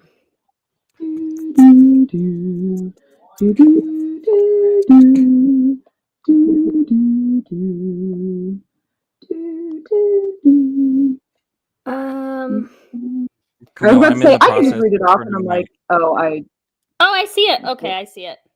I'm gonna Yeah. read it because my dyslexia isn't as bad as Nate's. Yes, thank you. I'll be like, I And- can and read it, but it doesn't mean that it's gonna make sense. and I say that, and I'm allowed to say that because I've known Nate for ever and a half. It's So literally 29 years now. I know. Whew, yeah, wow, normalize old. bullying Yeah. your best friends. I mean, that's just how That's right. you know. Okay, keep them humble. Right. Okay, let's Yeah. see. Oh man, I can like feel the snoozies. I took my Zoloft and now I feel like snoozy as hell. So let's. I took a let's Ritalin, so I'm persevere. freaking ready. Let's go. Am I opposite running side. this live stream now? I was kidding. Yeah, we're opposite sides of the spectrum right now. Okay, so this is Iso's character. This is Forrester Orion. Here is the physical appearance. Orion is a tall, middle-aged man with a medium muscular build. He has short red hair and a red goatee. He has a bald spot on his left cheek where he suffered a past injury. It's a long scar from the back of his jawbone, going over his eye, and ending at the bottom of his hairline. Oh, it's a big boy. He has rough That is- features, but a soft and welcoming expression that reflects how he acts towards others. And his outfit, Orion wears a white shirt with dark blue fabric on the seams, and he has a black compass rose design over the yoke and a black jagged design along the hems. His leggings are similar in design, a white base color with dark blue on the seams, and a black spiked design on the hems. And oh, there's a little bit more. From his shoulders drapes a thin, ethereal cape with a cluster of white specks at the top that grows more sparse as it gets lower. Ooh, fancy. Cool. Oh, here's a pose. Orion has a tall posture. Where the hell did I get that word? Orion has an elegant posture to reflect his age and wisdom. Even in battle, he fights with dignity and grace. He holds a bow in his left hand. The bow is made of a white silver material with a recurve shape. The design Cool. is elvish inspired. He stands tall with his bow. He stands tall with his bow drawn and an arrow nocked. And that looks like that's it. And I assume you have those reference pictures already. All right, cool. I got those. Yep. Okay, sweet. All right, so this is going to be an action pose because the bow is drawn. All right. Left-handed scar. Okay, short hair. Yeah, I need to get more reference of the cloak here. Black jagged design. Hem. What is the compass rose over the yoke? What part of the shirt is the yoke? That is a very good question. Outfit reference? Let's see if the outfit reference. Oh yeah, I'll look there. Oh. If any of these. Oh, gotcha. Yep. Okay, Okay. understood. Wow, we're learning all kinds of things tonight. I know, right? Also, these are great references. Thank you already. I am thriving, living my best life. Oh, the cloak reference is so cool. We for just the reference from the Dancer of the Boreal Valley. That's such a good such a good inspiration for this. Love that. Oh, yep, and this is a really good one from Genshin. Yes, I can't think of the character's name. It was probably on there. All right, let's look at the pose reference. Oh, hell yeah, you got the pose reference for me? Yeah! I can't stop winning. Let's go gambling. Oh, the bow reference. It's all here. Dang it. Dang it. Oh my god, everything's here, guys. Yeah. Let's go. That's what we like to see. That's what we like to see. Oh yeah, homies. Come here, 3D drawing model pose. I'm putting you in here. Let me put you in there. Get. Why is it not working? That's weird. Can I have you? Will you work if I do this? Why is it working for that one? I mean, I can just change it to a male pose in this one, but why are you making me do this extra step? There, Jesus. Ta-da! All right, middle-aged, medium muscular build. Honestly, kind of feel like that's already correct, but let's maybe make him a little. If he's middle-aged, make him a little thicker. Yeah. Vibes. Give him the daddy build. Yeah, we need the dad bod in there. Papa. All right, we're gonna have him because his bow is drawn, but we want to show off the outfit as much as possible because this is a character drawing, so we do want a good just character poses in general. Arm. Wait, is that that's his right arm. Oops. I know that you said the bow is in his left. Wait, yeah. Hold on. Yeah. Well. Okay. Reverse. You want to show off the outfit. That. Reverse it. Oh yeah. What was that thing? Wonka. It's from Wonka. Ugh, yeah, there we go. My insides kind of curdled a little when I said that. Scratch that. Reverse. Oh no. See, yeah. Looking at the comments, you didn't embarrass yourself. You didn't embarrass yourself, Issa. That's our job, to embarrass ourselves. So. Yeah. I don't even know what the comment is. What was the comment? He said, "Woohoo! I didn't embarrass myself," with all the references and his description and stuff. Nah, you're good. This is very good reference, and I'm just gonna have this pose go crazy for a second. Don't worry about it. Don't worry about it. Don't worry about it. Don't worry about it. I gotta step away for a second. I'll be right back. Okay, can you come back with your cat? I don't think you heard. Guess it's just you and me, huh? Yeah, I don't think you did either. Dang. I mean, maybe that's what he had to step away to do, is be like, man, I really need to go get my cat right now.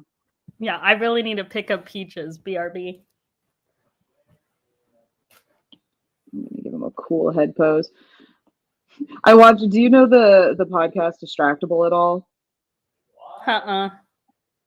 I was about to say, Camille, we should make some kind of handshake deal right now. But it's like there won't be a winner of this, there can't be a winner of this live stream. But it did occur to me that the moment that he stepped away, my brain was like, we have to clown on him somehow. He stepped away. He made the mistake. he lost. I did make the mistake. Oh dang it! Yeah, sorry. I had to go get Peaches. No mistakes. Yeah, oh my god!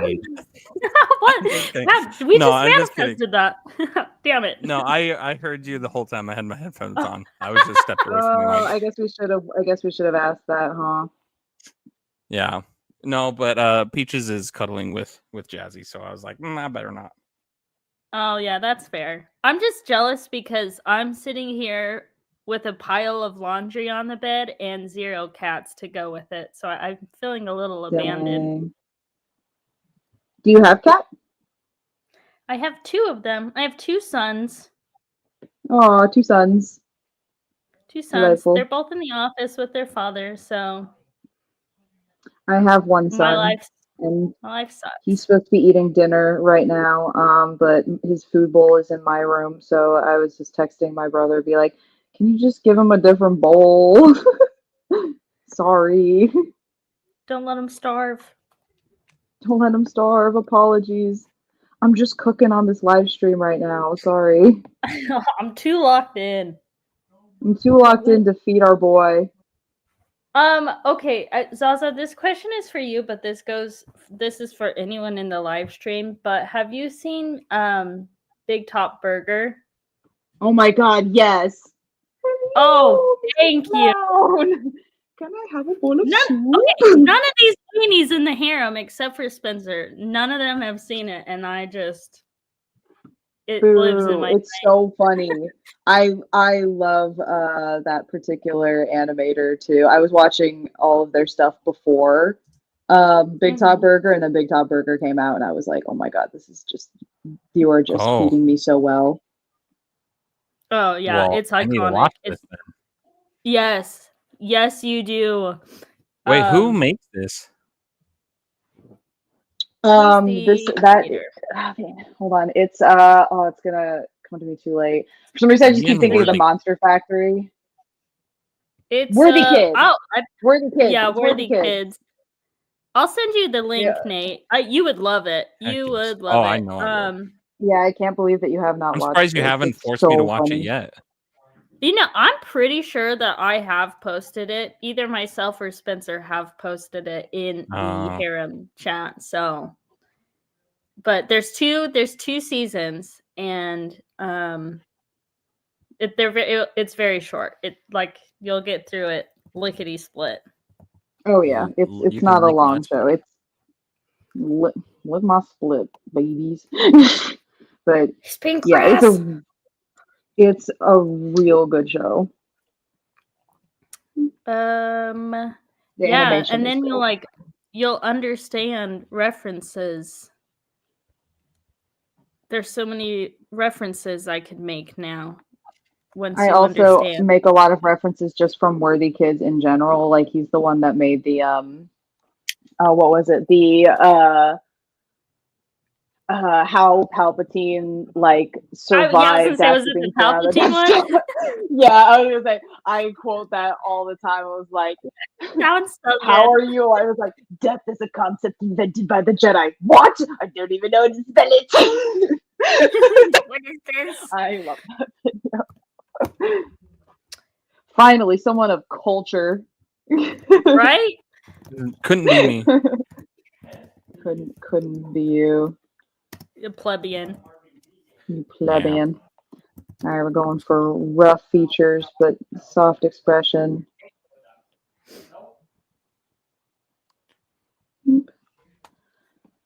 I have the... Oh, sorry. Continue. Oh, I was just gonna say I decided hold on, I got a factory reset. I've decided I need to dress up my Animal Crossing character as Steve. That hit me today, so that's my new goal in life. I dressed up my Animal Crossing character as Sonic the Hedgehog. What? And you didn't send a picture? Well, no, I was going to save it for the Christmas party. But I don't remember. I did show up as Sanig. You didn't, Sanig. Sanig. I mean, you could, yeah, save it for the Christmas party. Yeah, I need to find a better. So right now for the eyeballs, I'm using like a pair of sunglasses, but I need to find like a white pair of sunglasses to better show the eyeballs. You want sunglasses? I might have white sunglasses, or that just I never like wear. white glasses in general. Oh, glasses. Yeah, just something that's like the shape of the Sonic eyeballs. You know what I'm talking about? Yeah. Like the way that it is one singular eyeball with two pupils. Yeah. It's actually really creepy when you think about it too long. It's like every time that they were doing that thing where they're like animating them into like real life, and I was like, guys, I don't know if this is gonna work. I don't know if you should do this one. I think you should just keep it all animated. Why do we have to bring them into a live action thing? Please don't. I do like how we all collectively came together and bullied them into changing it, though. Yeah. It was so funny. That was the Unfortunately, it's funniest too thing that's late ever for. happened. I think it's too late for Lilo and Stitch, but I was it is just what it gonna is. bring that up. Okay, yeah, I was I gonna mean, bring up what you Disney's a thought lost about it. cause, though. Disney's a lost cause. I don't like Disney anymore. I'm just like, you guys are doing stupid things now. Your company is based on just capitalism and sadness. I'm spoiled it. But yeah, no, I'm just like, okay. Disney, you can go and do whatever you're wanting to do. I don't like you. People keep asking me like what they like learn. That when they learn I'm an anime, they're like, "Do you want to go work for Pixar?" I'm like, "No, No, I'm good." you want to sell your soul? Do you want to sell your soul and do nothing creative actually under the structure of Disney? No. Like, why would I want to do that? God. Also, like, I'm good enough to get into that. Are we talking like, post or pre-soul? Post or pre-soul? Yeah. You want to sell your soul? They already did. They sold it for however much it made at the box office. But yeah, no. I mean, Disney's just been like that for a long time. They've still been before a lot of their most recent flops. They even then their company model did not intrigue me in terms of do I want to go work for them? Because obviously that's the thing. That's like the be all end all. It's like, do you want to go work for Disney? I'm like, I really actually have never wanted that. I'm good. I want to be in a place where I am allowed to express myself more creatively outside of such a tight structure of things. Because as much as they promote creativity, it's very much like, no, you do have to stick to a brand and a theme, and they expect a certain it's like I want to be able to do a lot more with my work than just maintain a brand. Thank you. Yeah. Yep. It's like the golden handcuffs. Mm-hmm. Like, how nice are they? So shiny, so flashy. All right, well, I'm gonna get a bit more curve in the bod. Bring body. These 3D models are like allergic to giving men hips, and I think that's very stupid. Give men hips. Give men hips. Let them have curves. Jesus, come on. Let dogs vote. Yes, I think they would do a better job. Back in the Monster Factory era, so much appreciated. Oh my God, Zay! It was like, I keep trying to go small, but I can only go big. That was from the most recent episode. They're not most recent. I don't know. I think one came out yesterday. Yeah. Okay, then no. Yeah, I did not quote for that then. There was the one from. Oh my gosh, what is it? It's not the most recent one that came out yesterday, but it was like the one right before that I just binge watched. I can't remember the game that it was though, but holy cow, it was so good. 10 out of 10. I got it. I need to catch up on a couple of them because I quote from Monster Factory. Speaking of Worthy Kids, there's a Worthy Kids animation of the Monster Factory, one of the classic Monster Factory with the Fallout nightmare lady that they created. Pearl? What was her name? Pearl? It might have been Pearl. But just I know exactly what you're talking about. Baby. Fix the baby. Needs snack. Baby needs snack of cleaner. Factory worthy. I have really bad object permanence, but in my brain, and so I'm like, I can't. When someone's like, "Oh, let me ask you a question. Can you recall this thing?" I'm like, "No, it's gone. It's not there. It's been gone a while, dude." Yeah, I'm like, it is. What is it from? Or I can't remember what her name is. Hold on, I have to BRB. I gotta do some research, otherwise I will go this is insane. Important. I was about to say, I thought it was like Susan or something, but I don't think it's Susan. Well, while you guys are doing your research, this is completely off subject, but I just successfully cloned my Animal Crossing island so that I can make a maze island and still save my default island as like being safe, and I'm very That's happy about amazing. that. It helps to have two switches, one of which is okay. Goodbye. I'm tired. Okay, Completely I've run out of heated. jokes. This little guy is fading. I'm trying to draw a bow. It helps to have two switches, one of which is modded. I just realized I need to make this guy bigger. Take it. Oh, the final Pam. That's what her Final name Pam. is. Yes. Oh I my was god, right. Final Pam. My letter was had the same letter, so we were gonna get there eventually. I don't know what I was thinking of Susan. Susan. It fits. It feels like it would work.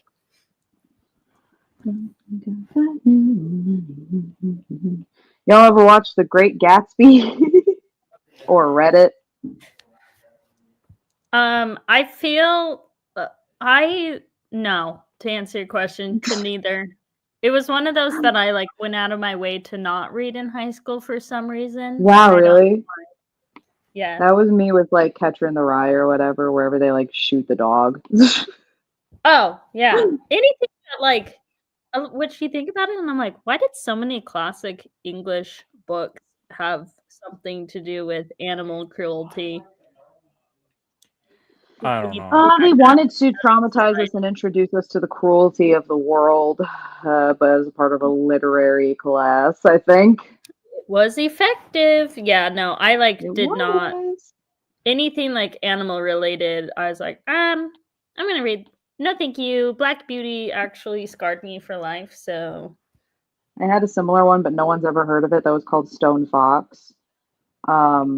And it was sort of a similar premise that where the point of it was to make you really sad, to make child real sad. Where it was like, old child be sad. Where it was just like, just as the old dog finally crosses the finish line of the sled dog race, its old heart explodes in its chest, but he makes it over the finish line. And us in 5th grade are just like, and like everyone in the classroom is crying. I was like, that's why like did you reading read The Redfern Grows when you're like 10 years old. I read that in 5th grade and I was like, what?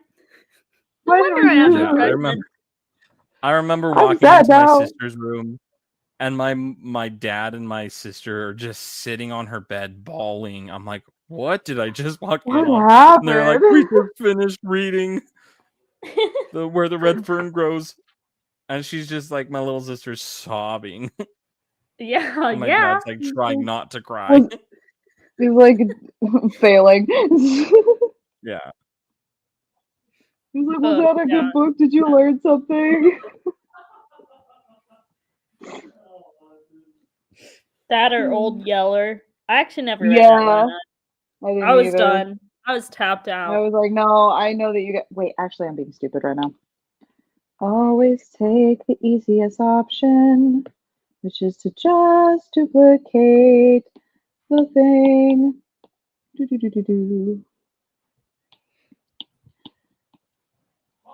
Oh, why did I do that? It was already on there. I'm fading fast, but I'm gonna draw this guy. I will give you the cool drawing you deserve. It's making me annoyed that the bow is getting cut off. I don't want that. We must fix. Back, though. Fix the baby. I will take your hand. Let's fix the baby.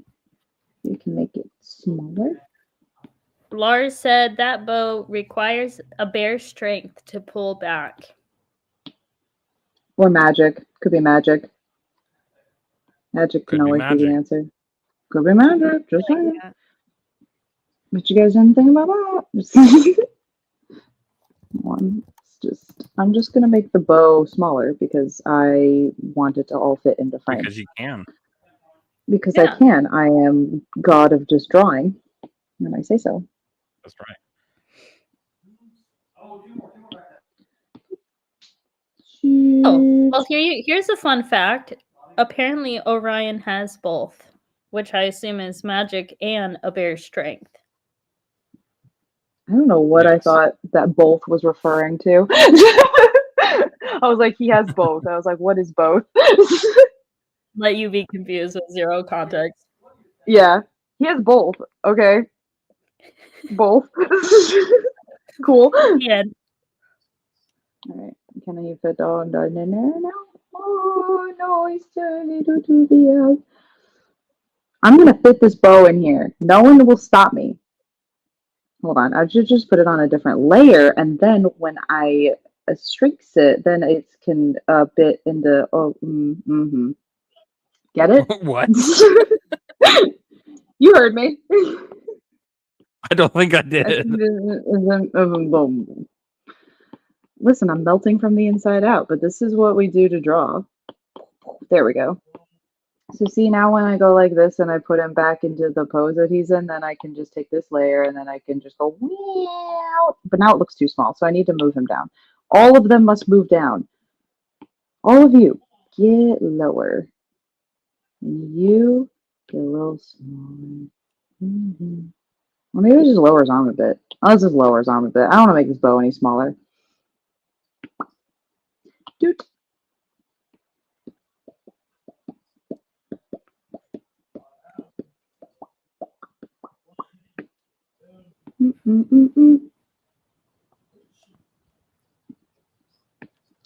No spoilers, but Camille, have you watched Arcane season 2 yet?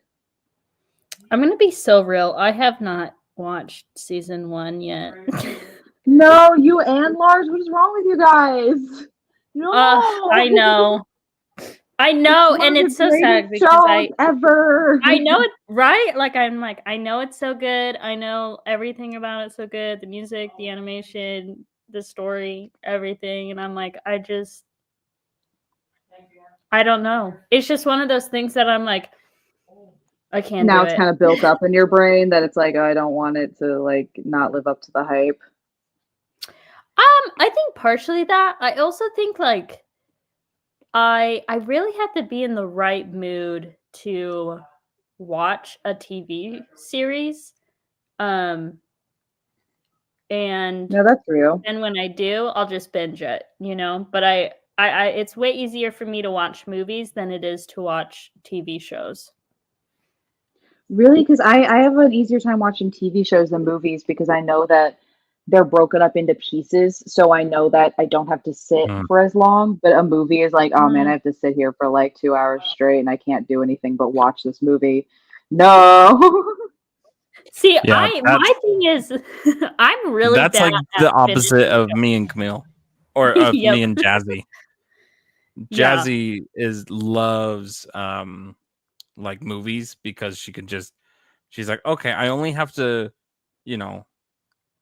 commit to this for 2 hours. It feels like less of a commitment, right? Yeah, right. It's 2 whole hours. Like, I only have 30 minutes. Yeah, I only have to watch this for 30 minutes, and then I can go 30 do other minutes. Yeah, but that's less than 2 hours. See, but my thing, it's like if the story's show over in one is 30 minutes, yeah, like I might as well just like keep watching it. Yeah, but I don't want to sit there any longer. I guess that makes sense. It's like if you want the whole story like all at once, like movies are like watching a short story, so it's like, okay, the movie's over then. Like you don't have to wait as long for it to be done. Well, but, and that's like, the thing. That's the thing. I'm like, if I don't binge it, I oftentimes will not finish it. And that I'm that way with TV shows, and I am that way with certain video games. It's a problem. It's a real problem. I get you. I actually have a problem that if I know that I'm going to finish the thing too fast, I will stop playing it. Like if I do binge stuff, I will simply stop because it's like it became a part of my routine that I'm like, if it's like, oh, I played this and did this a little bit every day or listened to this all the time, then once it's gone, it's like now I don't know what to do. That was the thing I did every single day.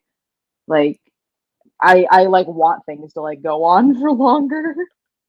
I don't know. Yeah, no, I totally get that. That's how I am with the newest Zelda game right now. I'm like, oh shoot, I'm almost done with this game. panic, and I haven't played it in a couple days because of that. Yeah, because it's like, oh man, How, well, it's gonna be over now. I don't want it to be over now. Yep. what are your emotions about it right now? I gotta know. I really like it. I don't think it's like as emotionally hard hitting as other Zelda games. Even like, Mm-hmm. and it's like, oh, maybe because it's like more chill and like more Yeah, cutesy, but it's like even Link's Awakening had elements of like, oh wow, that's pretty like that's It's pretty pretty dark. dark. that's pretty dark. Yeah, that's pretty Yeah. deep. And I don't feel like this one has that to that Uh-huh. extent. Like it's still very enjoyable to play, but it almost feels like I'm like I'm just playing like a Mario game a little bit, if that makes Yeah. sense. Like in terms Yeah. of Hmm. story level, like it's like I actually don't really remember the lore behind Noel and everything. I'm like I was checked out when that cutscene happened. Oh yeah. Well, and that's actually what I really like about Echoes of Wisdom is that I feel like it does a really good job of like respecting the lore in introducing Noel, because it's like, Mhm. and it like, one of my biggest frustrations with like Breath of the Wild and Tears of the Kingdom is that like the stories were interesting, but they kind of just forgot about the rest. Yeah, the Zelda filler episodes. Um, we kind of they kind of just forgot about the rest of like the Zelda timeline, right? They just like basically acted like it didn't Oh yeah. exist, and just kind of did their own thing, which it's like, yeah, that's fine, but it's like you have this treasure trove Right. of information that you can build upon, and they just never really did. At least not in a Hmm. way that was satisfying. But the Mm. one thing I really like about Echoes of Wisdom was that they like, yeah, they had their own unique story, and it's not the most deep story in the series for sure, but it did do a really good job of introducing a new villain while still respecting the existing lore of the timeline, right? Because it's Totally. like, I could see that. yeah, and so I'm like, thank you. Like, this is what I wanted from Tears of the Kingdom and Breath of the Wild. Not, we have this whole Zelda timeline and we're just gonna forget about it because we don't want to worry about it.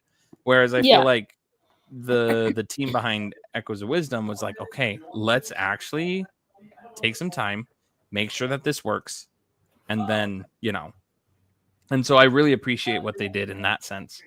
Yeah. And so I wish they would do more of that. It's kind of sucky that they had to, in order to get a Zelda story that actually like listened to the lore of Zelda, they had to go outside of the Zelda team to do it. Mm. But it is what it is. Yeah. I like it is nice that the story can exist in the space that it is existing. Wow, what a Uh-huh. sentence. What is You feel me? Like Yeah. it can exist there without conflicting with Mm-hmm. everything else, but it still feels like a Zelda game. That might actually be an interesting. Not saying you have to do this, but that might be an interesting video idea, Nate. If you Yeah. wanted to And kind of I tackle the would differences of those. I would love to.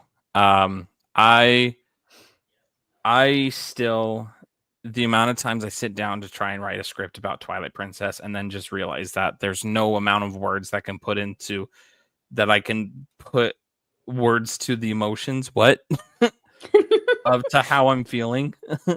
And so it's just like I start a Twilight Princess script and then I just trash it, and then I start one and then I trash it, and then I start, and I'm just like, at some point I will talk about Twilight Princess, because I mean, I do think that it is the best written Zelda story. Mhm. Oh yeah, And one of these days I that one's will. fantastic. Yeah. As someone who's never even played it, and I've just watched so many video essays on like why it's so good, totally Yeah. understandable why it's Mhm. there's like a reverence to it where it's like this is really Yeah. special. Like that's hard Yeah. to It write is. about because it's so special. Yeah. I'm trying to think of like what would be hard for me to write about because it's so special that I'm just like, oh man, I don't know, something that's just like very near and dear to my heart or something. That's like, wow, how do I even begin with this? This like shaped me as a human being. Right, that you feel like you couldn't do it justice. Yeah, exactly. ISO says, so I never really understood the timeline all that well, but doesn't the timeline split at some point? So like to take Breath of the Wild and Tears of the Kingdom, their own separate timeline to things like Ocarina of Time, Majora's Mask, and Twilight Princess. Yes, there is a split, and the Zelda timeline is a hot mess with a lot of points that don't really make the most sense. But it kind of feels like they had no intention of making a timeline and then just kind of tried to make a timeline anyway, and everyone just kind of went, okay. 100%. Sure. Yeah. Well, and I think at one point they realized that they needed to make a timeline, so they started to make one, and then they realized that all of the games that happened before that timeline didn't make sense in the timeline. And so then they made a completely separate split of the timeline specifically for the games that don't make sense within the timeline. I feel like they should have just said that. I feel like it could have just been, instead of making a whole new timeline, that it's like, okay, up until this point, there was no continuity, but then there was this big event that happened that caused it to be that now everyone's stuck in this time loop, basically, kind of thing, and now things do matter. Like, they probably shouldn't have. I feel like they could have just had it been like, okay, yeah, some of these things aren't actually important. We don't have to try and put everything in here. Yeah, like, or at least be like, yeah, X, Y, and Z, they're not actually canon. You don't need to worry about that. You could have easily like. Yeah, this is just us having fun. The event happened. Oh, Lars is back. I'm back. Whoa. Hey, Lars. The crisis was averted, and I've returned. What was the crisis? A college project. You don't want answers to. A college project. Okay. Oof. Oh, okay. But yeah, no, I agree. Sorry, like, I'm kind of a freestyling this year. I feel like it feels like you're kind of wanting a little bit of Genshin Impact style stuff happening here. So I'm kind of just I'm starting to go kind of wild with it. I'm starting to get into it. Please let me know in the comments though if I start doing things wrong. I'm hoping. At this point. But yeah, I feel like I'm understanding what's happening here. Just based on the references, I'm like, okay, we're doing Genshin Impact kind of style. Like, that's what's sort of happening here. Might be wrong, but I don't know. I feel like the interesting, complex outfits are the thing to do here. Yes. Wait, actually. I want to have one of these things on the arm for when the bow string comes snapping back. Where did the bow go? No, I did not. I did not appreciate just how important that stuff was until doing archery and then feeling the burn after multiple draws and looses. Oh yeah. Yeah. Oh, ISO said, I'm honestly very impressed with how close it is to my mental image. So you're killing Hell it. yeah! All right. Yeah. Hey guys. Hey guys. Where did the bow go? Oh no! Oh no! Look, you're the expert here. Which layer did you put it on? The layer is gone. I think I hate that. He's naked. Okay, whatever. My body's gone. All right, whatever. Wait, whatever. what? I'll redo it in a second. Sometimes oh my that gosh, happens. No. No, it's okay. This is okay. Actually, important art lesson right now that they taught us in school all the time. Never become married to a design. Don't become married to a drawing, because something will happen in which sometimes a file will be corrupted, something will get deleted, whatever. You just kind of have to go, okay, draw it again. Here we go. Like, that's just what you gotta do. Oh my gosh. Sucky reality. You got tired and put it down. Yeah, that's. You're like, oh, all right, I don't want to do this. I just want to know how long were we yapping before we realized the bow was gone. Yeah, I mean, apparently a while. Get me started. Yeah, this is what happens when you go to nearly 5 hours long of streaming. We will not be doing this next week. We are not going to do 5 hours of streaming. We're keeping it under Can't 2 make hours. me. We're just holding Zaza at gunpoint at this.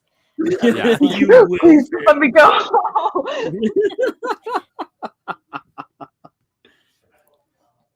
I'm impressed with the people who've stuck with us this whole time. You guys are the real MVPs. I know. I've only been here like an hour, and I'm dying. You're dying. No, I'm just kidding. That's fair though. I like these shoes that It the is Thunder after has one here, for so. me, so. Yeah. Oh yeah, that's pretty bad. I'm just happy I don't have to go to work tomorrow.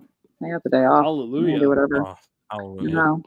I don't know about you guys, but this was like the hardest week to work. I don't know why. I just had no desire to do any work all week. No, that was so I real. felt so bad. It's been hitting the seasonal change is hitting hard. Like year-end burnout is coming on strong. I blame daylight savings. Oh yeah. In Arizona, we don't have daylight savings. Ha ha ha. Yeah, so you guys don't have excuses. I don't have any excuses. I'm just tired. See, our excuse is that unless we're living in the White Mountains or Flagstaff, our excuse for being depressed is that we don't feel the cold or the snow. Yeah, it's not cold at all. It sucks. Yeah, you get no seasons. Yeah, no seasons. Actually, weirdly enough, down here in Tucson, we had, not in the valley, unfortunately, but we had up in the mountains a freak snowstorm. Like we got snow. What? On Mount Lemon? And I was like, yeah, and not just on Mount Lemon, but closer to the valley in the Catalinas. It was snowy. That's it was very nice for 2 days. What a fleeting moment. No, it was almost 80 degrees here today. Freezing. I know. I don't have any plans for the future. I'm just planning on finding someone to huddle up with while the world catches on fire, I guess. Why? Yeah. It's November. This is stupid. I remember it rained like a month ago. I was like, come on, please. One more time. Morsel. Dang, I feel bad because it's been like excellent fall weather over here. Boo. St. George has been surprisingly cool. Not bragging. Considering that it is the hottest part of Utah for the most part. Yeah. No, when I visited, it was surprisingly cool. I didn't have to put on my heaviest jacket, but I had looked at the temperature and I was like, oh, that looks kind of cool. I might as well pack just in case, but it still got chilly. Yeah, well, ever since wow, what was the holiday we just had? Halloween. Ever since Halloween, it's been pretty chilly. Interesting. Yeah. You kind of got chilly. I mean, it still won't. It's still not cold enough to snow, but right, colder than what we're used to compared to the 110, 115 that the summers are. Yeah. Gross, bad, awful. Don't like. That's the desert for you. There's no moisture to hold in the temperature, so once the sun starts going away, it drops fast. That's the way the desert cookie crumbles. Yeah. Right, we're gonna do this. Yeah, and now that we're out away from the town, so it's like once the sun sets, the temperature just instantly plummets 20 degrees. Oh yeah. Sorry, sneeze. Oh, it's 80 out. Oh, bless you. Wow, real chilly. What? What? What? What happened? What are you wedding? I think he just saw something into the other dimension beyond or something. I'm not sure. he was seeing the 4-dimensional characters. What did your elf eyes see? Were you referring to that? Too many flowers. See, So one of these days I intend to come and visit Alaska because I want to experience Alaskan weather. Oh my god, I want to experience Alaska so bad. Oh my god. I I would do want to, Alaskan this summer. That's all you'd get from me. I want to go to Norway, and I want to live Oh, same. and experience Norway. What's I want to surprising go me to Iceland.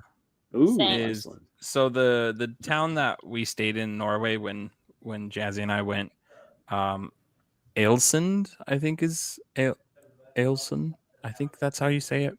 But it's like right there on the fjords. And I always like to like check the weather throughout like the year, and it's almost always like around the 50s and 60s. Like even in the wintertime, it's Ooh. like 40s. And I'm like, No oh, way. that sounds Yeah, so well, nice. it's because it's a warm port. Yeah. Interesting. Even though it's like north enough that you get like days without any sunlight and it like nights without any moon, like, you know what I mean? Like, wow. Yeah. but because it's right there on the ocean, it stays pretty warm year round. That's crazy. And so I'm like, wow, it's amazing. Yeah, that's like about as chilly as it'll get here in Richmond. Yeah. I mean, some nights will hit like maybe high 30s. It's 43 right now, but you know, it's 1 a.m. And to me, I'm like, that's perfect. I don't want my winter any chillier than that. Yeah. That's the one thing I do miss from my hometown. Just okay, well, I don't miss, going to school in -7-degree weather, but I do miss the snow because it really doesn't get cold enough to snow here. And even if it did, it doesn't get enough weather to snow. It is so dry all year long. You know, you've got those mountains just right up against St. George. Mm-hmm. That definitely screws you over. One of the weirdest things, one of the weirdest experiences about actually driving back home after visiting you guys was that I decided to go the route that I had come on over to your house, and that meant I went around the mountains, and it was so weird seeing where the mountains end. Yeah. At least on that side. Like going over the Arizona border and it just like the mountains end. Yeah. Yeah. It's so weird. It's just whoop. You're like, wow. Mm-hmm. Okay. Like over all of them. This is looking great. That. Yeah, because that's like where the end of the Colorado Plateau is. It literally just ends right there. And you're just like, where'd all the mountains go? Where'd they go? So weird. Yeah, and then you go down into good old windy, dirty, dusty Las Vegas. Oh, I actually haven't shared this with you guys. Guys, though Nathan and Scott would probably remember my weird horror story of the time I got lost on my way up to St. George. The one where I went to California by accident. Oh, well, you're gonna have to be more more specific because you got lost going to California 4 or 5 times. Well, there was a time that I accidentally went to Needles, turned around, and then came back. There was the time that I took the wrong directions from Google, and rather than shooting up north towards Kingman, I shot straight into California out of Phoenix. Yeah. And ended up, and so I crossed the Colorado River at a place that I've been down the Colorado twice. Was it like Laughlin or? It might have been Laughlin. I don't exactly know because it was just this random bridge in the middle of the darkness. There was a huge power plant. I went up into the mountains. And then you saw the Mothman? I went up into the mountains. I saw the Mothman. I saw Bigfoot. I got to see the Milky Way galaxy up on top of this crazy mountain range where it's just me and a bunch of drunk truckers traveling up California. Went down into Needles, and then I took a highway out of Needles that went into the desert. Down a dirt road. I feel like people literally, Lars, I feel like the way that this happens to you is I feel like you are the side character experiencing the B plot, and this is being triggered by people going, I wonder what Lars is up to right now. And it just cuts to you, like, having just, like, an emotional experience with a bunch of, like, drunk truckers being like, what do you think it all means? Lars is the B plot of life. Yeah, I am the you have to stop asking that question because it keeps screwing you over. It keeps sending you to California.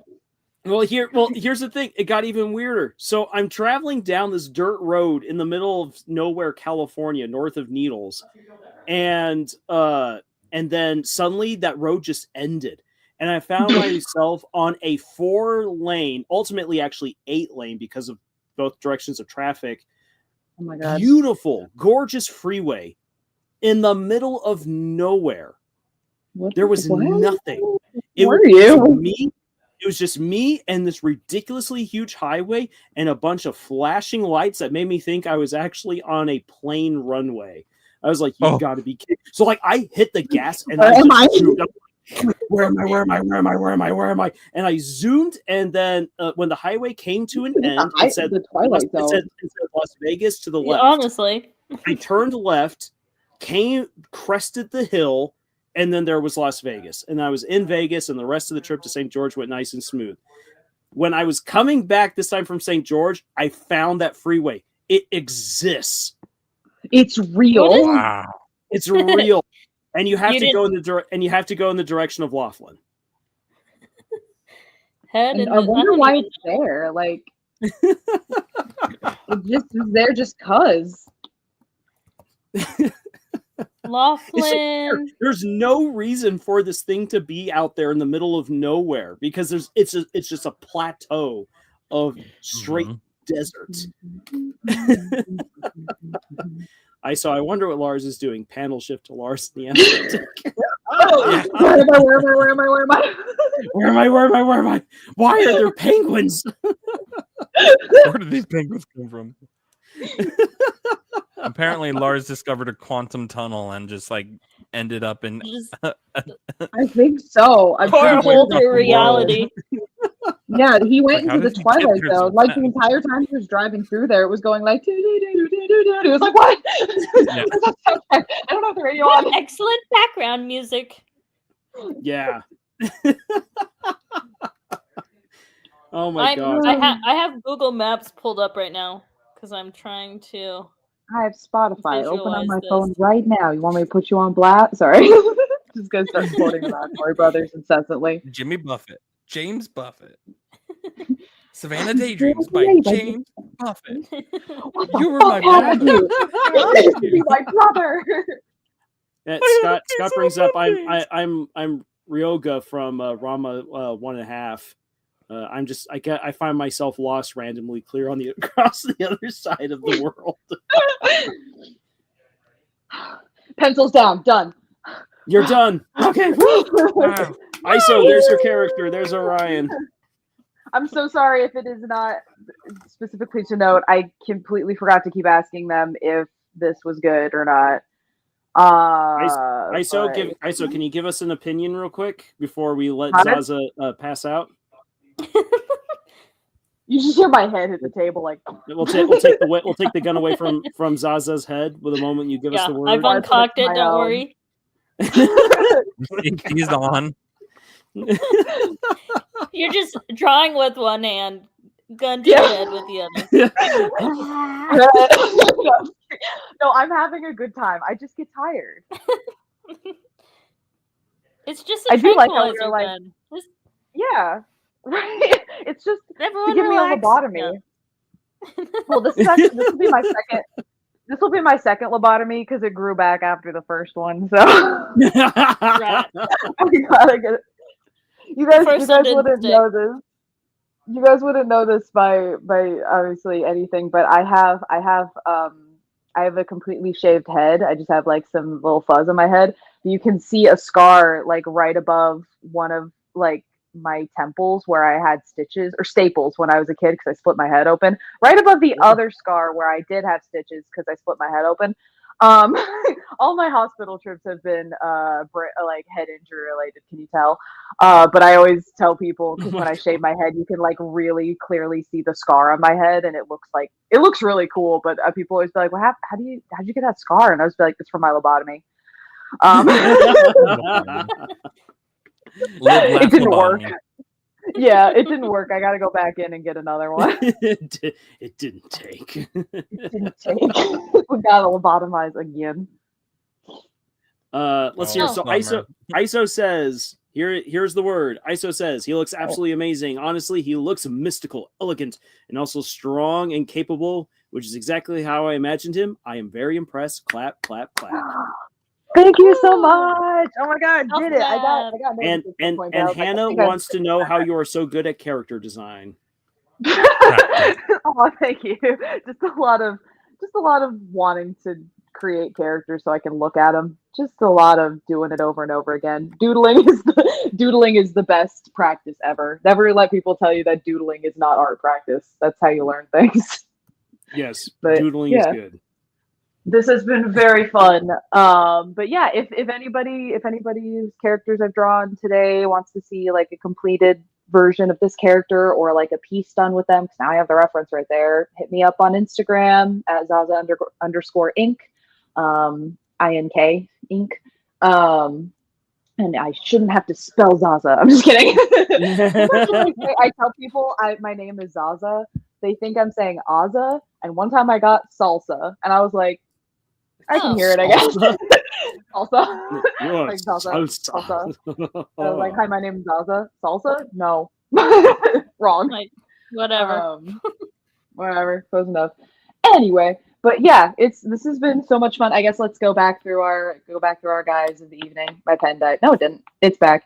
All right, so we got Forrester, we got Moria, and we got Gray. We got Gray. Yeah. Man, this is a good character lineup we got tonight. That was great. Yes. This has been very fun. I love them. So thank you so much, Zaza, for sticking around and cranking out 3 tonight. You're the real champ. Thank you. I'm glad everyone was able to stick around. Sorry, I know we said this wasn't going to be as long of a stream, but drawing takes a second. I always forget that, you know? But yeah, anywho, I guess I will let you do the outros, do the goodbyes and such. Yeah. So yeah. we will end it here for everyone's sleep insanity. So once again, guys, thank you so much, everyone, for showing up. Those of you who were here the entire time, you guys are the real MVPs. Though ultimately, Zaza is the one who's going to win the MVP award. And thank you, Zaza, so much. Thank you so much for bringing these characters to life for everyone, because it has been an absolute blast. And it was so much fun doing this. I'm just drawing. I was trying to draw me just laying face down on the ground, but then I just realized it's really hard to draw right now because I'm tired. So hold on, there we go. There you go. Say and please, for anyone who wants to who is interested in doing some art commissions, anyone whose art was worked on and wants to see even more of it, please reach out to Zaza. Their information is in the description for this video and also in our most recent community post. Please make sure that you click on the Instagram link, go on over there, check out their work, and send them a message that you want to collaborate on a piece of art, and please help support a freelance artist. It'd be great. And thank you. And we will see you guys soon in another video. Until then, we are hitting the sack. We are going to sleep. So choose. It's the little butt. Bye. All I have. Good night, y'all. Good night.